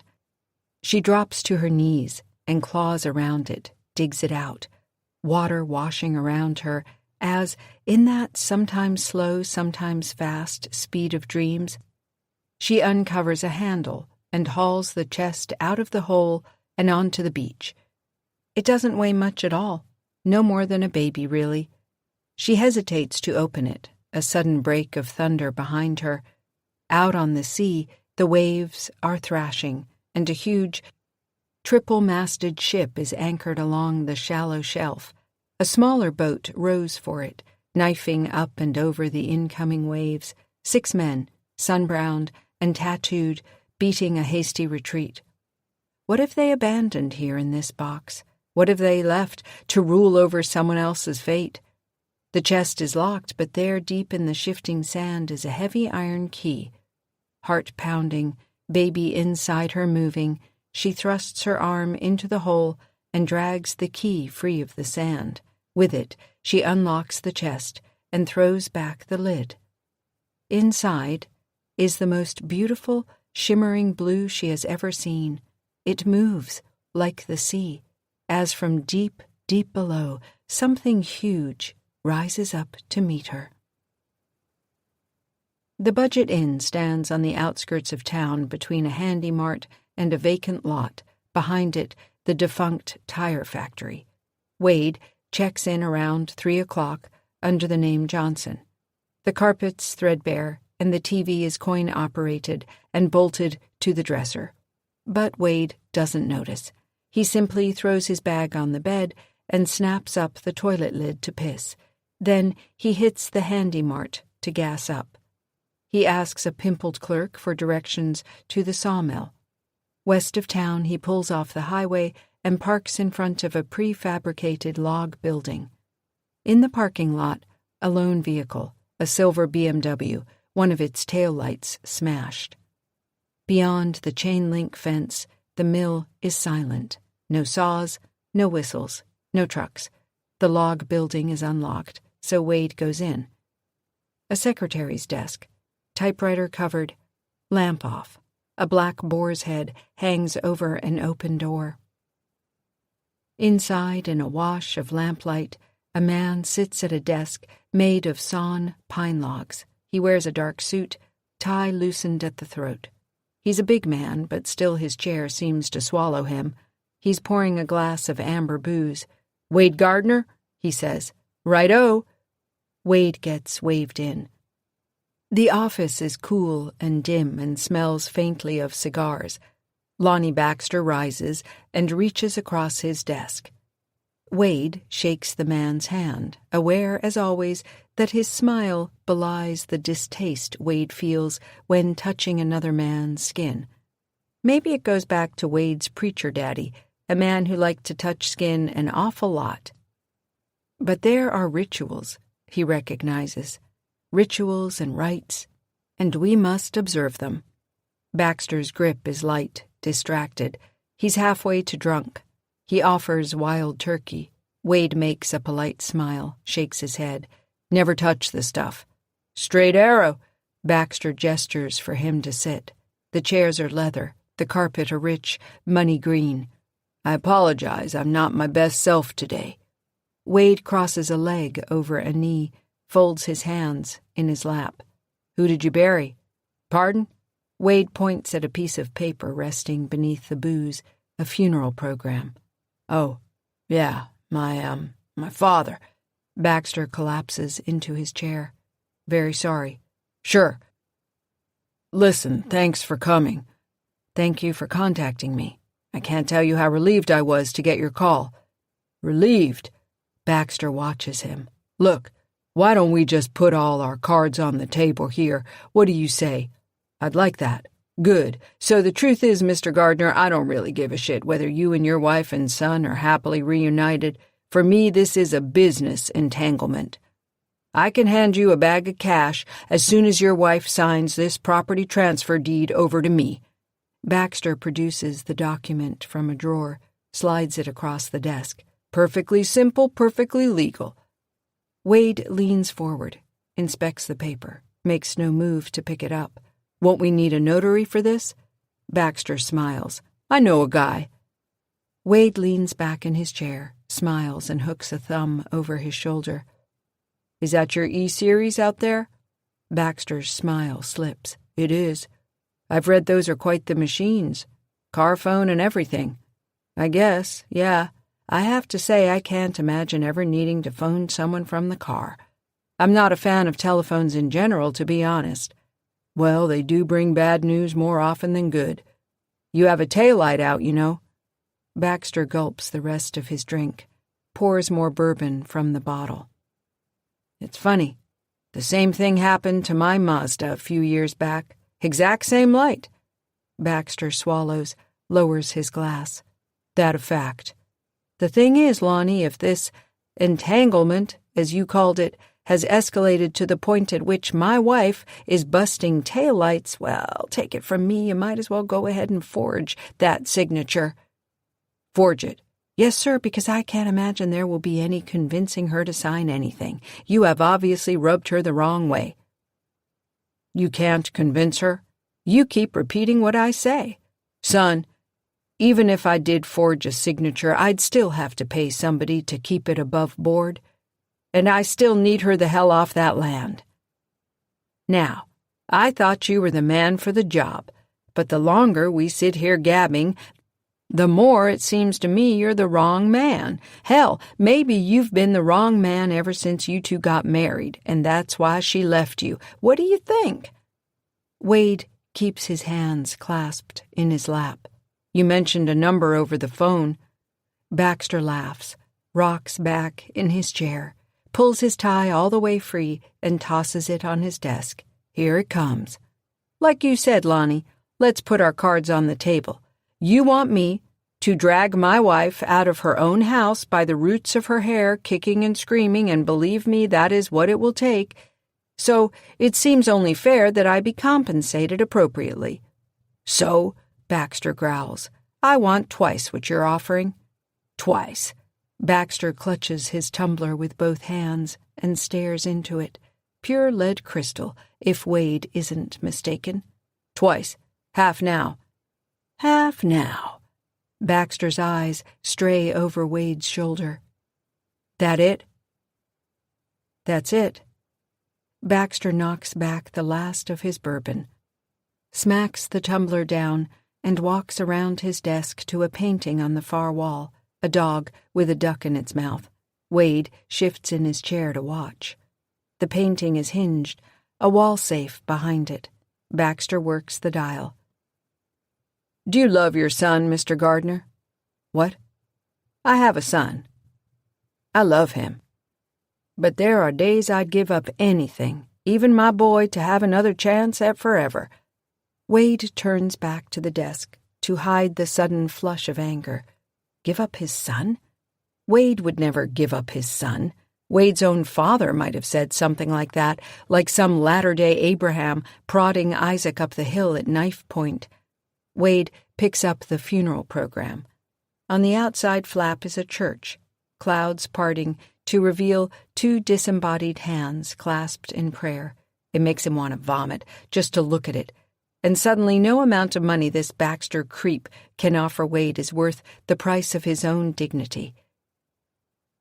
He picks up the heavy crystal tumbler and stands and walks up behind Baxter, and when Baxter turns, a stack of banded bills in one hand, the other closing that shitty, hinged motel art, Wade brings the tumbler down on Baxter's head.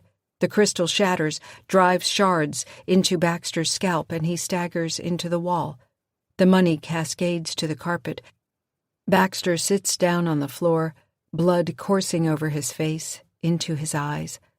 From the desk blotter, Wade snags the property transfer deed. He bends over Baxter and waggles the paper. Then he tears it in half and lets the pieces flutter down to the floor among the money. He snares Baxter's shirt and hauls the man up into his fist, once, twice, 3 times, until he hears a nice, bright crack beneath the skin. A cheekbone, maybe. "You don't talk to me about my son." With that, Wade walks out of the office and leaves Baxter bleeding on his rich green carpet. Right knuckle, red and swelling, Wade drives around, jumping with adrenaline. At 6 o'clock, he stops at a hardware store downtown and buys duct tape. A man in a pearl snap shirt rings him up.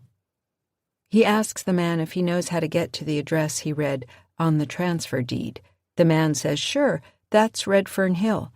He asks Wade if he knows that nice young girl and her boy just moved in. Says they've been in a couple times. Swell pair. Wade says he does know them. So the hardware man tells him how to get there, and Wade thanks him. Then he goes across the street to the pawn shop. An old-timer perches on a stool behind the register, reading Lonesome Dove. "Do you have knives?" Wade says. Out of the blue depths of the chest and into the studio in the little blue house in Conway. A canvas, set vertically upon the easel. On it, a woman's face. Nellie's own, half in shadow, floating in a pool of midnight behind a white slash of skin and cheek. Upon the cheek in shadow, veins blue and vessels red, and each becoming hair, and the hair becoming something else, a kind of slick and pulsing vine that reaches beyond the borders of the canvas and covers the sheetrock. Sweat beneath her arms, Nellie steps back and looks around, takes in the dream wreckage of her studio. Every canvas in tatters, every frame smashed. She drops her palette and palette knife and kneels before one of the larger pieces, lifting a ragged flap back into place and seeing with a shock the western view from the top of the fire tower at Redfern Hill. A nighttime rendering in which the moon, a silver crescent with a rind of cadmium red, rises over a saw-toothed tree line low in the foreground. The door to the studio creaks. She freezes, listening for footsteps in the hallway, hearing only the thump of the refrigerator's compressor.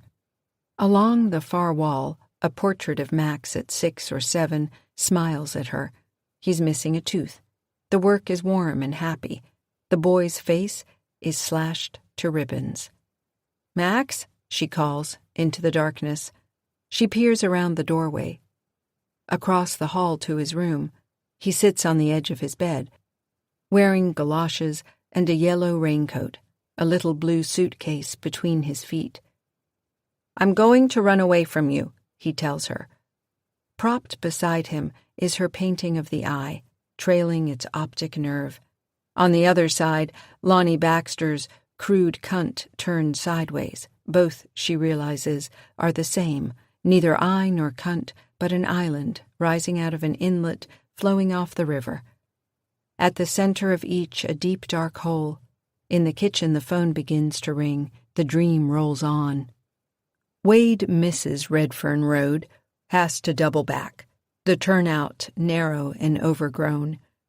Driving slowly, he opts not to turn in, but instead cruises on by to the bridge that spans the river, and here he pulls off the road into the grass and parks under the overpass.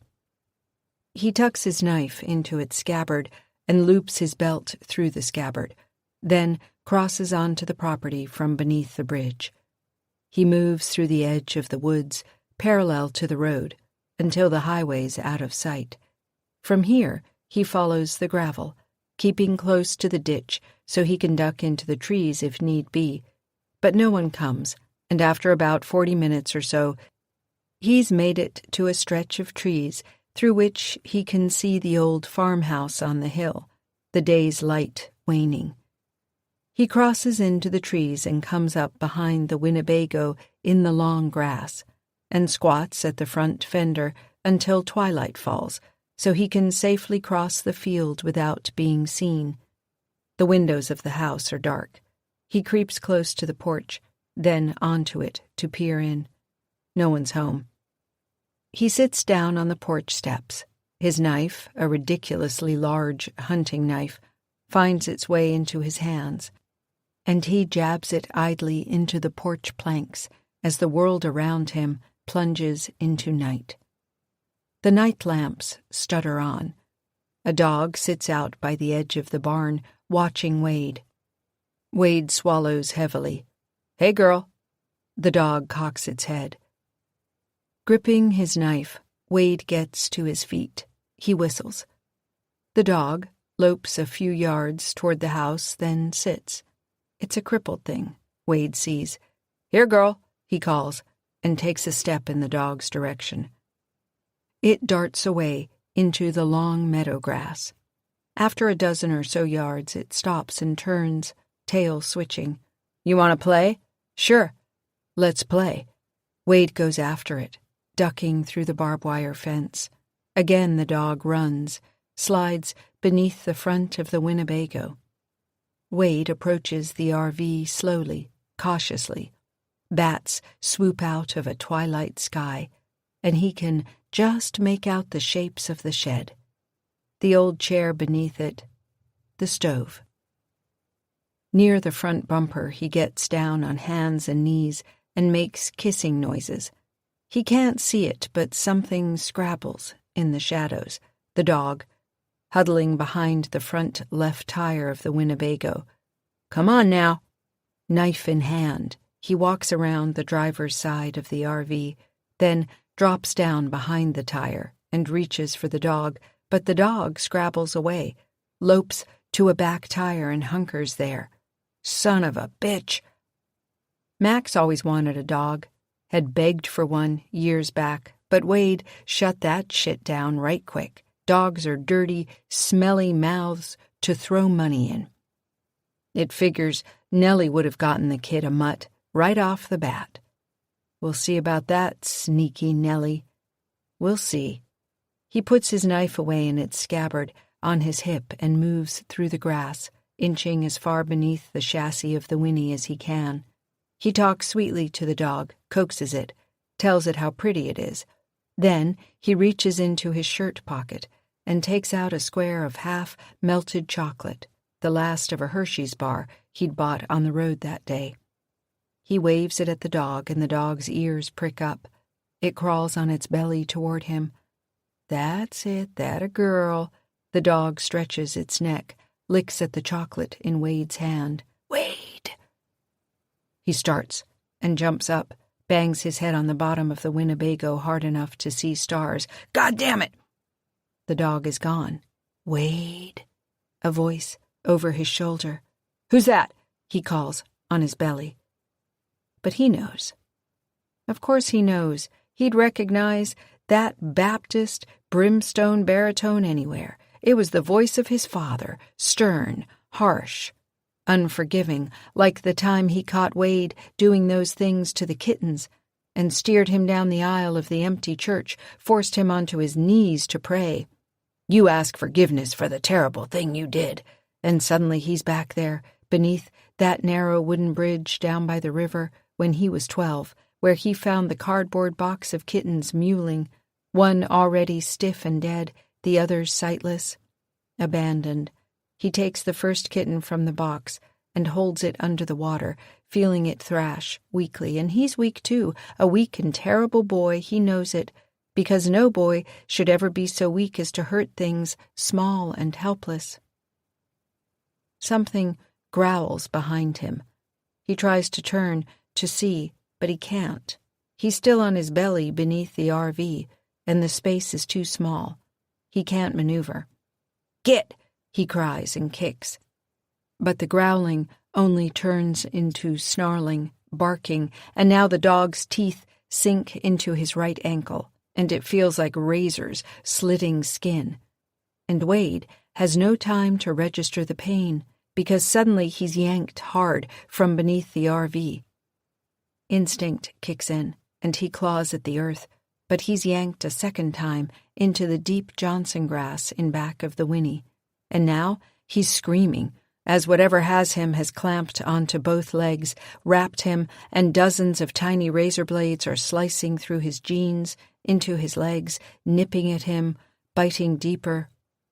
He twists and writhes and turns to see it, even as its grip eases. A dog that is not a dog rears over him, its muzzle a long black eel, his knife in its scabbard.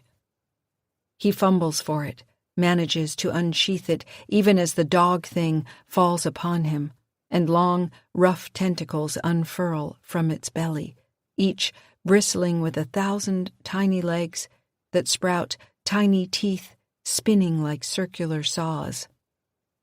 Something slithers up his leg, tearing open the fabric of his jeans just below his crotch to wriggle wetly into his pants. Wade Gardner opens his mouth to scream, but a tendril thick and fat plunges down his throat. He convulses in the grass, tastes blood, dirt, then pain, black becoming red, red becoming white, white flaring into stars that dim and die. 1932, October 3rd, early morning. Dewy webs between the long grass stalks. The cabins in the meadow, deserted, boards overgrown with lichen.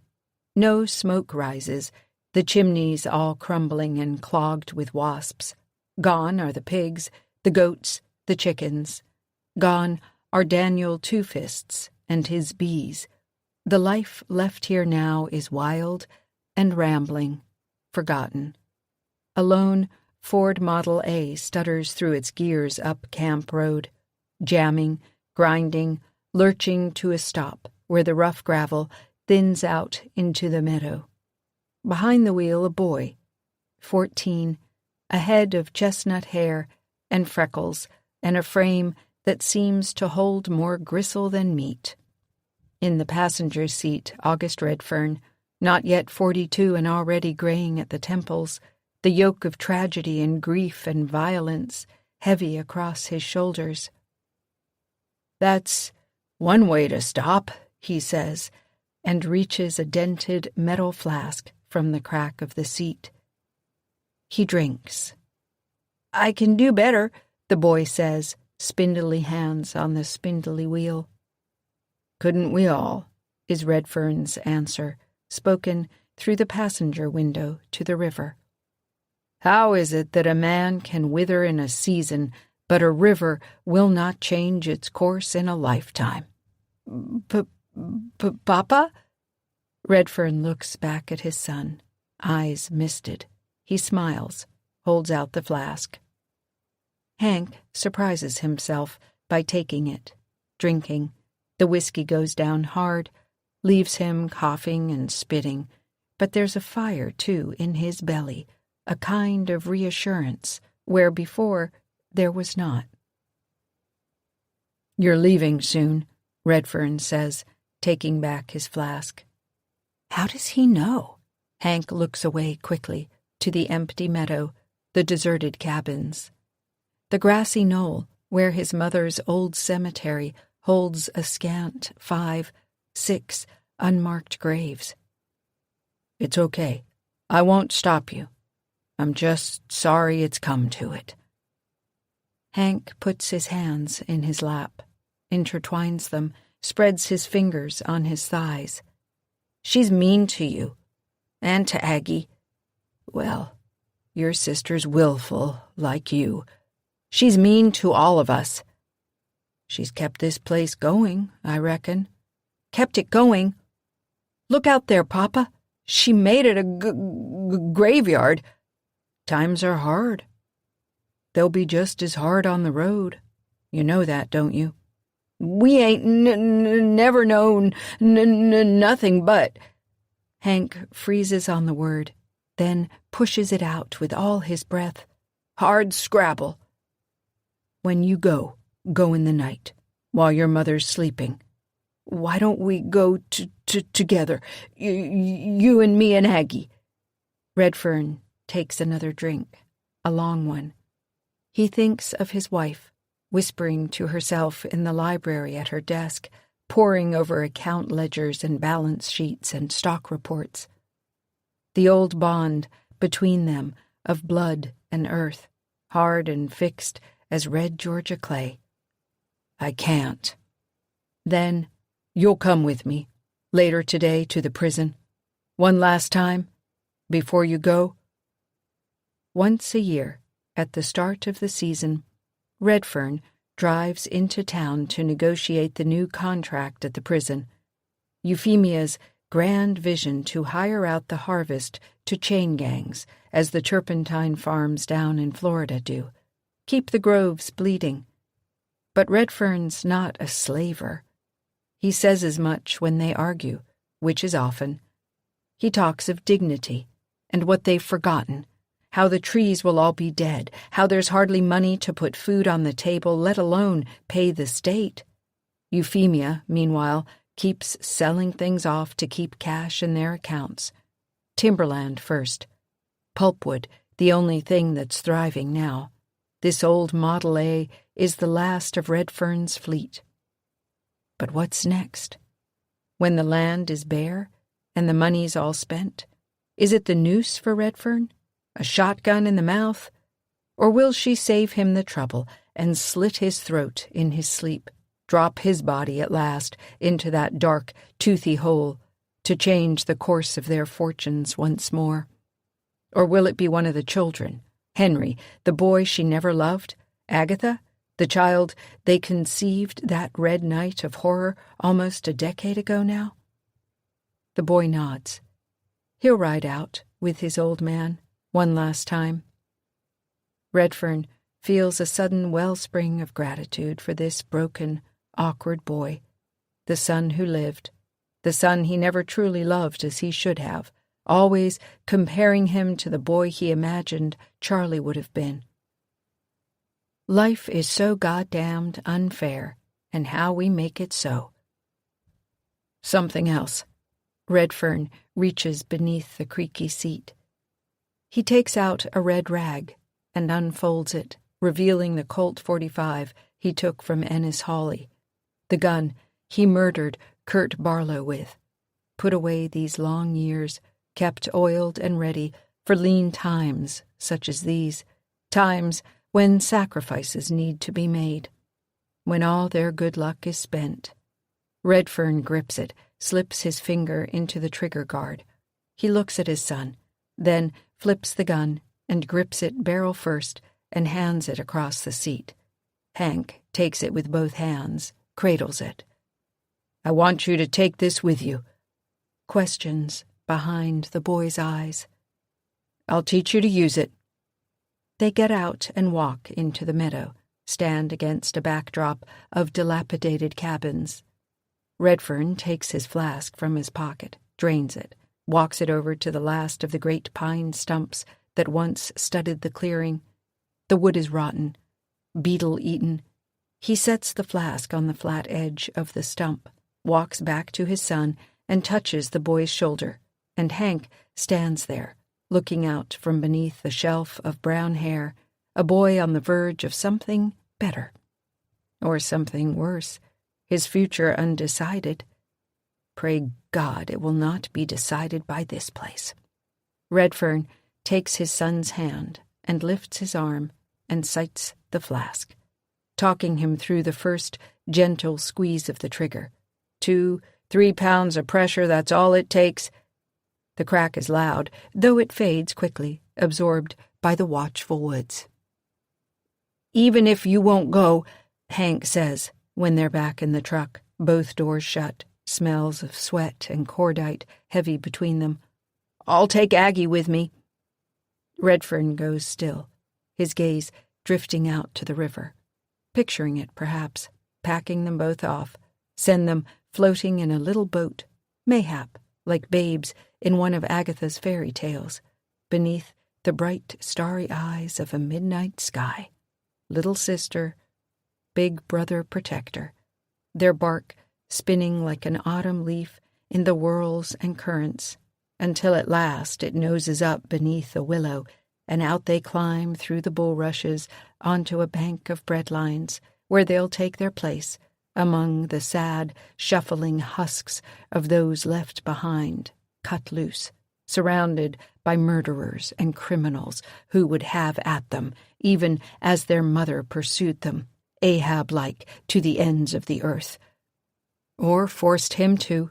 He is, after all, her prisoner, too, now. No.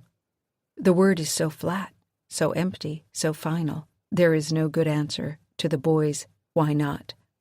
Redfern only says, "The world will do its damnedest to chew you up and spit you out. You take her. It'll do it even quicker. To both of you. Alone? You've got a chance." And here, what chance does she have? A question like a bullet, fired into Redfern's chest. His eyes water, threaten to spill with the guilt he has carried in his heart since the girl was born, knowing her eventual fate, her mother's dark plan, another body to drop in the ground here at Redfern Hill. "I'll look out for her." Redfern lies, a tremor in his voice. Hank's eyes dart up to catch his father's, an old mistrust between second-born and his father. Too much liquor, not enough love, the weary piling on of secrets and defeat. "Now," Redfern nods at the dash. "Do you remember how to start her?" Hank nods. "Then get to it, son. We've got a day ahead of us." The sun is shining, and the sky is piled with October cotton as Agatha Redfern thumps out the screen door, wire basket in hand, to gather eggs in the coop behind the barn. In a hidden pocket of her dress, she carries a stick of peppermint, the last of a store she's kept since Christmas, when things were a little better than they are now. Hank's Christmas Eve birthday, the last time she remembers a smile on Mama's face before her black moods fell permanently over the house, before Papa's distillery went cold at the end of summer. Barely enough turpentine to fill 100 barrels. Hank says whatever heartwood runs through Mama was once rich and grained, but it's been hollowed out, eaten away. He says she'd be strong if she weren't so tired, so full of rage. Railing, then drifting days without a word for anyone. Depressions black as the long, sunless days of the Arctic. Sometimes Mama goes into the cellar and shuts the door and talks to little Charlie in the dark. Agatha never knew little Charlie, but she knows he was Hank's twin. And if he was Hank's twin, that means Charlie was every bit as good as Hank. "Imagine it, dog," she sometimes says. 2 Hanks instead of 1. Imagine that. Today, Dog crawls out from beneath the shade of the porch and trots behind her. They round the barn, Agatha dancing ahead of the mutt's tongue at her fingers. The sun is warm on her cheeks, and she's happy, which is not every day, but it's good when she is. She played Mozart on the piano last night after supper, and the music seemed to make everyone sleepy. Mama in her chair by the fireplace, Papa and Hank on the old blue sofa. Sleepy is a good thing, because when Mama and Papa are sleepy, they aren't fighting, and lately they fight a lot. It's a funny thing to Agatha being a child, subject to the moontide pulls and pushes of grown-ups. If she thinks about it hard enough, it makes her mad. Makes her want to slam all her fingers down on the piano keys until they break and the wire strings in the piano snap and there is no more music to be made. At the peg-locked gate of the chicken pen, she draws up short. "Back, dog!" She shoves at the mutt's stubborn, dumb head. Inside the pen, the 2-tiered coop built against the back of the barn is empty. 8 hens huddle in a faraway corner, still and silent. White leghorns and Plymouth rocks, beady eyes wide, heads erect. Agatha slips the peg and pushes Dog away. She goes gingerly to the cluster of birds and kneels down to stroke the back of a hen. No movement, save a twitch of the head. Even the roosters seem stunned, like birds that have struck glass mid-flight.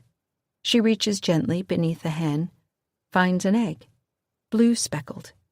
Beneath, another, and another. They've all laid, away from their nesting boxes. She remembers last fall, when it seemed the chickens were refusing to lay. No eggs to be found day after day. Stubborn, stupid creatures. That's what Mama said. But Agatha, who turned the hens out to range in the evenings, suspected different. She went looking, found a cache of eggs beneath a stand of blackberry bushes at the edge of the woods. After that, she cleaned out their boxes, asked Papa for fresh pine shavings to replace their moldy hay, and sure as shooting, the hens began to lay again. Not stupid animals, just finicky. They like it the way they like it. So she checks the coop, feels among the boxes, finds no eggs in the shavings. Then, in a corner box, she sees it. A chicken lies dead on its nest. Agatha stares, frozen between revulsion and fascination. Its beak has been forced open, and down that broken gullet twists a black vine that corkscrews up from the ground beneath the coop. Agatha sets her basket down and hunkers close. She runs a small finger along the vine. It stirs like a sleeping cat disturbed, and the hen's body jerks as the vine pulls away, disappears quietly into the earth. Outside the pen, Dog whines. A voice suddenly in Agatha's head, high and bright, the sing-song voice of a child. Boy or girl, she can't tell. But the word it calls out is bold and eager. Agatha! An invitation to play. Dog's ears prick up. She barks. Hello? Agatha says to the air. No answer, but the wind, the soft cluck of nervous hens behind her. So she bends down and reaches slowly beneath the chicken's carcass. Her fingers close around the warm shape of an egg. She draws it out. It's a color she's never seen an egg before. An impossible crimson, the color of a sunset sky. Speckled pink. She sets her basket aside and reaches into her hidden pocket, brushing aside the peppermint stick for a small box of kitchen matches. She strikes one, holds it up behind the egg. No cracks, no meat spots. Just the silhouette of a strange, burled thing, spiny. Like a spider's egg sac, and pulsing like a tiny heart. Like her own, small and fragile. Up at the house, the front door opens and Mama walks out, dressed in a loose-fitting cotton shirt. The wind blows through it and makes it look like a sail. Agatha, she calls, stop wool gathering and start egg gathering. Yes, Mama. Carefully, so carefully, she wraps the crimson egg in a handful of straw from the bottom of her wire basket, then tucks the bundle into her secret pocket. Outside the pen, Dog is going crazy. Agatha! Coming, Mama! She gathers the rest of the eggs quickly. Later, she'll fetch the shovel from the barn to bury the hen near the edge of the woods. Papa and Hank come rattling back up the road in the Model A shortly after 3 o'clock, the light getting golden, the shadows getting long. Hank finds Agatha in the browning grass of the meadow, playing with her doll, her face flushed with the sun.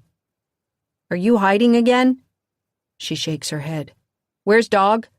Hank looks around. Chasing rabbits way over yonder. Poor rabbits. Poor Dog. She'll never catch one. Don't say mean things about Dog. She can't help the way she is. Hank looks over his shoulder, back up to the house, like he's checking to see if Mama's watching. Then he drops down beside his sister on his knees. Look here. From the waist of his jeans, he takes out a folded red rag, and in the rag is a gun. Papa gave it to me. It's for when I leave in a few days. Agatha says nothing, just walks her rag doll in circles in the grass. She knows what Hank means because Hank whispered his plans through the crack of the locked door between their rooms one night, a while back, as they lay belly down on the floor, deprived of supper, stomachs rumbling. Mama downstairs, tearing books from shelves and hurling them across the library, cussing the banks. Papa shut away with his maps, lost in the crinkle of old paper. Neither brother nor sister able to sleep for hunger or fear and that odd scrabbling in the walls. They've heard it a lot lately in all the rooms, especially when Mama's upset and Agatha can't help wondering if something is growing in there. It's just mice, Hank tells her. Why do you want to run away, Hank? Because. Because why? Because there's no love here. Don't you feel it? But where will you go? How will you eat? I'll get by. Maybe I'll go to Savannah. Papa says Savannah's full of bad folks. Everywhere is bad folks. We got bad folks right here. I'm scared, Hank. Don't be scared. Maybe I'll join the Merchant Marines or the French Foreign Legion. What happens to me when you go? What do you mean, what happens to you? There won't be anyone to stop her. Shamefully, he admits, I don't always stop her. But you try. One day, she starts in on me. I'm gonna grab that strap and hit back with it, and that'll be the end of me. I hate Mama. Hate's a big word for a little kid. I hate her, and I just know I'm going to hate her even more when you go, so you better not go, Hank Redfern. You better not go. Behind them, Dog pushes through the grass and nuzzles Hank's arm. She's been in the creek and reeks of bog water. He shoves her away, says, Get! And folds the gun back into the rag and tucks it away in the band of his trousers.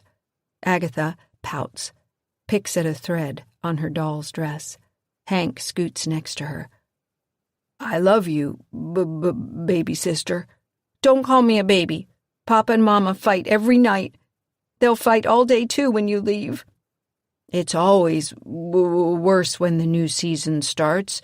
You know that. Take me with you, Hank, please. Papa says I can't. He says the world's on the brink of starvation. At least here you got food. How am I supposed to provide for you out there? It's not safe here. I have bad dreams, and the bad dreams are always about Mama. I'm afraid if you leave me here alone, something awful might happen. You'd starve to death out there, or worse. Most days, I'm hungry here, ain't you? He lifts his shirt, thumps his flat belly. Ripe as a melon I am. He laughs. Right then, it's on the tip of her tongue to tell him about the egg she's carried in her pocket all day, about the hen she buried beneath the blackberry bushes, to tell him about the voice in her head, how it was like her own, a child's voice, playful and friendly. But a big cloud passes, and its shadow rolls over them, and she figures he won't believe her.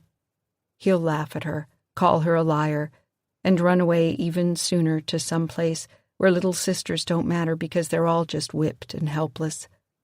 So she keeps her secret, even as the warmth of the sun fades from her cheeks, and Hank peers up at the huge, slow-moving cloud, and she hears, Agatha. Like the shade above it, it soothes, cools. Hank gets up to head back. Before he goes, he tells her not to be late for dinner. And remember, wash up. Mama won't like it if your hands are dirty. Agatha watches him go. Gingerly, she takes the egg from her pocket. She lights another match and holds up the flame and looks through the shell at the small, pulsing life inside. The spiny blob is bigger than before. Size of a penny now. She peers closer into a red mapwork of veins. So intent upon it that she doesn't notice the match burning low until it singes her fingertip. She drops the match, and her other hand closes, crunching the egg. A reflex, but instantly her heart wells up with guilt. The yolk, along with whatever grows at the center of it, bursts, and the color that spurts out is shocking, black as tar. Albumin drips through her fingers, weird and pink. Caught up in it, flecks the color of turquoise. Dog is at her fingers before Agatha thinks to stop her, licking, lapping, swallowing. "No, stupid dog, no!" Agatha pushes the dumb mutt away, but Dog only comes back for more. She flings her hand into the grass, rubs it in the dirt. Out of the west, October conjures up the long autumn dark. 1989. July 9th. Still the dream. This new and terrible world of Nellie's making. Here, the phone is ringing in the foyer of Redfern Hill. She's in jeans, her painter's shirt, hair up in a red rag, Converse high tops. Her hand trembles over the receiver. On the fourth ring, she picks it up, expecting Wade. But there is no voice on the line. Only a man's heavy breathing. "Lonnie?" "Get ready to pay the piper, cunt," Baxter says, and the line goes dead. Behind her, Max speaks. "Where were you that day?" He sits on the stairs, fourth riser up, elbows on his knees. His legs are saplings, bare toes rooted to the floor, ringed bark where his tube socks end. Just below his knees, his fingers hang like twigs. His skin is pale, his eyes are yellow, like the backyard in Conway, Nellie thinks. The swing set there, how he used to wait out the screaming. All he lacks, a book to distract him. "Where were you when Dad hurt me?" "I went to see a lawyer. I told, but she doesn't want to say, 'your dad.' It makes her gorge rise. I told Wade I was going to look for a job, but that wasn't true. I dream about that day." Max's voice is dead, flat. "Dad said he wanted me to be tough. It was after Leon Miller at recess. Do you remember that?" She nods. He cocks his head, and the pose is animalistic, horrible, those yellow eyes. "What were you seeing a lawyer for?" Her throat is dry. "You know what." "You should say it. Say it, you selfish bitch." "Don't talk to me like that, Max." "I'm sorry, Mom." The apology comes automatically, a kind of empty reflex, as if some other mind were indexing the appropriate response and spitting it out. For the first time, Nellie notices that the stairwell's banisters are made of rope. "What did your grandfather think of your bridge?" she asks brightly, a tremor in her voice. "Did you tell him about it?" "Please don't change the subject, bitch." "This is not your son. This is not your son. This is not your son." She stammers out the rest. "When I came home that day and you were gone, I was afraid. I was afraid your Wade knew where I'd been, that he'd taken you away to hurt me. Then the phone rang. And of course, the phone on the little table by the front door rings. She picks it up. "Hello?" The boy thing watches her from the stairs. "It's me," Wade says. "I'm at the hospital. Kid had an accident." Nellie covers the receiver with her hand and says to the thing that is not Max, "I knew he was lying. I knew instantly, and I should have taken you straight away and left that very day. I'm sorry I didn't. I don't know why I waited. We're coming home as soon as we can. Nellie? Hello? Sometimes I think we'd still be there if it wasn't for this place. She lets the receiver drop back into the cradle, cutting Wade off mid-sentence. Listen, I'll see you soon. The boy thing grins. He darts from the stairs, tearing up wood and carpet as he goes. Nellie follows him to the long gullet of the cellar stairs, where the door hangs open, and a brilliant blue light plays over her like the sun through seawater. She takes a deep breath and plunges in. Max wakes in the house on Elm, on his pallet of quilts at Nellie's bedside. He gets up off the floor, sees her in the same unmoving position, and goes off down the hall to pee. He goes to the kitchen to get a drink of water and finds Mr. Hank staring out the window over the sink, eyes vacant, like there's nothing out there to see. The Ranger is parked along the curb in front of the house where the wrecker left it. Mr. Hank has an empty glass in hand. On the kitchen counter there's a bottle, tall and slim and full of whiskey. The seal is not yet broken. Mr. Hank turns like he's startled, eyes big and wet. I needed a drink, Max says. You needed... Hank looks down at the glass in his hands. Water. Slowly Mr. Hank turns on the tap and runs water in the glass he's holding. When it's full, he hands it to Max, and Max drinks it down in 3 long gulps. That's good water. Soft water. His grandfather blinks at Max for a second. And Max gets the weird feeling the old man is somehow grateful to him, but it doesn't strike him what for. In the musty, oil-smelling garage, back wall lined with homemade wire bins, each heaped with aluminum beer and soda cans, a plywood workbench bolted into the studs, Mr. Hank clicks on a cobwebbed lamp and shoves aside a litter of screws and washers and bug turds. From under the bench, he hauls out a heavy cardboard box. Inside are pocket watches, wristwatches, even an old mantel clock buried in the bottom. Some are clearly broken, faces smashed, bands missing. Others have simply wound down, their gears exhausted. All silent, all stopped. Pick one, Mr. Hank tells Max. Max, who's never owned a watch, reaches into the box and sifts through them. Gotta have a watch, else time gets away from you. They're all busted, Max says. Maybe we can fix it. Where'd these come from? My old store. Max settles on a pocket watch, made of brass, the casing etched with the image of a winged horse. It's Pegasus. Mr. Hank takes it and holds it, turns it in his thick-knuckled hands. He sets the watch on the workbench. From the far end of the bench, he pulls over a wooden box that opens onto a series of tiered wooden trays. Each tray holds an assortment of odd tools Max has never seen before. Silver picks and tiny screwdrivers, tweezers, and weird specialty pliers. It all smells vaguely of oil.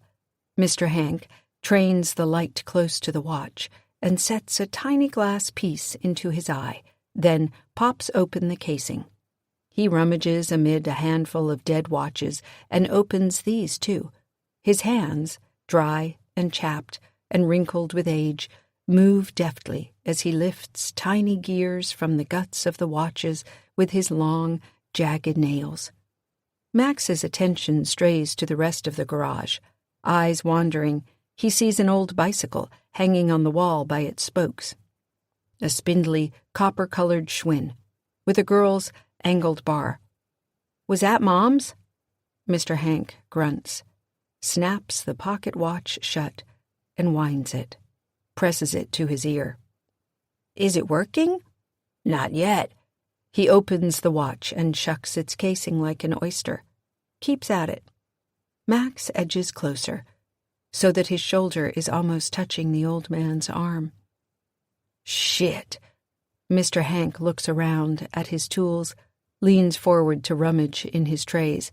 Where's that goddamn oil? He mutters, then gets up and walks off out the open garage door.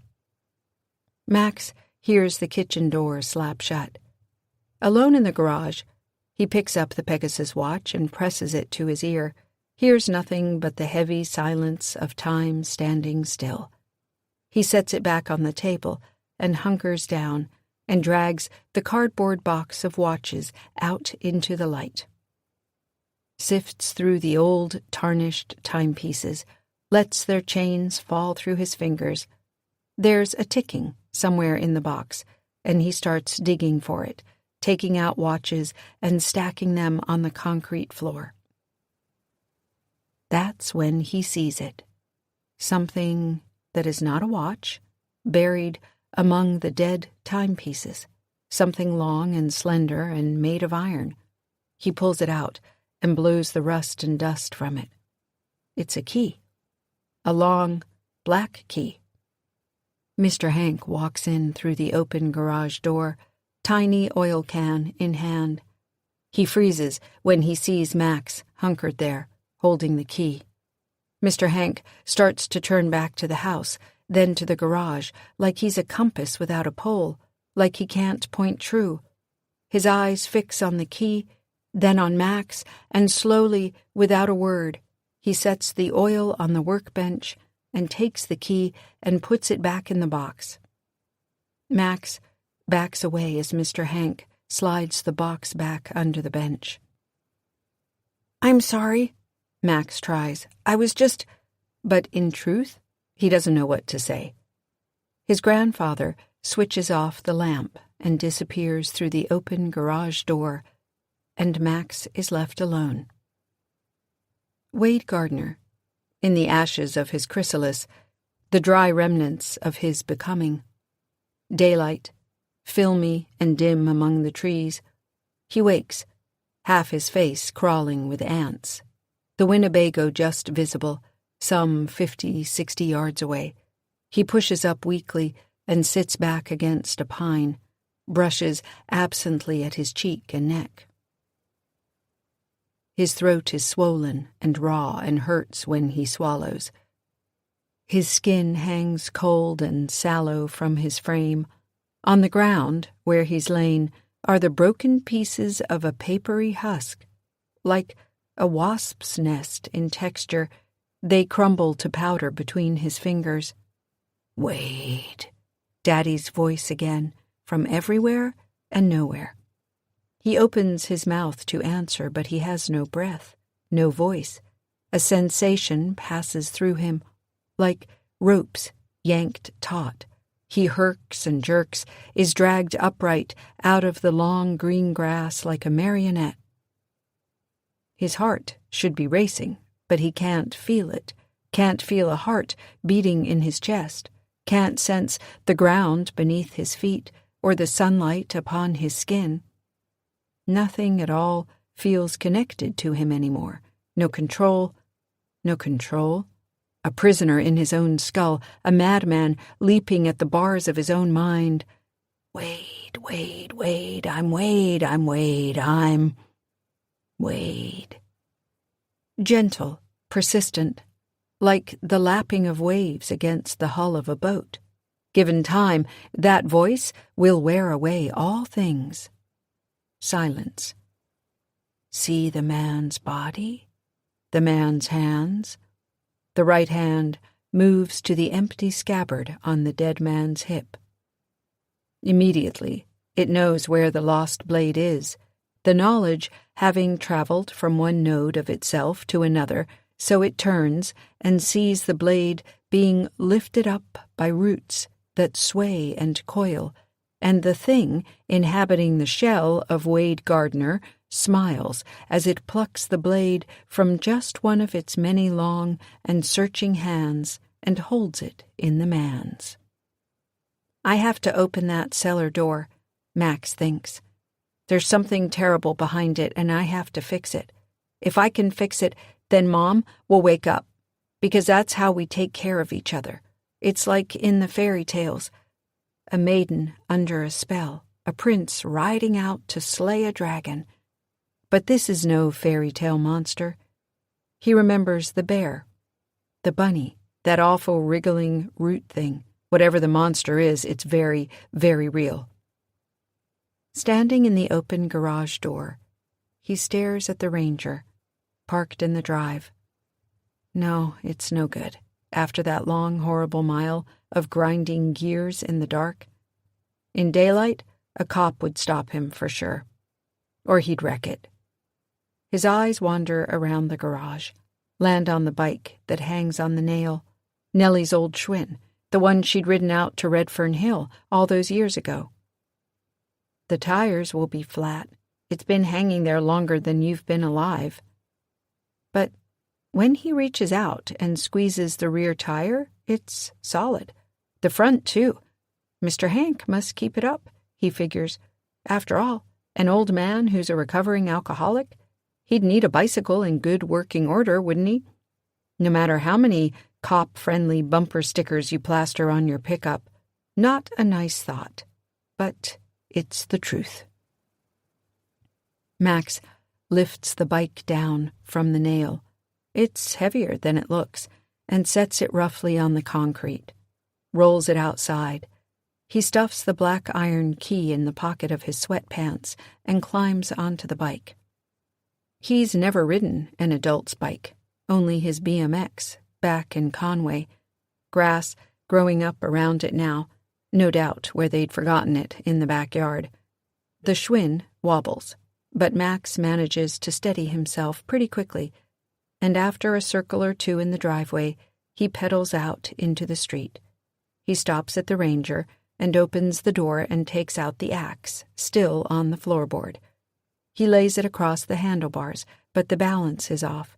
He can't turn, so he dismounts and goes into the garage and comes back out minutes later with a 3-foot extension cord, which he uses to lash the axe to the seat tube. Then he swings the bike around and rides fast and hard for Redfern Hill.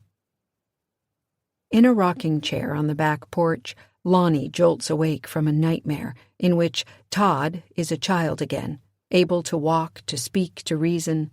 Lonnie's teaching him to ride a bike, one hand on the seat as the boy struggles along through a meadow, and soon enough the meadow slopes down to a wide sideways mouth, and the bike begins to wobble as the mouth opens, and there are teeth and tendrils, and the boy begins to cry as Lonnie pushes him faster and faster toward those gnashing blades, and Todd begins to frantically thumb the bell on the bicycle and cry out for his mother, only his words are inarticulate shrieks. Inside the house, the phone is ringing.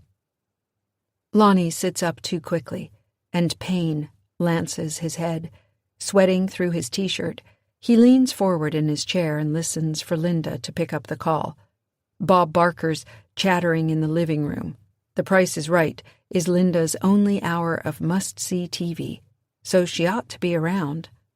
But the phone doesn't stop, so he struggles up stiffly to get it himself. In the panes of the French doors that open onto the back porch, Lonnie catches a glimpse of his face. He looks like a mummy. Nose in a splint, hair shaved, 11 stitches in his scalp. Wrappings all over. Perfect end to a perfect week. That's what he said at the emergency room last night, all smiles with the nurse. Fell down the stairs with a tumbler of bourbon. Perfect end to a perfect week. She called him a poor thing, asked how on earth he'd managed to drive himself all the way there, to which Lonnie answered, "Well, darlin', I just got behind the wheel and turned the key. The rest was like riding a bike." Later, when everything was sewn up, he called Linda to come get him. She cried when she saw him. "Oh, boo fucking who," he growled. "Just get me home and put a Bloody Mary in my hand and then leave me the shit alone. I gotta make some calls." And make some calls he did. The first was to Tommy Stallnacher, sheriff of Baxter County. A man whose gut was easily the size of a number 10 washtub, which is how big a washtub you'd need to float all the cash Lonnie had thrown that some bitch's way last election. "Tommy boy, I got a problem," of the no questions asked variety, whereupon the good sheriff, to his credit, had shut up and listened while Lonnie talked. The second call was to Jim Meadows, and by then Lonnie was so goddamn drunk and high on painkillers he can't be sure what all he said, except the part where he threatened to walk Jim Meadows into the woods and cut his dick off and drop it down a dark hole with teeth, whether the land said hole was Lonnie's or not. To which Meadows, Lonnie's pretty sure, simply said, "Lonnie, I don't think I can represent you any more in legal matters," and then hung up. Lonnie steps through the door into the house and snags the kitchen phone. "Baxter residence. Go for Lonnie. Lonnie, this is Tommy Stallknocker. How you holding up?"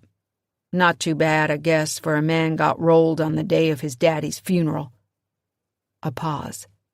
"It's one sorry state of affairs, ain't it? What's the word on our private APB? Listen, I put 2 of my best on it like you asked. One out at Redfern Hill, the other at the motel. They never saw hide nor hair of a red Mazda. That boy you said broke in on you, he must have took that money and run."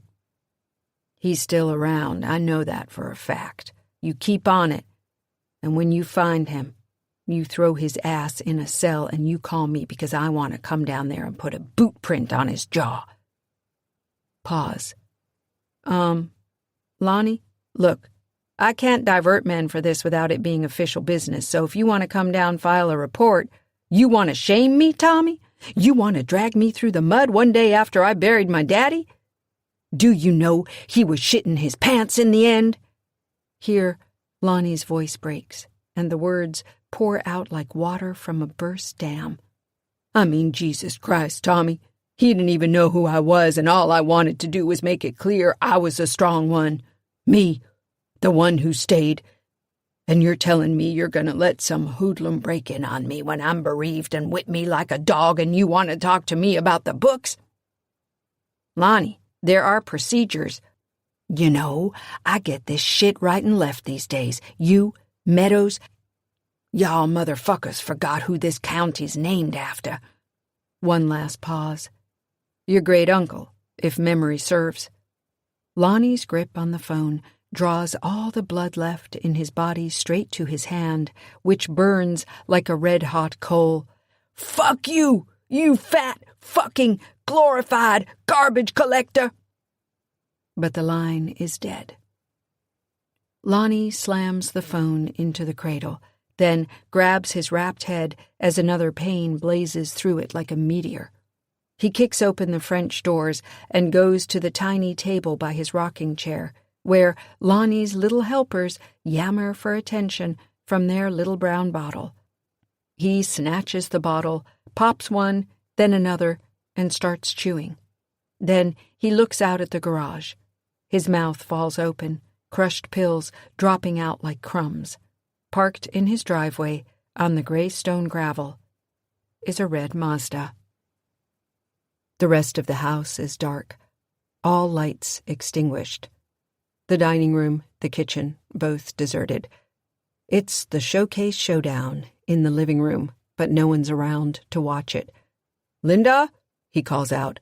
Buoyed by a cloud of painkillers and booze, Lonnie wields a heavy pewter object from his home office, the key to the city of Empire. He holds it two-handed like a hammer, cocked and locked and ready to rock. At the bottom of the stairs he hollers up for his wife.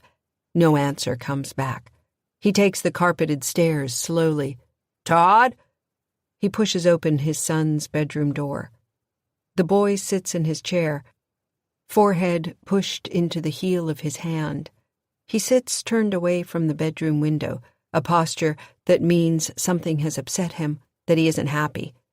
Todd gives a low whimper, a whine, then lets fly a bleat that pierces Lonnie's eardrums. "Jesus, kid, what's—" Turning now to the rocking chair, where Linda sits, in her pink polyester cotton blend tracksuit, both wrists taped to the chair arms with silver tape, head thrown back like she's laughing with delight, a bib of blood drying down the front of her jacket. Throat slit. Lonnie speaks her name as he steps toward her. He takes her shoulders in hand, shakes her hard enough to send her head dropping forward onto her chest. "Linda, get up! Come on, Linda, get up!" He kneels in front of the chair, moves his hands over her arms, the tape binding her wrists. "Oh, Linda!" He puts his face in her lap and moans. Over by the window, Todd begins to hum a snatch of made-up song. Outside in the hallway, a light comes on in the bathroom. Lonnie lifts his head and stares through the open door. The faucet belches air, retches water. A sound begins deep inside him, a rumble that becomes a spitting roar. Lonnie rushes into the hallway and through the open bathroom door, swinging the key. No one. The sink is plugged, and water is spilling over onto the lavatory. The shower curtain is drawn back. No one there, so he shuts off the water and listens. Firm grip on his key, he steps back into the hallway. Something slides into his gut. Thanks to the painkillers, he hears it more than feels it, a pop and squish. He looks down and sees the steel haft of a hunting knife and 3 inches of blade protruding from his stomach, a hand attached to it, and the hand is attached to an arm, the arm to a shoulder, and above the shoulder a head that belongs to Wade Gardner, or a far-out, fucked-up nightmare that might once have been Wade Gardner. Lonnie's eyes grow wide at the bizarre, chevron-shaped head before him, twin horns of bark where the ears once were, eyes flashing golden blue. Things wriggle beneath the surface of his skin, black veins bulging. "Hello, Lonnie," the Gardner thing says. One hand on the knife, the other reaches up and grips the back of Lonnie's head as if to kiss him, only it swings Lonnie around to the head of the stairs as if they were dancing, a muffled thump as the key to the City of Empire drops to the carpet. Lonnie's arms and legs are tingling, his vision clouding, taste of blood. The Gardner thing opens its mouth and Lonnie sees into its throat, and something is there, the head of a thing that rears and flashes shards of teeth that spin, and Lonnie understands suddenly that his birthright has come to call. "Lonnie fucking Baxter!" The Gardner thing snarls, black ichor leaking from its nose. "Always taking more than you give, always asking more money, more land, more blood. This is not a servant's heart, you sad, greedy fuckstick."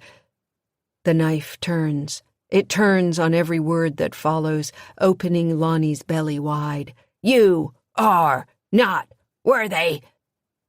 Then the blade leaves his gut and he's falling, pitching backward down the stairs, down the long carpeted stairs of Frankenstein's mansion. And along the way, he has a vision of how it all should have ended after the land passed to him, and Linda and Todd were hurled by his own hands down into that hungry black pit. Lonnie stands in a 3-piece suit beneath the sun-spangled dome of the state capitol, and there is no one else but Lonnie. The world is Lonnie, and he is old and happy and sunless.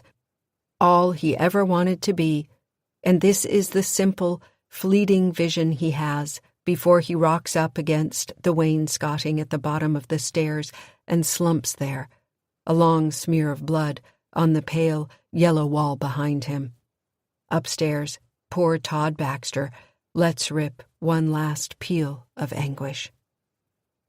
Max sticks to side streets as long as he can, until finally he's forced onto the narrow shoulder of the main road out of town. He passes a Dairy Queen, a laundromat, a furniture store, then veers onto the 2-lane blacktop that runs west. Here, cars shoot past like bullets, and the shoulder is rough and broken.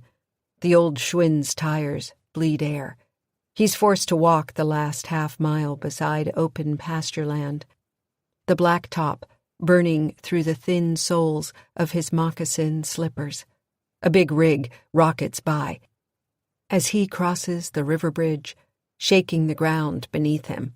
By the time he reaches the turnout to Redfern Hill, the gate he and his mother first entered only 10 days ago, his feet are killing him, and he's soaked through with sweat and sunburned.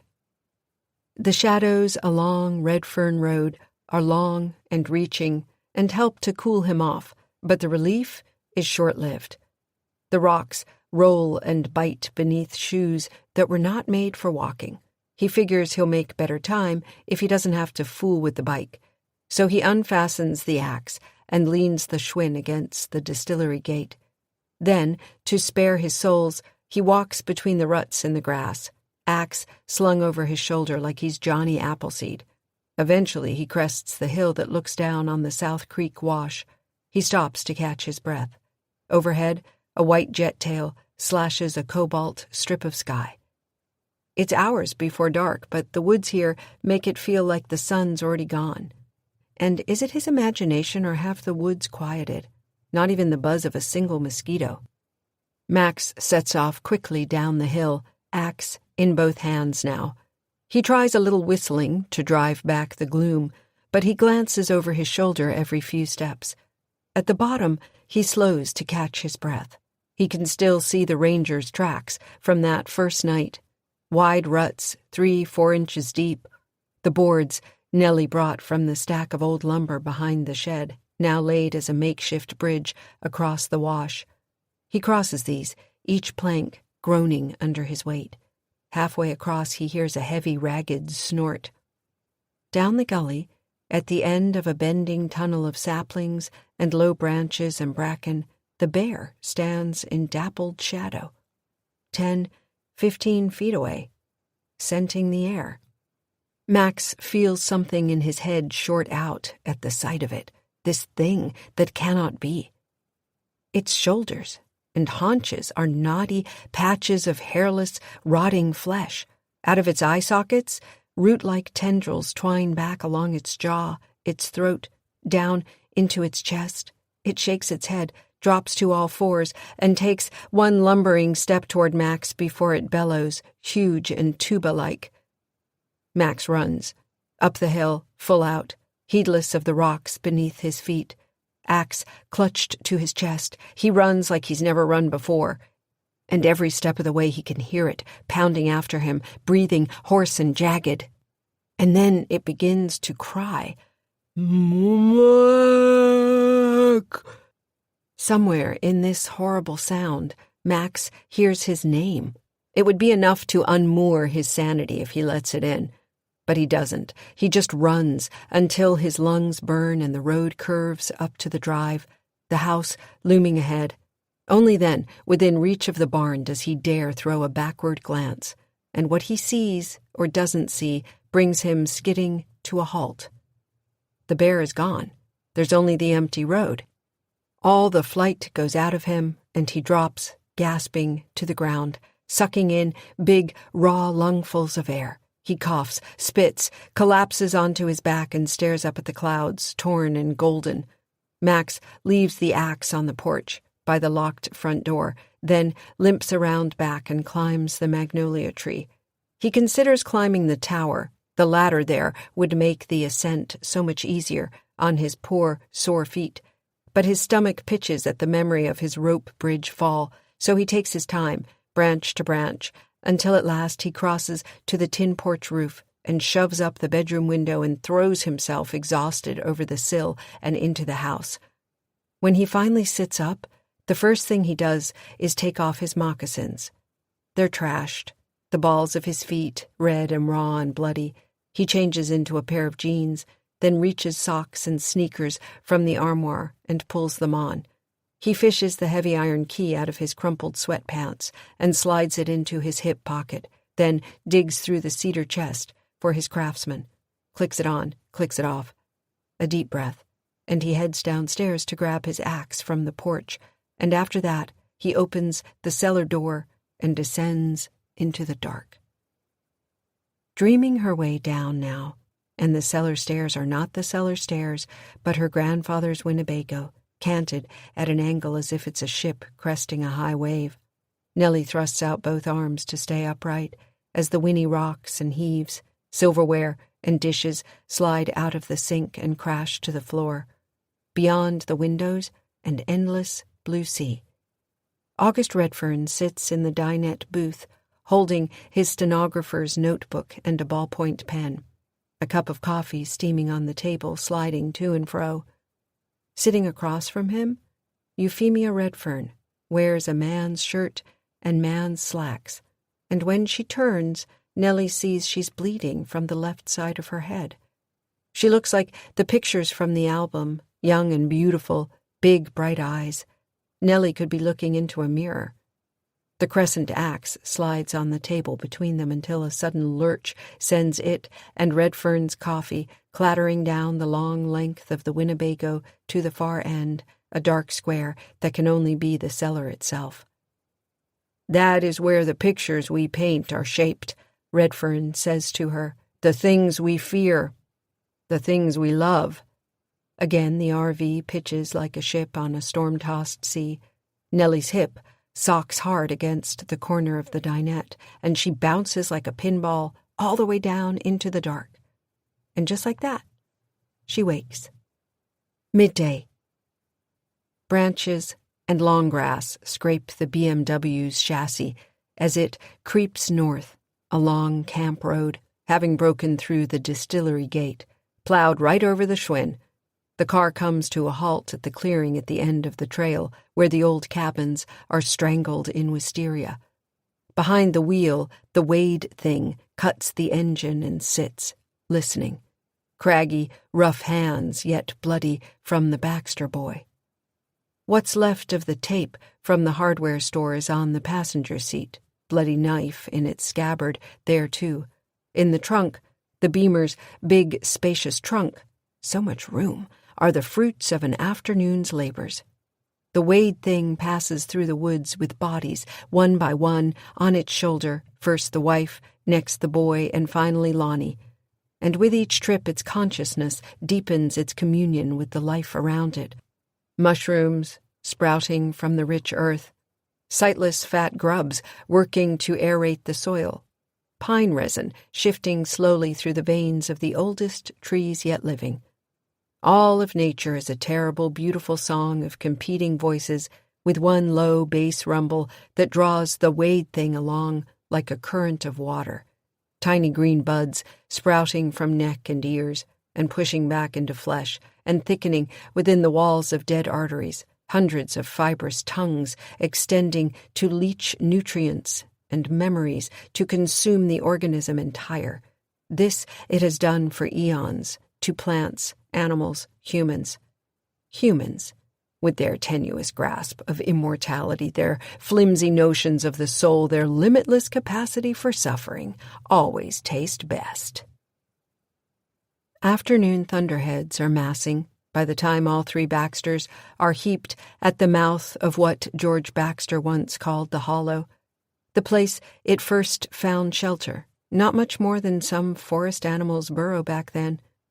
This is where it retreats for the long sleep, to dream fitfully, sometimes waking in the night, to roam the woods unseen and howl its loneliness into the void, as it did back when old August Redfern went searching for it.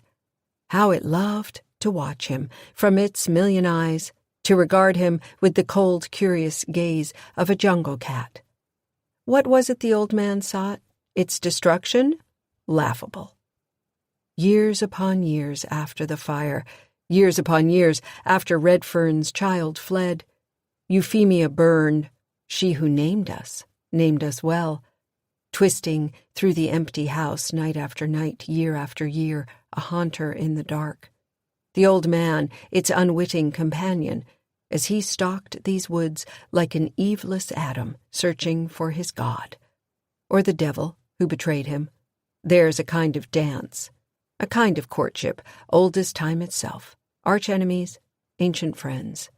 Then came the girl, with her heart full of suffering, rich as the black earth along the river, and it remembered. Deep in its old worm's heart, it recalled the taste of grief. And now the girl is a woman, and the woman brings pain and suffering tenfold to make the meat so sweet and tender. Poor Lonnie, what could you offer so fine as this? Out of the hollow, by the dull, slovenly sounds of a gargantuan thing eating, the dank, hungry breath of a being no earthly mind can fathom. The Dweller, Euphemia named it. Of all its names in all the universes it has known, it likes this one best. Little brown mushrooms spring out along the weighed thing's neck as its own jaws work in tandem, the servant taking sustenance from the master in a kind of holy, parasitic communion. And when its meal is finished, the weighed thing gets up. Thin, fibrous runners tear loose from the ground, rip away the knees of its jeans, and staggers away into the trees, headed for the house where the evening's reunion awaits. The Dweller will be there, a long welcomed return to the only house it ever called home. The cellar. Flashlight in hand, Max drops his axe through a belt loop, just like Nellie wore it the day she trashed that asshole's taillight. Next, he takes the key from his pocket, but his light catches on the rag doll, still on the floor where he dropped it last night, and he pauses long enough to pick it up and tuck it in his waistband. Then he slides the iron key into the lock, and the coal closet door gives a heavy metal clank and breaks open like a sealed tomb, flakes of rust sifting from the hinges. Max jerks his hand back as the spider in the keyhole, black and shiny, drops out on a gossamer strand. The room is small, the floor bare earth. The walls are heaped with scraps of cut wood and discarded, broken bricks. Long white planks speckled with mold once formed a frame beneath the chute itself. A bin to keep the coal from spilling out onto the floor. But most of these have rotted through, and the coal is banked in big black drifts against the walls, and the chute itself, a narrow black stone gullet, angling up the foundation wall and crisscrossed with thick gossamer webs. At the foot of the coal drift is a galvanized metal pail, and on this pail a girl sits. Beside her is the three-legged dog Max hasn't seen since the distillery. The girl's hand, coal-smudged, fingernails black with dirt, tangles in the scruff of the dog's neck. Max shines his light at the girl's bare feet, black with dust. She's slim, dressed in a blue homespun dress, the dress from his dream, he realizes. Only in his dream the dress was pristine. Here, now, it's grimy, torn. But the girl's face, her face is horrible. Its shape is jagged, like a rough sketch. Slash marks up and down the cheeks.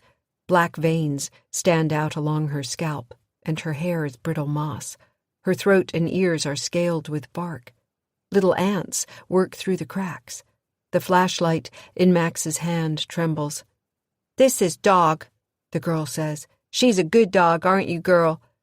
She scratches the dog's ear. The dog has patches of fur missing, ears bent like new leaves. No, Max thinks, not like leaves, they are leaves. "Is that my doll?" Max hands her the toy. She takes it with blue-black fingers and stares down at it, as if trying to place it. Then she looks up, her eyes flash golden. "I'm Agatha. You're Max." Thunder, as the weighed thing stands before the locked front door of Redfern Hill and closes its right hand over the doorknob, feeling the rotting flesh of its palm open like a torn clod of dirt. A thin, fibrous tongue pushes into the lock. When it turns its hand, the door opens and there's a snap, as what remains of a key juts briefly from the lock before flaking away. The weighed thing enters, not bothering to lock the door again. It walks from room to room and sees with eyes no longer human the evidence of new life lived, here in this house, where once it dwelled in the heart of a woman, her many sacrifices mere husks to be conjured at will from the deep blue sea of its own memory. Imbued with a passing semblance of life to carry out the dweller's bidding. Fun and games, when it wants. The weighed thing stands perfectly still in the foyer, Its tennis shoes burst open as chutes extend, merge into the boards beneath. And in this way it travels below, into the dark, slipping in long strands through the cracks in the floor, the very grain of the wood itself. Down into the cellar. Max swallows, throat thick with coal dust and the threat of a nosebleed. The closet's cramped and hot, and he's sweating through his already soaked t-shirt. "You know me? I like your music." "Who doesn't like Dolly?" Max says stupidly. Agatha's left nostril drips white, sluggish sap. She hugs her doll against her breast. Overhead, a sound, the front door opening in the upstairs hall. Agatha's eyelids, fleshy little funguses, the kind that grow on trees, flutter as she looks up. She stands from her bucket, smooths her dress. The slash marks run up and down her legs, too, each oozing fresh resin. Layers of hardened sap stuck with dust bunnies and dirt and bits of dead bugs. The doll dangles at her side as her eyes track the creaking boards upstairs. A whispering from the joists outside the iron door, like the sawing of dry leaves in a breeze. "He's here," Agatha whispers. "Who?" Max whispers back. She drops the doll and her hand clamps hard around his wrist. Her skin is coarse and cold, so cold it burns. "Papa," she says. Max drops the flashlight, fumbles for the axe in his belt loop, but he only manages to work it free and lose it in the dirt. "We know that blade."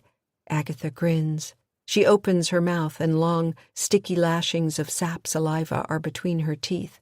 "Maybe when your mommy gets here, Max, we can use it on her. We'll be a big, happy family, and Mommy can watch us eat you from the inside out. Won't that be nice?" Max tries to jerk his hand away, but Agatha's grip is iron tight, and there's a sudden bright pain in his wrist as something sharp and hard wriggles out of her and punches through his skin. He cries out and kicks away from her and feels whatever it is slip right out of him. The coal rolls beneath his feet. He goes down hard against the brick wall, gobs of mortar gouging him through his shirt, the flashlight pinwheels away. Sound of earth shifting in the dark, a thing burrowing away, a clatter of rock, then silence. Heavy. She's gone, and he's alone in the coal closet. Until sneakers appear in his flashlight's slanting beam, a dark silhouette in the doorway. A garbled voice says, "Son," and Max Gardner looks up into the lumpish face of a thing that was once his father. Nellie sits up in bed late in the afternoon, drenched in sweat. A washcloth falls away from her forehead. Curtains wafting, fresh air from a window, scent of rain on the wind. But not her window. The light is strange, spilling in from the wrong direction. A score of scratches and gouges in her flesh, all red and angry. She wears a clean t-shirt featuring Ziggy. No more hers than the window, that's for sure, and a pair of soft cotton sleep pants. The tag is still on the pants, itching at her waist. She plucks it free. Walmart. Queasiness in the pit of her stomach. Fragments of dreams still swimming in her head. She puts her feet out of bed, winces at the pain that shoots up through the ball of her right foot. Around it, a blood-crusted wrapping. She eases up, holding on to the bed frame, careful not to put any weight on her foot. Every joint, every muscle stiff and hurting. On a table by the window is her father's picture of Agatha Redfern, sitting on the porch steps, a chicken in her lap. "Dad?" she calls out. She works her way one step at a time into the hallway, the kitchen. "Max?" The living room, where the TV scrolls Floyd Kramer's Treasury of Favorites, plus world-famous love songs for $12.98, not sold in stores, and Hank Redfern sprawls unconscious on the couch. On the carpet where his knuckles rest, a half-empty bottle of whiskey. A second bottle beneath the couch, nothing but air inside. "Jesus, Dad!" Then a beat later, panic. "Max!" she yells. She limps out the kitchen door, down the steps, into the open garage, spins around, her pickup's parked down the drive along the curb. No Max to be seen. into the backyard, hollering his name, turning her gaze across 2, 3 backyards as the wind whips the trees and a chill descends, presaging hail, a storm. Christ, how long was she out?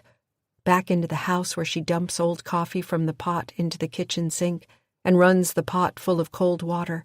This she slings in Hank Redfern's face, tosses aside the coffee pot, and gathers up handfuls of his coveralls to shake him until his eyes open long enough to find even the smallest focus, so that she can slap him and cry, "Where is my son?" But that doesn't happen because Hank doesn't wake, just lolls in her hands. She drops him, hobbles back into the bedroom, sees her purse on the table beneath the window, finds her keys inside. She looks around for shoes, doesn't see any under the bed, behind the door, so she goes across the hall into her old bedroom, starts tearing open boxes, spilling their contents onto the floor until she finds a pair of cracked Converse trainers she wore in high school. Beneath these a store of gold-ringed wigwam socks. Her right foot's already bleeding again, so she doubles up on the knee socks, then pulls on her sneakers. There on the floor, among a litter of old cassette tapes, is Ruth Redfern's Zippo lighter. She grabs it. A minute later, she's at the Ranger's cab, is about to crank the ignition when she sees in the bed of the pickup the gallon jug of gum turpentine. She'd left it there the other day, when they first got back to the house before... She remembers. The island, the black maw, her grandfather's tree zombie double. These things were not delirium. These things were not nightmares. She grabs the turpentine, tosses it on the seat beside her, and as the Ranger screeches away, the first fat drops of rain burst upon the pavement. 1932. October 15th. It's early morning when Hank finds Dog behind the azaleas, beneath the parlor window. The autumn has been mild and the leaves are not yet brown. The last of summer's blooms have clung to the bushes through September and still litter the pine straw bedded over the roots. He's standing on the porch, staring out at the meadow, the trees beyond, wishing for a boat so he could float the Altamaha south. It would be faster, safer than walking. There's always the Model A, but Papa needs it. Even if he sells it come Christmas, it's better to leave it here. Let Mama bank the cash. These are Hank's thoughts when he happens to hear a fly and look down. Shit, he breathes. Beneath the bushes, a black and tan haunch, a withered paw. He hops the balustrade and pushes back the azalea's branches. What? Is all he gets out. The sight of it steals the rest. Dog lies on her side. A hole in her ribs, the size and shape of a canning jar. Her insides have burst onto the ground, are slicked with green flies. Exposed ribs, their ends splintered, and out of this hole, like tongues unfurled, a twisted heap of fat brown roots. Her corpse is desiccated, her eyes gone. More roots there, like a nest of worms growing out of her. A fly crawls into her ear. Hank stumbles away around the corner and puts one hand on the house to steady himself as he vomits. Later, he wraps her in an old feed bag from the barn, then goes inside to find Agatha, who's in the parlor at the piano, playing a series of chords and scales, her daily practice. He clears his voice and she turns on the bench, dark hair pulled back in a ponytail. Little blue gingham dress rising just above her knees. She hates dresses, but Mama makes her wear them. What is it? Hank swallows. His saliva tastes of stomach acid. It's Dog. Agatha helps him dig the hole, out beneath the black walnut tree at the far edge of the meadow. It's shady there, and in the summers the ground is always littered with green walnut balls. She loves to fetch them, Agatha says, kicking at a ball that's lain on the ground since July. It disintegrates in a black puff beneath her shoe. She's still wearing her dress, but she's changed into her mudhoppers, an old pair of lace-up brogans. "I'm sorry," Hank says. The soil is mounded and tamped down, the grave a shallow 2 feet. Hank's palms are red and raw from the effort. They hold hands beside the grave. "She was a good girl," he says. "It's my fault." "Ain't no one's fault," he says, though he isn't sure. "It wasn't natural whatever happened to her. It was the egg." "The egg? What egg?" She tells him how Dog licked the yolk from her fingers a few days back. "That'll make sense, Aggie. I dreamed about her last night. In my dream, she was right where you found her. And she was wriggling and jerking, and it was terrible, Hank, how much she suffered." "How could you dream that?" "It's the voice. It's in my head now, like it's been in Mama's head and Papa's head." Hank takes a knee beside her, turns her to face him. "What the hell are you talking about?" "No fooling. I don't know what it is. Mama calls it the dweller. Little Charlie, he's in her head, too." Hank opens his mouth to speak, but the word lodges in his throat like a stone. It won't come until he finally shuts his eyes and pictures his shovel breaking through the hard earth and lifting it out. Charlie?" She nods, then bursts into tears. He pulls her against his chest and her arms lock around his neck. "I didn't mean to. I didn't mean to break the egg. I wasn't trying to hurt Dog." "Shh. Hush now." He holds her close. In the dream, she tells him later when all the tears are gone, she walked a ways beyond North Creek by moonlight to a sandy ridge and through a wiregrass meadow passing 3 lone pines, over moss beds and into the cypress swamp. She came out wet to her armpits, and ahead was a risen mound like a turtle shell at the center of a creek, and it had a hole in the center of it, she said, like the long black sleeve of Papa's winter coat turned inside out. And there the dweller spoke her name and promised her she was a good, faithful girl. Its praise enfolding her like the arms of... "Arms of who?" Hank says. "You." They're sitting with their backs against the walnut tree, facing the distant house.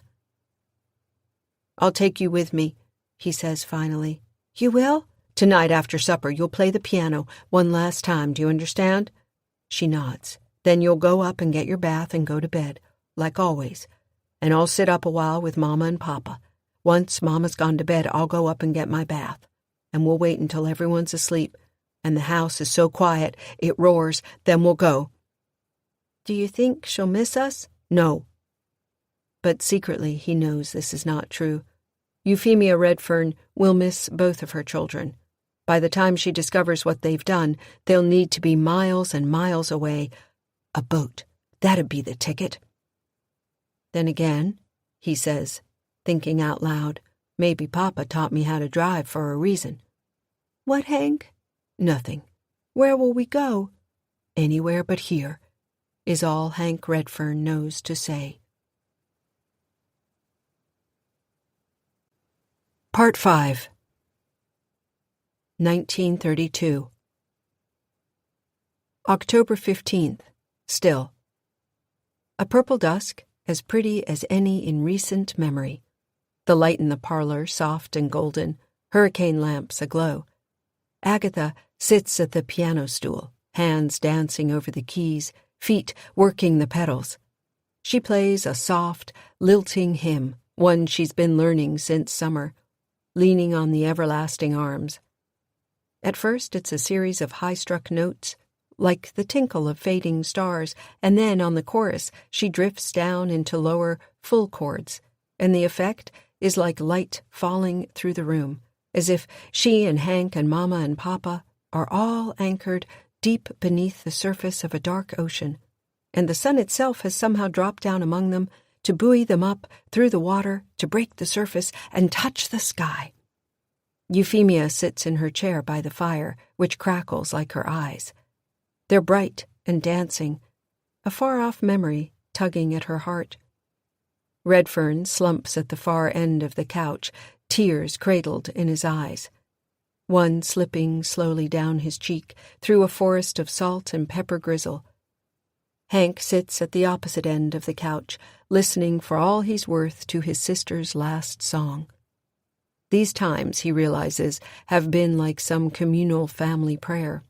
Reverence and silence, forming a precious, precious thread, spun anew with each sitting, severed at each rising.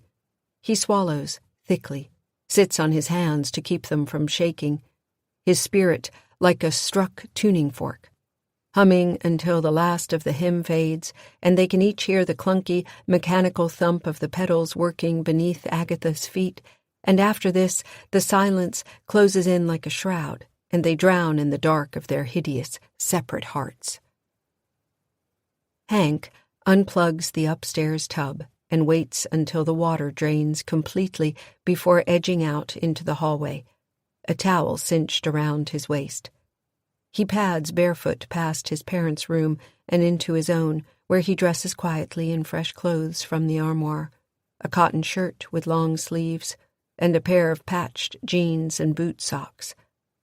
He glances briefly at the lace-up boots he sometimes wears, and instead pulls on a pair of dirty white keds. He goes softly to Agatha's door and knocks, and when she doesn't answer, he eases open the door and whispers her name. The room is lit by moonlight, curtains billowing in the cool night breeze. Agatha sits on the edge of the bed, dressed in the clothes she wore that day, her feet not quite touching the boards. She wears her mud hoppers. She sits very still. Beside her, a dark adult shape. Mama? Hank says. Euphemia moves quickly, launching herself from the bed and dragging Agatha by the arm. In her other hand is the leather strop used to sharpen kitchen knives, folded into thirds and held like a blackjack. Hank retreats and stumbles over the threshold into his own room, goes sprawling on the pine boards. Mama steps over him and he turns and scrabbles after her, calling out, "Mama, please, please wait!" But she doesn't. Agatha is crying and pulling at her mother's arm, and Euphemia is strapping her legs all the way down the hall, down the stairs, until at last Agatha hangs limp in her mother's grasp, and Euphemia rounds the stairwell and yanks the cellar door open. She drags Agatha down into the dark. Hank thunders into his father's map room, crying out, "Papa, she's gone crazy, she's—" But Redfern's stretched out on the map table, a bottle by his head, another empty on the floor, maps scattered at his feet. Hank pounds down the cellar stairs alone. Outside the coal closet, he seizes Euphemia's arm, tries to pry his sister's wrist from Mama's grip. But Euphemia shoves him so hard he smacks the board shelves and brings a whole shelf clattering down on top of him. Next, the iron lock clangs, and Mama stalks past him, back upstairs, where she pours herself a glass of liquor from the parlor sideboard. Hank, sitting on the earthen floor, dumbfounded, hears the tromp of her boots, the cabinet door that sticks, the clink of the stopper leaving the crystal. It happened so fast. He bangs on the heavy iron door until he hears his sister sobbing so hard she can't form words. "Aggie! Aggie!" His hammering a frantic drumming that rings up through the iron pipes in the walls and echoes in his skull. "Hank!" comes her voice at last through the keyhole, faint. "I'm sorry, Aggie. I'm so sorry." "Hank, Mama knew. She knew. We'll get out of here, you'll see, I promise. Hank!" Her voice is fading away, a candle burned low. "Do you suppose she dreamed it, like I dreamed about Dog?" "Aggie, don't you fret." His own voice is barely a whisper. "Aggie." The next thing she says chills his heart. "My friend is in here, Hank. In here with me." As beneath the door, a faint blue light begins to glow. Hank finds Mama upstairs, sitting on the edge of his bed, holding a red rag, bruises on her arm where Aggie fought her, where Hank fought her. Her dark hair hangs in sweaty strings about her face. Agatha's button-eyed doll lies on the bed beside her. "Mama," Hank says from the hall door. She looks up at him with eyes that hold no hope, are dry as sand. She holds out the red rag as if demanding an explanation, unfolds it, and there upon her palm is Redfern's pistol. "We have no secrets in this house," she says flatly. Give me the key." He thinks to himself that this is the day he will seize the strop and tear it from her hands. Indeed, there it is on the bed, coiled beside her like a snake. "No." Euphemia sets the gun on the cedar chest at the foot of his bed, folds the handkerchief around it, gets up, bed springs creaking, though she is not big. She never has been. She is not big, and yet to the boy she is a giant, her head among the stars and the ragged night wisps. It spoke to her. Did you know that? Here, I've kept this family alive by doing its will, putting food on the table, money in the bank. The rest of you, what did any of you ever do? But it speaks to her. If you want to leave, Henry, then leave. I won't stop you, but your sister was born to die here. That's her place, her purpose. She stays. A breath of silence between them until Hank says, "No." And Euphemia's face twists up in a snarl, and she strides forward and grabs a handful of her son's hair and pulls, and he yelps in pain and claws at his mother's arm, even as Euphemia raises the strop like it's the torn out by the root tongue of some creature, and the leather falls once, twice, catching him on the shoulder, the ear, and he seizes her wrist and bends it viciously, and Euphemia screams and the leather drops to the floor, and Hank is about to snatch it up and swing it back, split her lip with it, or break a tooth, when he sees the key in Euphemia's shirt pocket. With all the strength he has, he balls his fist and strikes a glancing blow to the side of her face. She reels, and in a flash the key is in his hand. She dives after him, drags him down, is on top of him, hissing words that lose their shape as soon as they leave her mouth. Gibberish and rage. He scrabbles and kicks his way from under her, gets as far as the edge of the stairs when she's on him again, straddling him, her strong hands around his throat, squeezing until the edges of his vision begin to darken, and the key slips free of his hand, and he hears it go thumping down the stairs to clatter on the boards of the hallway below. "Ma!" Capillaries in his eyes bursting, his mother's face red and changed, her eyes blue, impossibly blue, like a hot gas flame. "Aggie, oh, Aggie."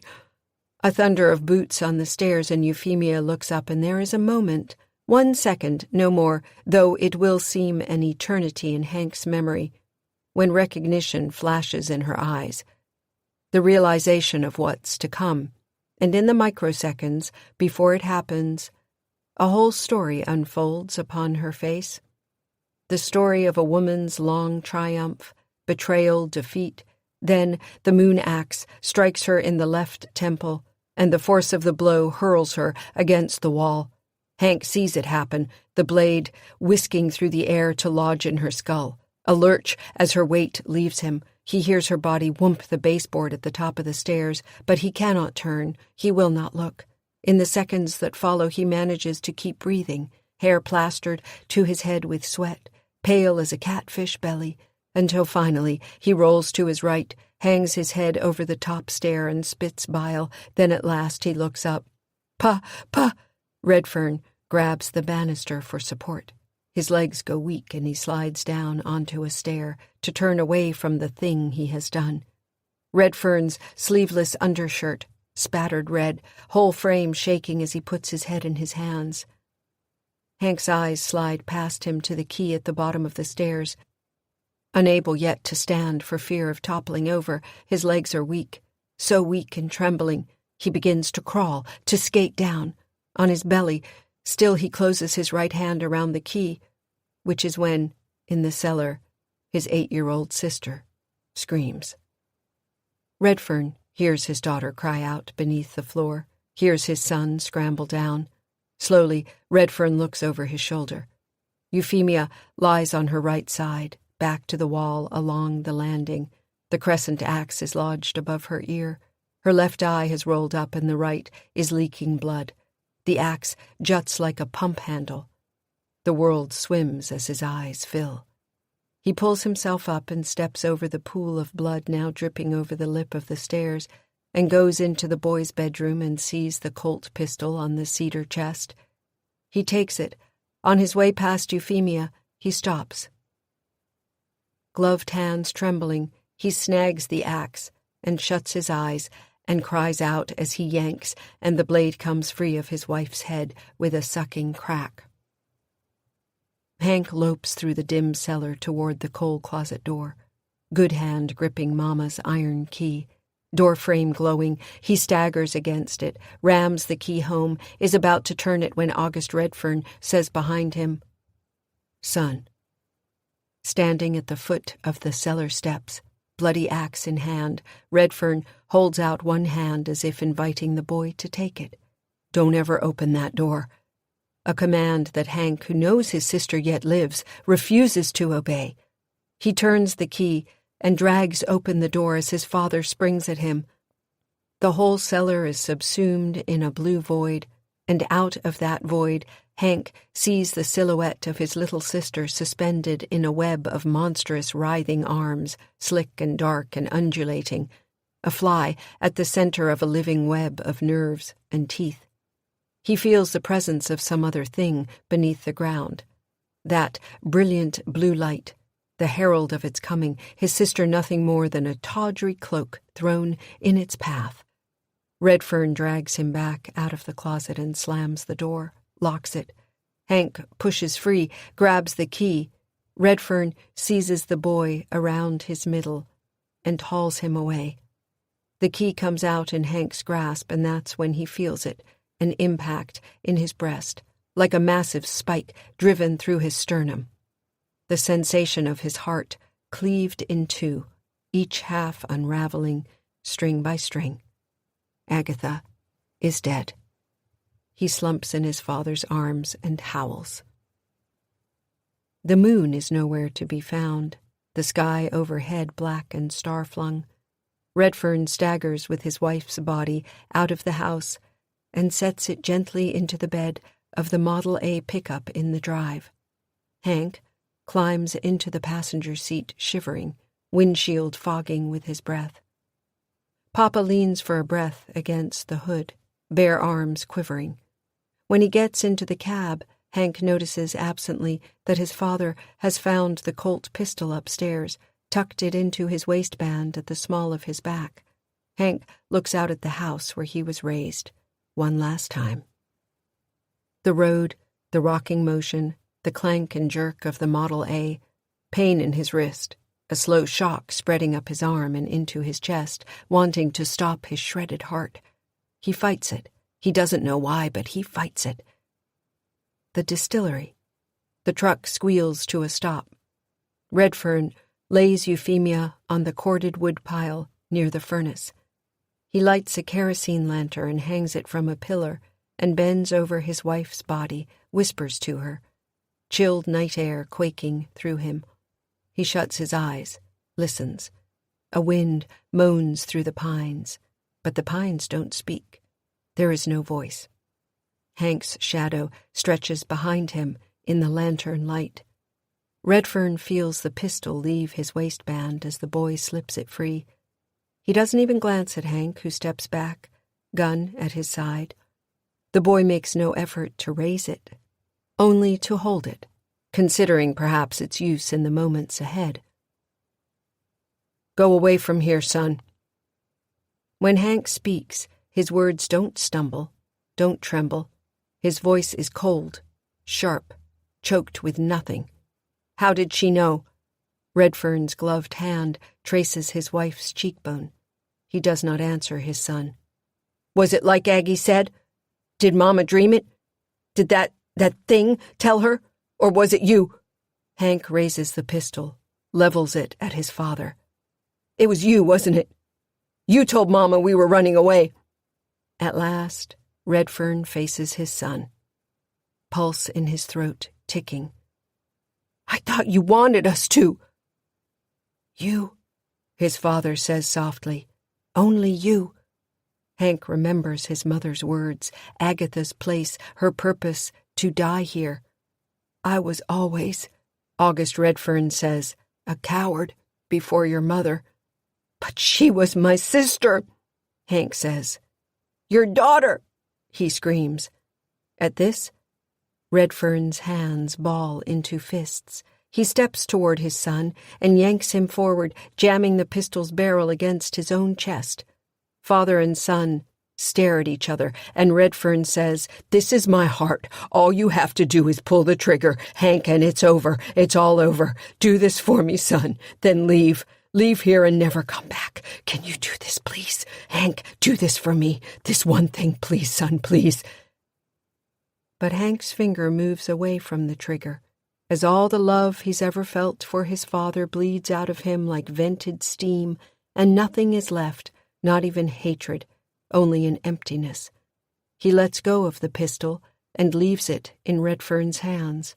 He staggers to a cask of hardened rosin where he sits, staring past his father at his dead mother.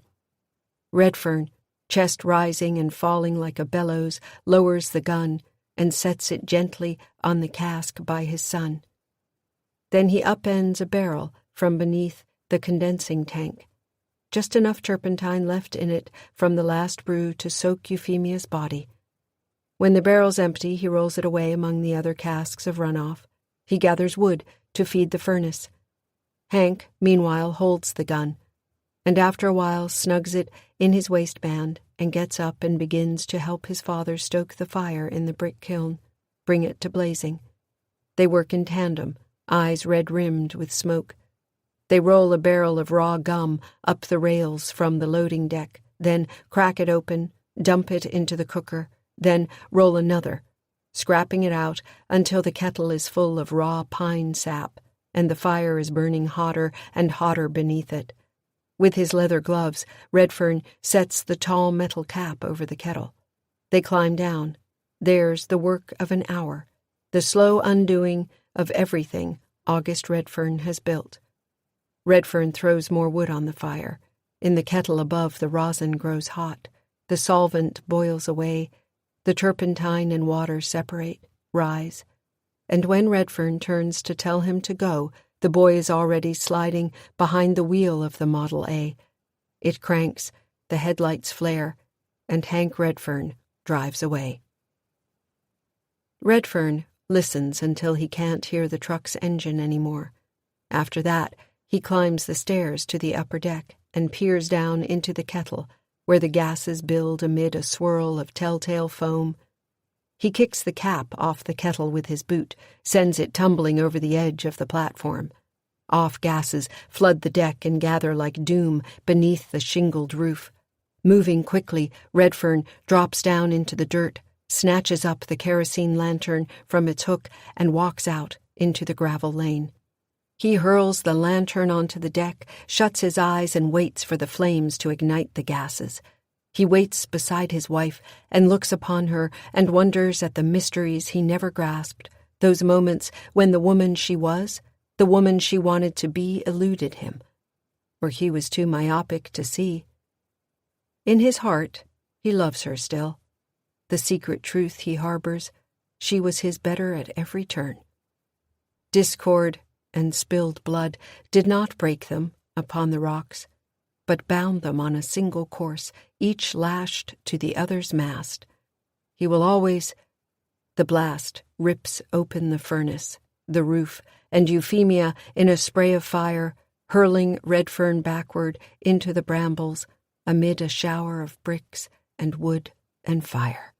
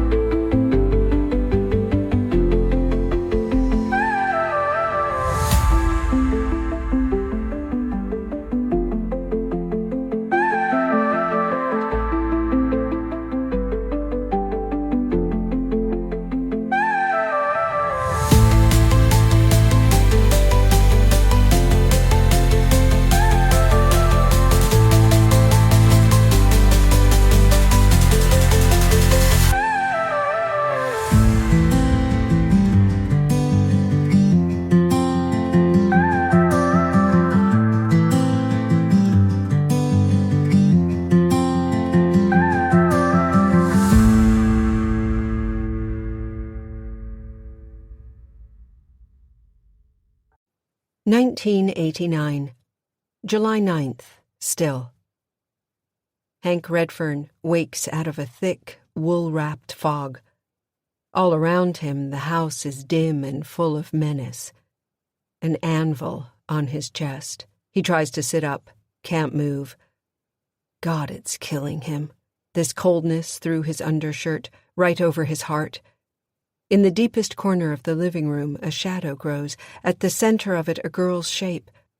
The last vestige of his nightmare. He lifts his arm. He's trapped in a vat of sand and fumbles for the lamp string. The light comes on. Alone. Where the shadow stood, a narrow corner cabinet with a missing door. He sits up, gasping on the edge of the couch. Jagged chunks of tombstone granite knock against the walls of his skull. The television runs at low volume, wrestling. From the window over the couch, the AC blows high. He dips his head into the stream, runs a trembling hand over a clammy neck. He glances at the floor. Between his bare, knobby feet, the twin bottles of Old Crow. In the dream, Mama chased him and his long-dead sister through an endless maze of burned-out, dilapidated rooms. She chased them with an axe.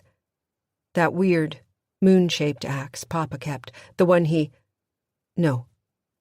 In the dream, Agatha was still 8, but Hank was old, and she ran on ahead, doll in hand, because she was faster now. So much faster. And soon Hank lost her in a warren of doorways and staircases, only to round one or climb another into a moonlit clearing. And there stood little Aggie at the wide, flat altar of a pine stump, and Euphemia stood over her, a pillow in hand instead of an axe. And the stump was not a stump, but the rough, pebbled orbit of a blue eye that opened and rolled wide, and Dream Hank cried out. And in the far corner of a small dark room, his sister stood, getting bigger, getting darker. The boy, where's the boy?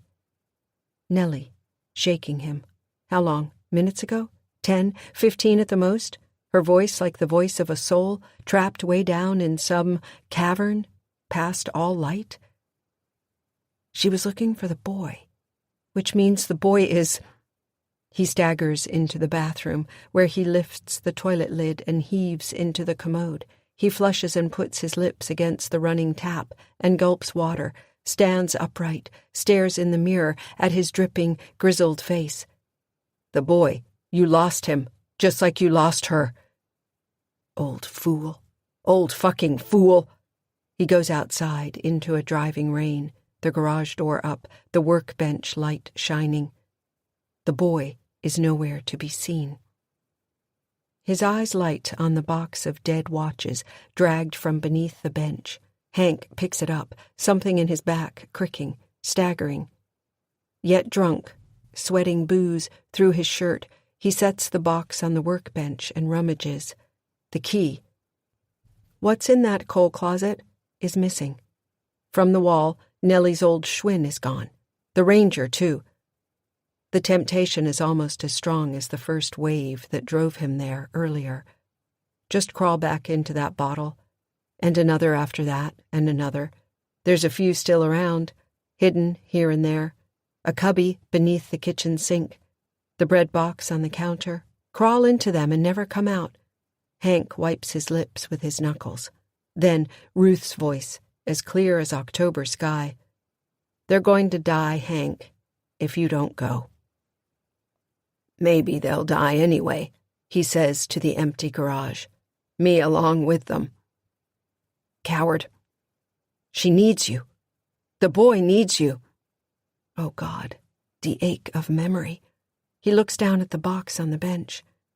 In it, the story of his life, a heap of lost and broken time. Nellie passes the city limits, heedless of the speed zone, a knocking in the little truck's innards, one windshield wiper loose and flapping. Certainty growing in her mind that whatever is happening now, and she is too late. Dad? Max stammers. Wade speaks out of the shadows, words that chill Max's heart. And not only because it sounds like Dad's talking around a handful of rocks, gummed up and sticky, but also because these words usually mean the fly swatter, a switch, a belt. You and your Nellie Mom have been bad, Maxie. Nellie Mom? Very, very bad. Max snatches the Craftsman off the ground and traces it up along his father's frame, over the dirty knees of his jeans, the mud that crusts his hands and arms. Dark, heavy veins stand out on his forearms, only they aren't veins at all, are they? They're runners of dark, shining resin that wrap his arms and tear through his soiled "Wouldn't you like to be a pepper too?" t-shirt. And that's where the light falters, at Wade's chest, because Max can't bear to go any higher to see what surrounds the twin orbs in his father's head that shine out ocean blue, strange horizontal slits at the center of each. She'll be here soon. Until then, you sit and think about what you did. He backs out of the light into the darkness of the cellar and closes the closet door. Max remembers, in the second before he hears the heavy clang of its turning, that the key is still in the lock. Instantly, he's up and pounding on the door. "Daddy, no! No, Daddy, please!" But no answer comes back. Hank goes to his bedroom. To the bedside drawer. He slides it open, and there, among yellowed letters and pencil nubs and broken rubber bands, is a plastic case. He takes the case out and sets it on the bed. Inside is the Colt .45 he brought away from Redfern Hill and took overseas to Europe after enlisting. He came back from the war in the summer of 1948 when he was still young and trim and handsome in his olive fatigues. The pistol in his duffel as he stepped off the bus in Empire and crossed the street and went into the grill for lunch. There, a woman named Ruth Fountain served him a cheeseburger and a bowl of Brunswick stew. Her smile was kind. She asked him if he was from here. He said he'd just got back. Didn't know yet if he was going to stay. "Got any family here?" Ruth asked, pouring him coffee. "No." "Well, that's the nice thing about coming home from over there. You boys get to start over." Maybe he'd married her because of that. He certainly loved her for it. And the years went by, and he fell into an ocean of liquor and sank deep, deep down where the seabed was all black glass, and the only lights were those fires burning in trenches that opened on mysterious worlds that could not have been his. No, not his own. Also in the drawer, a box of ammunition, 200 rounds. He puts a handful in his pocket. Hank goes through the house, switching off lights, until he finds himself standing in the doorway to the room where she died. He sees the torn, spilled boxes. Nellie's things. She'd needed shoes, most likely. Hadn't hesitated, not just to tear open the past, to discard the things that weren't useful to her and seek out the things that were, but also to go. She had not hesitated to go. Hank Redfern reaches into his pocket, takes out a bullet. He pushes the first of 7 rounds into the pistol's clip. Daylight darkens into twilight as the ranger fishtails around the last curve of Redfern Road. The whole of the property plunged into shadow. The pickup skids to a halt in front of the porch steps. Jug of turpentine in hand, Nellie rounds the hood and leaps to the front door, yanks the screen so hard the bottom hinge tears free. The door is unlocked. She throws it wide, gasping and soaked as inside the foyer she calls for Max. But for the rain on the roof, the house is quiet. She calls again, listens. Faintly, from below her feet, "Mom! Mom! Down here!"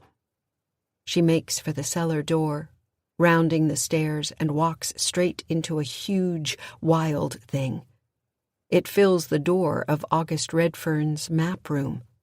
T-shirt and jeans clinging to it in rags and ribbons, hands that are hard and rough, not flesh at all, seize her above the elbows, its voice a harsh scrape as it dips a massive, malformed head and speaks out of a face Nellie knows.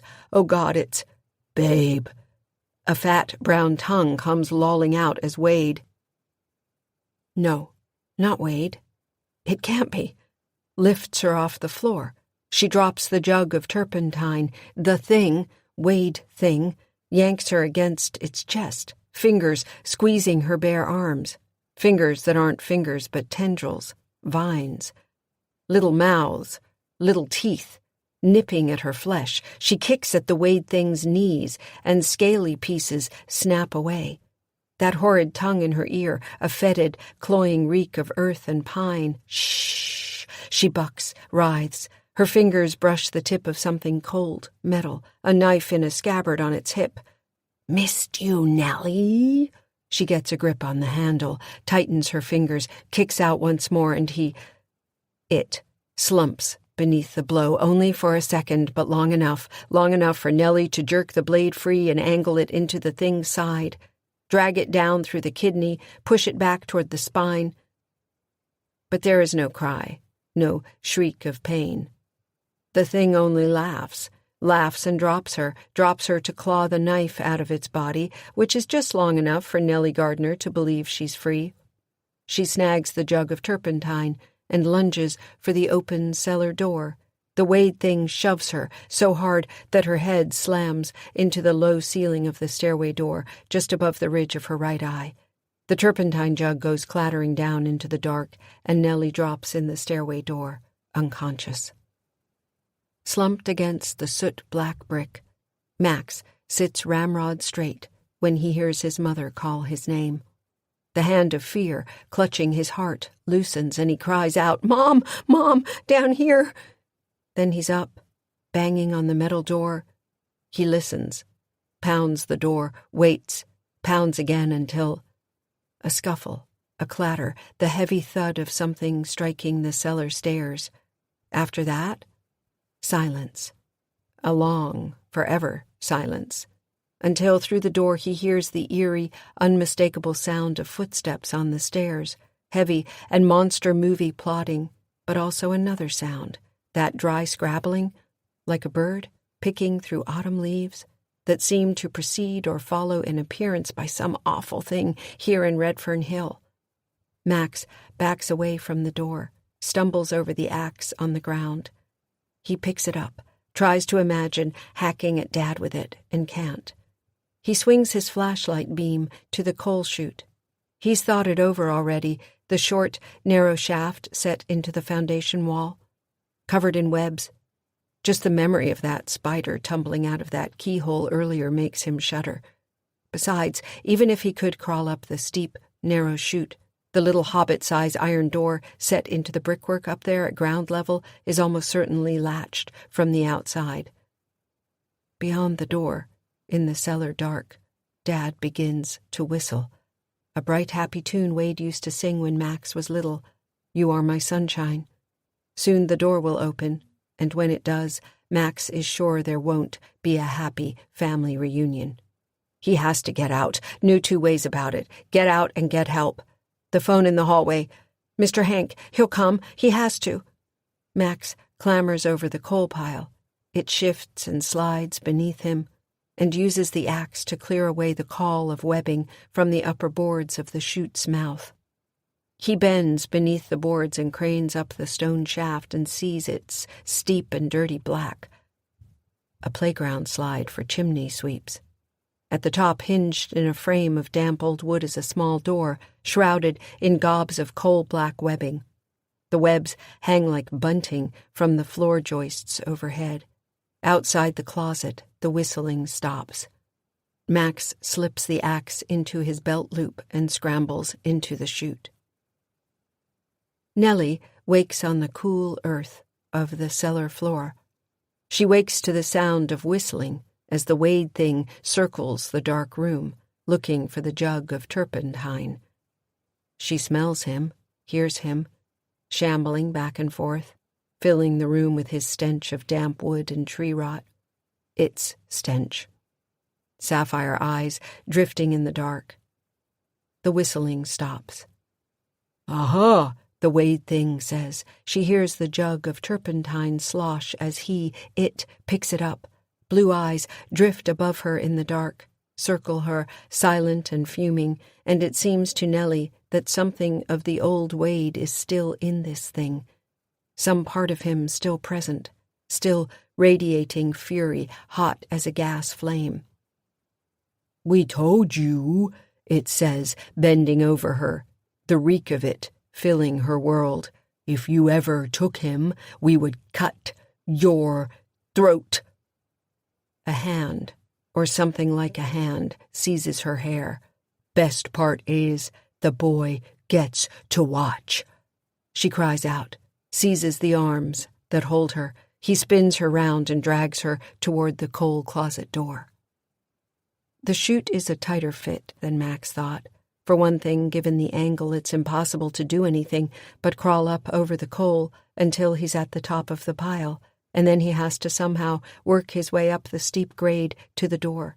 It's like climbing a tunneled slide. Plus, the chute roars with the rain outside, inky black runners of water trickling down from some unseen crack between door and frame. Max lies flat on his belly. The water's cold, and shines his flashlight up there, but the door is a good 3-4 feet beyond his reach. He draws the axe from his belt loop, reaches with it. He can just brush the tip of a web ensconcing the doorframe. He rolls over and lies flat on his back, shoves the flashlight into the waist of his jeans, and lifts both legs and stamps them against the boards that cover the chute's mouth. He pushes off the boards, which scoots him farther up the chute, so he gains a foot, maybe 2, and there, almost horizontal now, he slips the axe from his belt with his left hand and reaches up to the door. He runs it along the edge until the blade snags in some metal lip, nook, or cranny, and this gives him leverage to roll over and pull himself up the shaft, so that his back is wedged against the left wall, and his feet are wedged against the right. Holding on to the axe, he takes out his flashlight with his right hand and clicks it on and shines it on the door. His face, the door, a swirl of dust, all that's visible in the dark shaft. With the flashlight, he pushes at the door. It does not budge. Below, the sound of dry hinges screaming as the closet door opens. He's coming.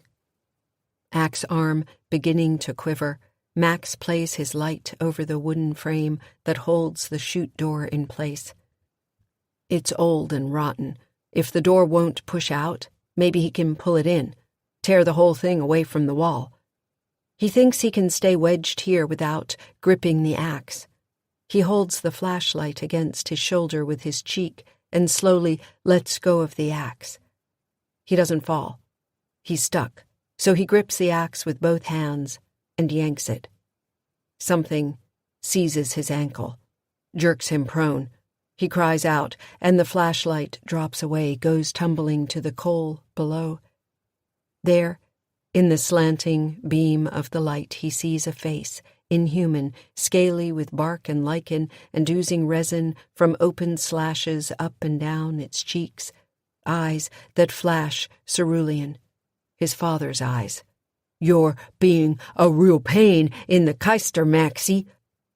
Max jerks his foot out of the Wade thing's grip and cries, "Mom, help! Mom, please!" "She can't talk now, pardner." Rough hands seize his feet and pull. Max yelps, but his double-handed grip on the axe holds. And the axe holds on the frame, but the frame and the metal door don't hold. They rip free and go thumping down the chute. Cuffing Max on the ear, Max slides after them as the Wade thing dodges the heavy door and the axe, and Max brings his legs up and stops his fall on the boards at the mouth of the chute, pushes himself back up the wet, inky chute. The flashlight flickers below as the Wade thing picks it up. On his back again, Max can see only the joists above, the dark webbing there. The beam plays slowly among them. "Ooh, what's that? Look up there!" In the coal-dusted webscape, 6 inches above Max's head, 8 space-black bodies glisten in the flashlight's beam. Below, the Wade thing in its broken, inhuman voice, warbles out, "The itsy-bitsy spider climbed up the closet chute." The spiders are so still. Max holds his breath, doesn't move, tastes blood in the back of his throat, feels it begin to trickle out of his nose, as a rumble begins deep beneath the house. "Oh, Maxie, do you hear it?" The walls tremble, dust whirls. "We've been waiting for this." Overhead a spider skitters. Max jerks in fear, blood flowing over his lips. "We're coming to eat you, Maxie." Another tremor, bigger this time, the distant roar of something massive, churning, digging, like a train barreling up from below. More movement among the spiders, a few dislodging from the dark, descending toward him on thin, invisible strands. Their bellies fill his world. Those red hourglass abdomens, the first of them mere inches now from his gushing nose. He wants to scream, but his throat is full of blood. Night has all but fallen, the world silvered with rain, when Hank's pickup eases to a stop at the bend in Redfern Road. Wipers sheet the water away and reveal, up the hill near the house, something huge lumbering back and forth in the yard. It looks like a black bear, but its fur is matted and knotted, its muzzle deformed, shredded into long, fleshy flaps. Hank feels a momentary loosening of reality's strings as he watches the creature pace back and forth in front of the house, shaking its big shaggy head as if to rid itself of a pest in its ears. Everything comes back. The horrors of that night. He's wrestled with it in dreams and terrors and night sweats all his life, tried to drown it with booze, but you can't drown a thing as all-encompassing and vast as the sea itself, that shimmering blue light that rose up from the cellar, the tentacles that plunged into his sister's body when he opened that door. His hands are shaking. His bladder wants to let go, the old Hank, a coward and a failure. He shifts into reverse and rolls backward, silently, into the woods, grass whispering beneath the Dodge's chassis. He could shift into drive and roll left, get the hell out of here, never come back as he did once before. Or he can do something. He can try. He looks down at the pistol in the holster on the seat beside him. He should have put it into his mouth long before he ever took up a pillow with thoughts of mercy. Mercy for whom? Ruth, maybe? Himself, for sure. Goddamn fucking coward. He puts the truck in neutral and cuts the engine in the brambles outside the cemetery plot. He sets the parking brake. He gets out into the rain, which instantly soaks through his denim shirt and jeans. He wraps the pistol around his waist and snags a boxy Ever-Ready from behind his seat and closes the door, squealing hinges lost to the downpour. A glance down the long, lonely drive to the house, where the bear thing still marches in a crazy zigzag like a busted automaton. And then he sets out, making his way north through the woods, stopping every so often to catch his breath. The rain slackens, becomes a drizzle. Once, beneath its patter, he hears a rustling in the underbrush. He waits, and when the sound doesn't come again, he moves on. Soon enough, he comes out behind the barn just beyond its circle of blue magnesium lamplight. He edges along the back of the barn to scout the house from its corner. The bear is gone. Hank judges the distance between the barn and the front porch, so much shorter than he remembers it. The difference between a child's eyes and an old man's. He can make it. He has to, only where's that goddamn bear?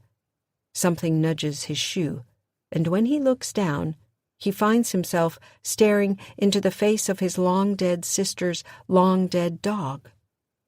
It sits back on its haunches and looks up at him and pants happily in the wet grass. "Dog?" Hank says, unbelieving. "My God, is it really?"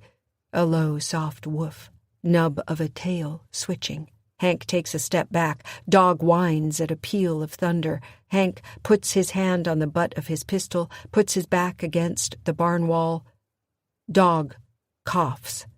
A harsh canine hack, all tongue and teeth and eyes. A wad of something thick and white drips in a long lashing onto the ground. Hank finds himself staring at the mutt's rear leg, the one that used to hang limp against its body. It's not a leg at all now. It's a wet, knotted appendage, all twisted together, raw-skinned, and ending in a shredded mouth. Hank draws his pistol. He takes aim, hand shaking. Dog darts away into the trees. A tremor passes through the earth, sudden and low, which gives way to a rumble, a growl, and Hank turns, and there, in the long grass, at the end of the shed, is the bear thing, its wide, flat head dropped low, its lower jaw a beard of tentacles, its eyes wide black sockets, leaking the same white sludge as Dog. When it takes a step toward Hank, the bear's paws actually tear free from the earth.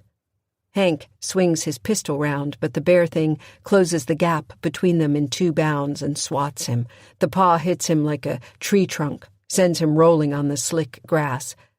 He struggles up on hands and knees, and the bear thing butts him with its head, pitches him flat on his back.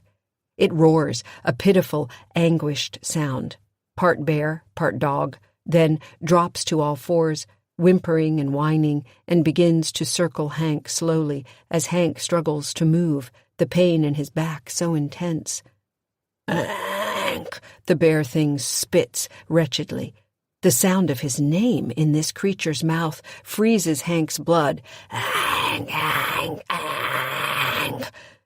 Despite the harsh, terrible, alien sound of it, another voice is beneath it, familiar, a girl's voice, weak, heartbroken, the way she spoke his name that awful night. Aggie, Hank says. Hank, Hank, oh, Hank. It's mocking you. A thought that cancels out all fear, balances everything with rage. You bastard, he growls. The bear thing shoves itself against the side of the barn, leaves hair and skin and white, sticky slime behind. It shakes its head and snorts, almost human laughter, then sneezes a great gout of white. Hank pushes up on hands and knees and gets his feet under him and runs. Old man or not, he runs like a 15-year-old boy for the back door of the house. The bear thunders after him. Above Max's nose, the spider dances at the end of its thread. Below him in the cellar, a train roars up from somewhere deep in the earth, and suddenly the Wade thing's knotty, spongy hands whip like lariats into the chute as Max, drenched in sweat, gulps back a mouthful of blood. The fingers lash Max's ankles, yank him down, and bite into his flesh with their razor-sharp teeth, reel him, kicking and thrashing like a hooked fish, and then the first of the spiders drops into his hair. Max screams. The earth is shaking when Nellie comes to in the dark, and Max is screaming inside a cave. No, not a cave. The coal chute. She sits up on her elbows and sees the Wade thing, bent low, arched into the chute, a flashlight beam flickering. There, in a fleeting glint of light beside his ropey, awful leg, the axe amid the coal. She gets up and staggers over the coal, and seizes the axe, shores up her grip, and brings the blade down into the center of the Wade thing's spine. It shrieks, and she screams, and she strikes, again and again and again, tearing away flesh and bone and wet, writhing things that scrabble away in the dark. She strikes until there's nothing left in her, until the entire lower half of the thing that was her husband has been severed, a knob of white spinal cord trailing out and twitching. Then she drops to her knees and picks up the flashlight that clatters out, angles it onto the chute, and shines the light on her son's face, Their eyes lock, but before she can say anything, the Wade thing's blue eyes open beside her, and it smiles, and the smile is full of leaves and needles and white sap, and the Wade thing seizes her by the throat, and she smashes the light into its face, but the Wade thing's hideous mouth only smiles as its body reknits itself, and it drags her out into the dark closet as Max above her watches, frozen in terror. Hank never makes it to the back door. A thing steps out of the shadows at the northwestern corner of the house. Part of it is a broad-shouldered man wearing a crumbling bowler hat. Hank aims his light and sees with horror that the side of his face is blasted away.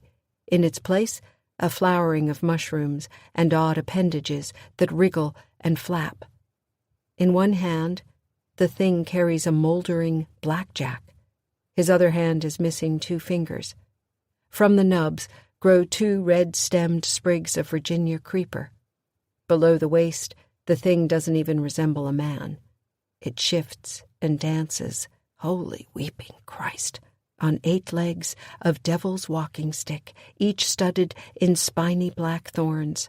The spider thing steps toward him, rears up, and raises its sap in a sluggish, half-remembered posture. The pistol bucks in Hank's hand.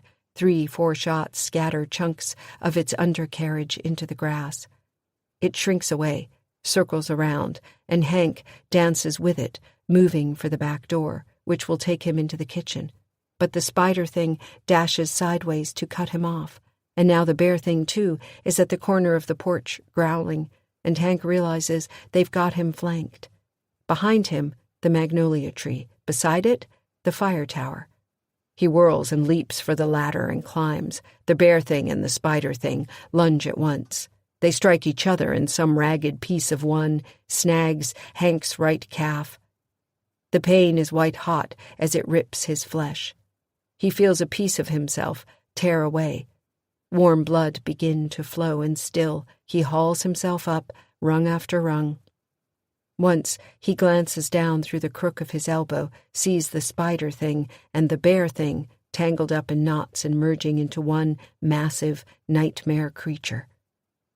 Atop the platform, pistols still gripped in his trembling hand, Hank rolls over onto his back and lies, gasping.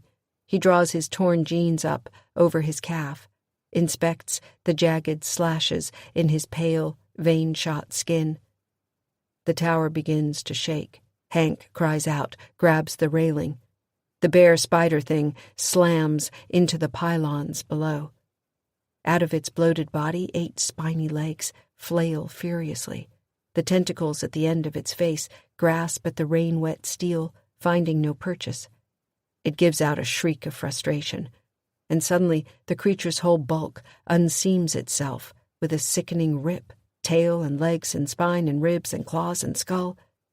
And out of that cracked skull, a single horrible eye burns bright and blue as a summer sky. The eye bounces at the end of a long, wavering stalk. The essence of the monster now unraveled like a length of apple peel, becoming a mass of thorny vines, all climbing, stretching, reaching for Hank Redfern in grotesque tandem. In the grass below, a trampled bowler hat and moldy blackjack. Shards of a bear's broken skull. Hank takes aim through the trap door at that blue, wobbling eye. He fires. The bullet pocks into the eye, is absorbed like a pebble in a pond. The vines, the eye, all of it keeps climbing, and now Hank realizes he's made a terrible mistake. He's trapped atop the tower, nowhere to go. He remembers the rope bridge he once made when he was a boy. A flimsy thing, but oh, how he wishes it were. A postman's bridge spans the gap between the tower and the magnolia tree. Well, I'll be dipped in shit. He steps to the rail, checks the knots, hopes to God it will hold a grown man's weight. He throws his good leg over first, then drags the other, which is little more than dead weight. He turns, and something pops in his back. He grimaces, keeps moving, stands outside the rail, hanging on with both hands, 50 feet of air beneath him as he grasps the upper rope. Both hands tight around it, he puts his left leg out and steps onto the bridge, begins to inch left. The tower lurches, the eye at the end of that huge stalk burning like a blue flame. Hank inches and inches, holding his blood-soaked leg as steady as he can. Then, from somewhere beneath the house, the earth begins to shake, and the tower and the rope begin to sway. And just as Hank steps off onto the wide bow of the Magnolia, the lower rope drops away, and the tower bends as the ground sinks beneath it. And then the world goes still, just before the tower falls.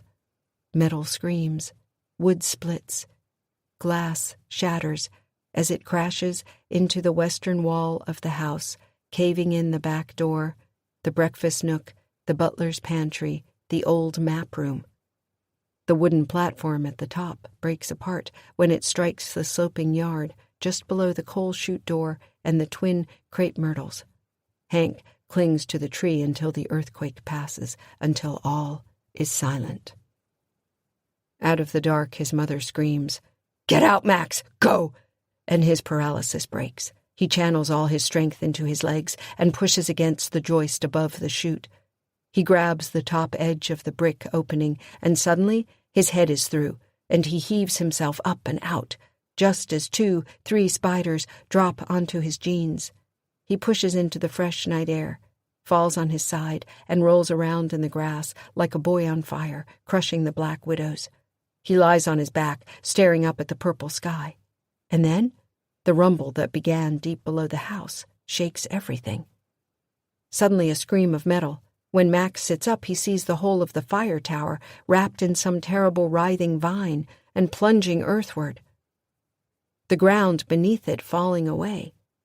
He scrabbles to his feet, slips in the damp grass. The tower hits the roof of the house. Windows explode, shower Max with glass. He runs for the porch, as behind him the map room's outer wall collapses in a cataclysmic roar. Hank edges along the branch, and from there to the bough that reaches like a friendly arm to the slope of the porch roof, and up the roof to the open bedroom window, dragging his wounded leg in after him. And once he's inside and the window is shut, he collapses, holding his chest, thinking he might just have himself a heart attack or two. But the tightness soon lets go, at which point he looks around his old room and thinks, "I'm home." Coal cascades to the center of the closet, where the earthen floor is sinking, swirling, spiraling out greater and greater, until the walls, too, are avalanching into the hole, the same hole that's opening up beneath the tower, a brilliant blue ocean of light blazing out of it as the Wade thing holds Nellie over it. Not just light, but energy, a hum and crackle in the air that's living, conscious, a source of power, a fearsome strength, a blinding, terrible... The Wade thing drops her into the light. Max yanks open the screen door and runs for the phone. He fumbles the receiver from its cradle, but it's dead. He looks up and sees the collapsed wall, the ruins of the fire tower lodged in the house like a fallen ship's mast, August Redfern's maps fluttering like scraps of sail. High up in the corner near the old master bedroom, he can see purple starlight shining down. Water sprays from a pipe in the bathroom. The stairwell itself is canted sideways, precarious. For an instant, Max feels a jubilant sense of victory. They cannot live here now, not now. The floor begins to vibrate. The bell in the phone gives out a false jingle. Slats fall from the exposed wall as the whole house trembles once more, as if it hangs yet over some chasm. Below his feet in the cellar, a massive rumble. Max edges around the stairs to the top of the cellar steps, up from which shines a stroboscopic blue light. The Wade thing appears in silhouette at the bottom. They lock eyes briefly, before the monster lunges at the boy, and Max hooks left, around the stairs, headed up for his bedroom. Stairwell rocking and creaking beneath him, he's made the second-floor landing. What's left of it, anyway, when the vines snag his leg, and he falls face first onto the floor. He rolls onto his back and kicks at the scrabbling tendrils with their razor-sharp teeth, aware that the Wade thing is still ascending the stairs, arms outthrust like some horrible wizard firing snakes from its fingertips. In the flickering light of the hallway pendant, Max can see clearly for the first time that his father, Wade Gardner, is gone. In his place, some hybrid zombie born of man and tree and something else, something alien, and Max feels briefly a sharp twist of grief. But then he remembers the pitch of his mother's scream. "She can't talk now, partner," and shoves those feelings down and kicks until the vines nipping at his flesh tear free. He scrabbles into his bedroom and slams the door, jams a chair beneath the knob. A weak voice behind him says, "Hey!" Max whirls, heart in his throat.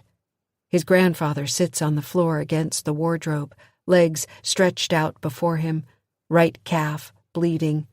He wears an army belt in a holster on his hip. The pistol that belongs in the holster is in his lap. "Just taking a rest." A flood of relief as Max drops to his knees and throws his arms around the old man. Hank laughs, puts one arm around the boy, but the arm slides away.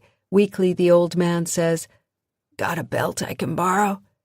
Max rummages in the trunk at the foot of his bed. He tosses out Legos, books, the shards of rosin brought back from the distillery, until he finds a red and blue Spider-Man belt and drops to his knees beside his grandfather and tears the old man's pant leg free of his wound. "Where do I put it?" "Above," Hank says. "Here." Max wraps the belt around the old man's thigh. "Tight as you can make it." Max draws the belt tight. "What's this now?" Hank picks up the rosin. He hands it to Max. "It came from the distillery." Max turns it in his hands. Something heavy hits the door. "It's my dad," Max says. Strangely, Hank Redfern laughs. The Wade thing shambles up the stairs. Its shirt and jeans hang in tatters. Its body ripples with new growth coursing beneath the skin, green stalks bursting, flowers blooming, dying. Its heart pumps sap. Its feet splay into 10, 12, 20 runners, each sprouting teeth that chew the hardwood floors at every step. The last of Wade Gardner's flesh falls away in glops, and out of its skull breaks a crown of twigs and thorns, and when it strikes the door, it becomes a part of the door, and its body melds with the wall, and inside the room where the boy is hiding, it begins to grow, finding the sap that runs in the heartwood pine frame of the wall, and oozing into it and out of it, and eating through the insulation and into the clapboard wood, and buzz-sawing its way out of a single hairline of grain. Then 100 hairlines, stripping through frame boards until it's nothing but a singular column of tentacles and mouths ready to devour, there in the center of the room. But the room is empty, and so it draws knowledge of its surroundings as a taproot draws nutrients, letting its tendrils be messengers and the wood itself tell the story. And oh, the stories this wood could tell, stories of sadness and pain and human suffering so ripe. Stories of loneliness, of twin siblings playing, of a baby crying in the nursery as its soul-sick mother tends it.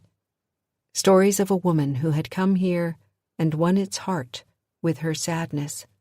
Stories of an old man whose blood it had this very day tasted for the first time, having already tasted his sisters, his brothers, his fathers, a man whose presence here was unexpected but sweet. An old man who is, right now, limping into the hallway from the room next door, hand upon the balustrade to support his weight as he and the boy try to slip past.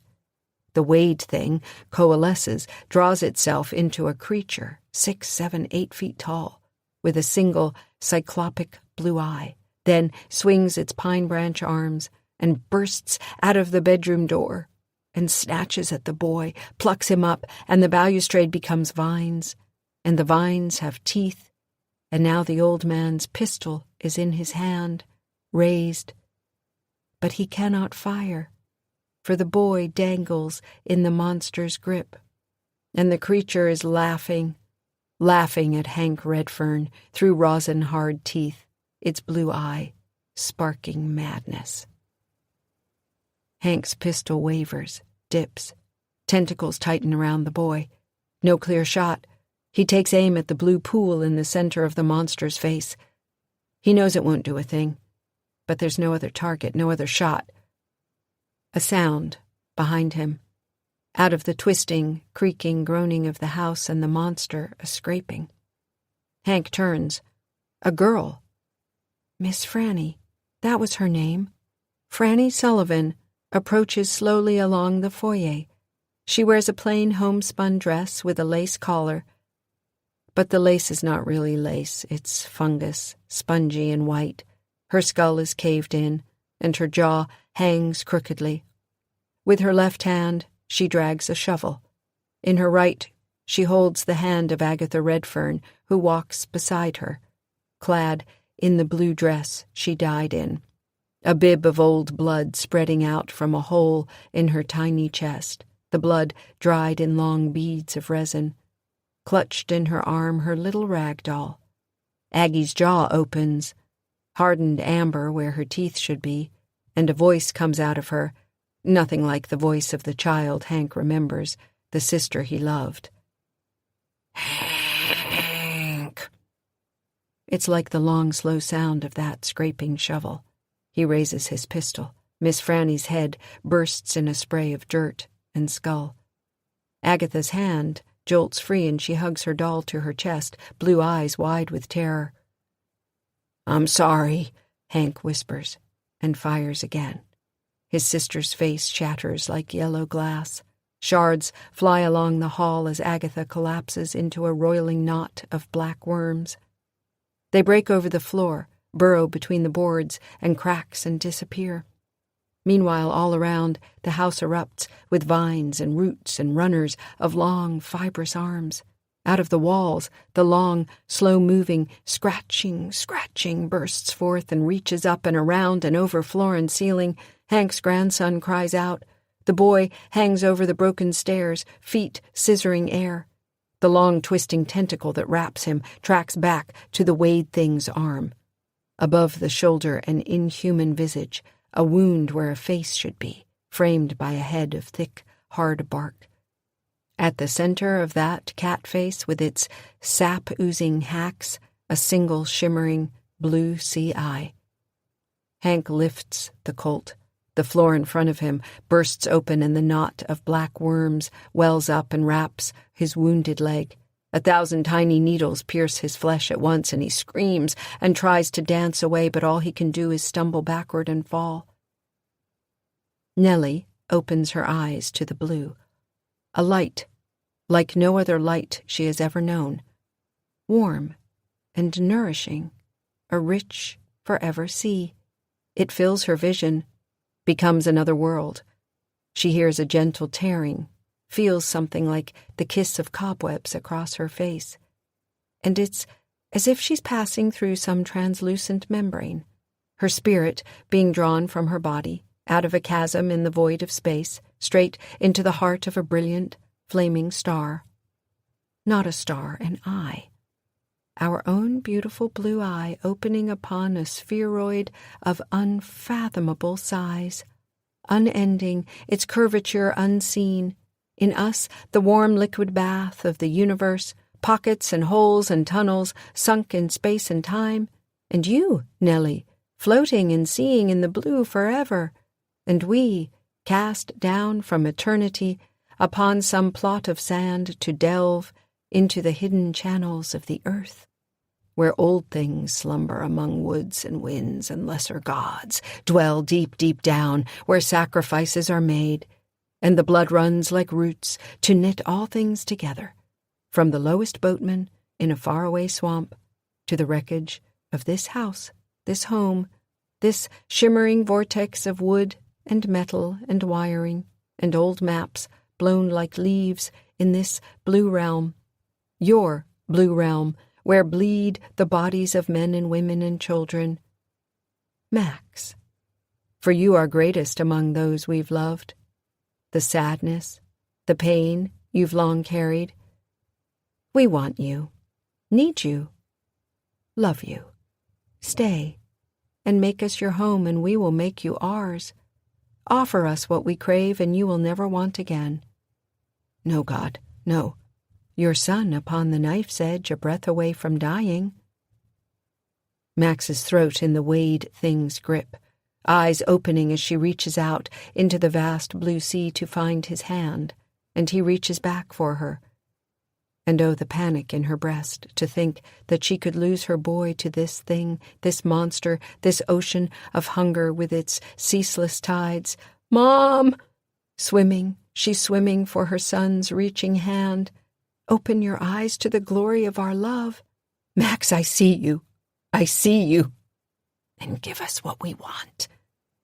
The boy's hand slides into hers, and hers into his, and the eye blazes all around them, and whole galaxies erupt, collapse, are lost forever, and born anew, as mother and son pitch apart, and the dweller screams in fury. The floor is consumed, as are the walls, the stairs, the fallen fire tower, and here on the second floor the weighed thing, the dweller, too, inasmuch as the bear, the dog, Barlow, August Redfern, Agatha Redfern, little Charlie, all have been it, are it, will be it forever, draws Max back from the air and blinks at the boy from behind its single mad eye, and the boy sees, deep in the shimmer, the faint shape of his mother, struggling against horrible currents.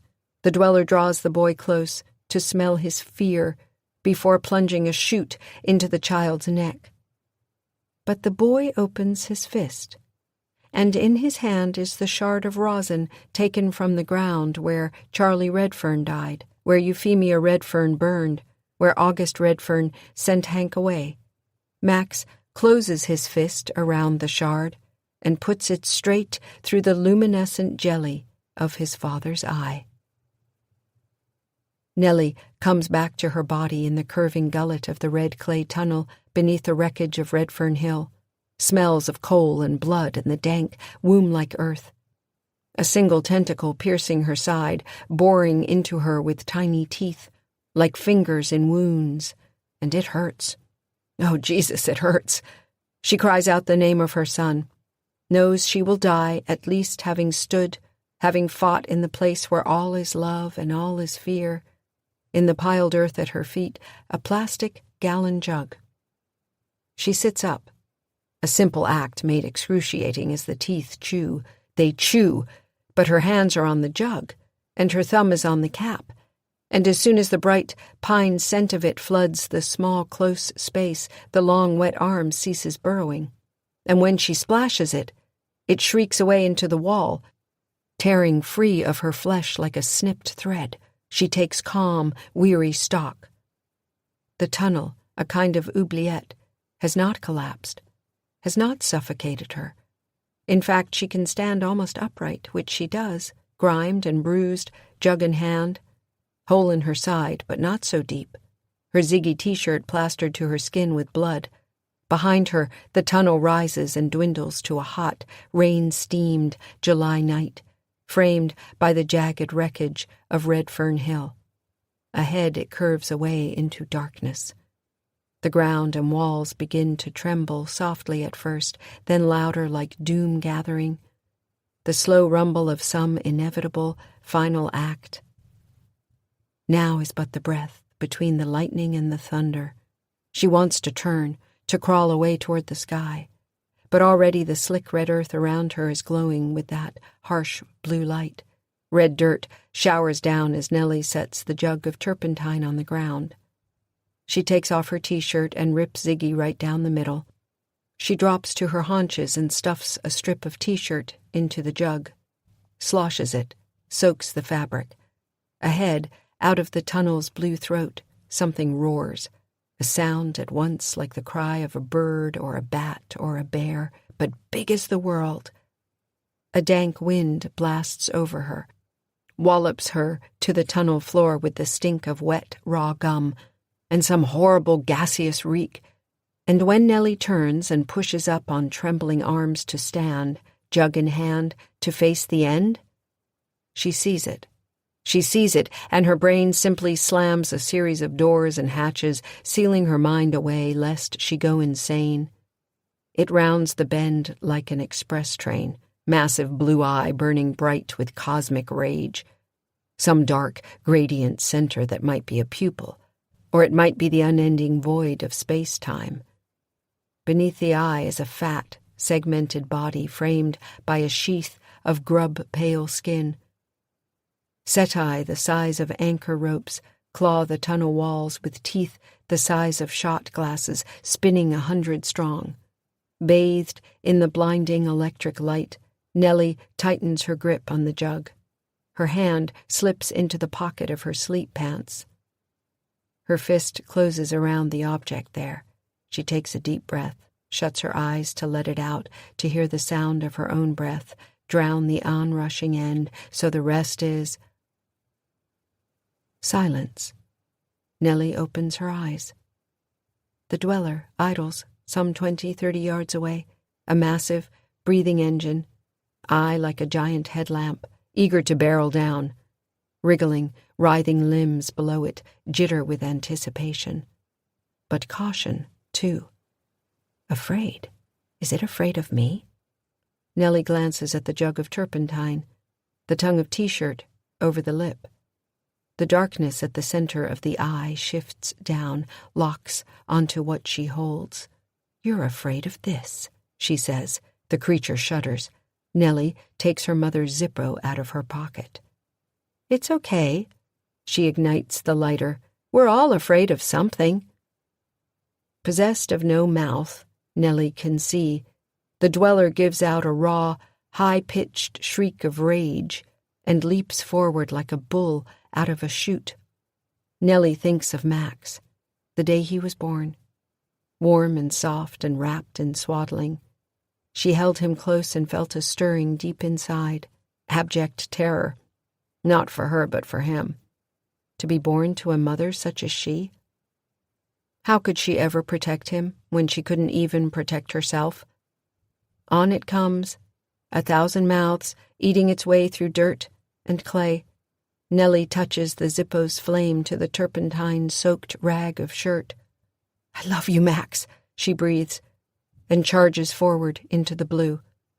Heat blistering her hand, even as the plastic jug ignites and begins to melt.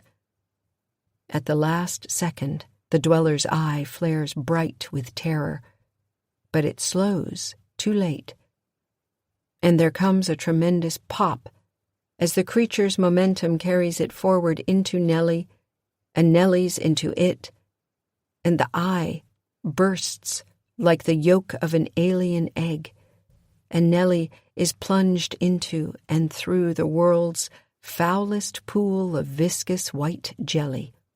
Pressure all around her, eyes shut, mouth closed, breath held. She grips the flaming jug for all she's worth until sheer opposing force tears it from her hand, and the fire, it makes him scream, blazes like a comet's tail behind her, through the creature's innards, licking at the pine sap the dweller has, for over a century ingested, absorbed, assimilated into its own vascular system.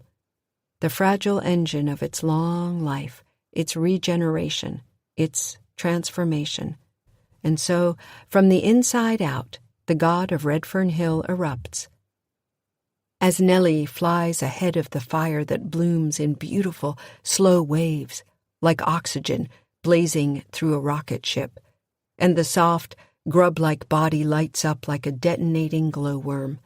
She explodes through the tail in a spray of fire and foul, sticky white goo, and goes rolling in the churned earth, covered in a milky, flaming caul that the dirt snuffs out as she rolls and screams, the tunnel behind her littered in slabs of worm, dirt showering down as the whole long burrow rocks and shudders.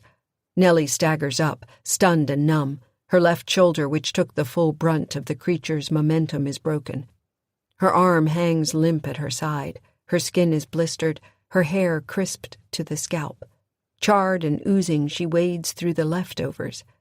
And when she reaches the bend in the tunnel, the coal that skitters down makes a treacherous slide she doesn't have the strength to climb, so she collapses.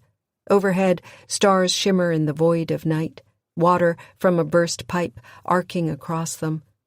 Pain from the burns just beginning to reach her nerves as the coal settles beneath her. She lies on her back, staring up at the distant ruin of Redfern Hill, washed up at last on the wide and waiting shores of a place she's never been, where there are no maps to guide her. After a while, her father's grizzled face appears above. At his side, her boy. Together they lower a rope. It's a simple bowline knot. Nellie reaches up. They clamber to the top of what's left of the cellar stairs. The boy's clothes and face are black with coal dust, Nellie sticky with the creature's blood and pink with her own seared skin. Still, Max hurls himself against her and she holds him close. Hank limps ahead down the hallway, legs swollen, stairs, walls, ceilings, all of it clattering and shimmying as the earth beneath the foundation fails. The walls of the house are laced with vines and roots that are not vines or roots, but the many tendrils of the dead beast that has long worked its way up through earth and brick and board. Gravity and suction from the sinkhole in the cellar tugging at them now, and they in turn like chains are helping to pull down the house around them. The air is clogged with a dense, pine-scented dust. A section of wall drops free near the dining room.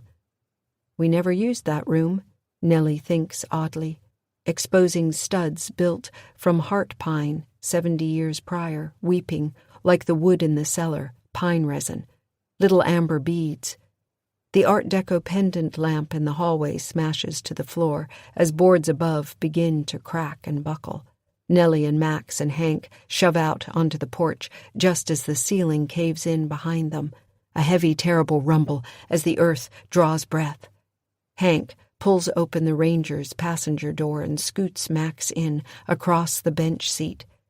The old man has to lift his shredded leg into the cab before he can shut the door.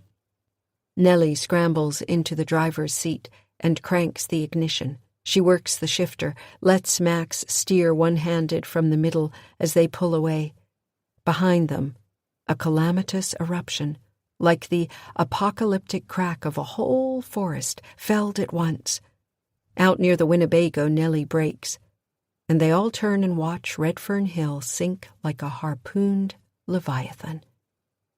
It's a good end to every story they've ever called their own, and a fitting prologue to the next. Somewhere with water, bright and green, Max hopes.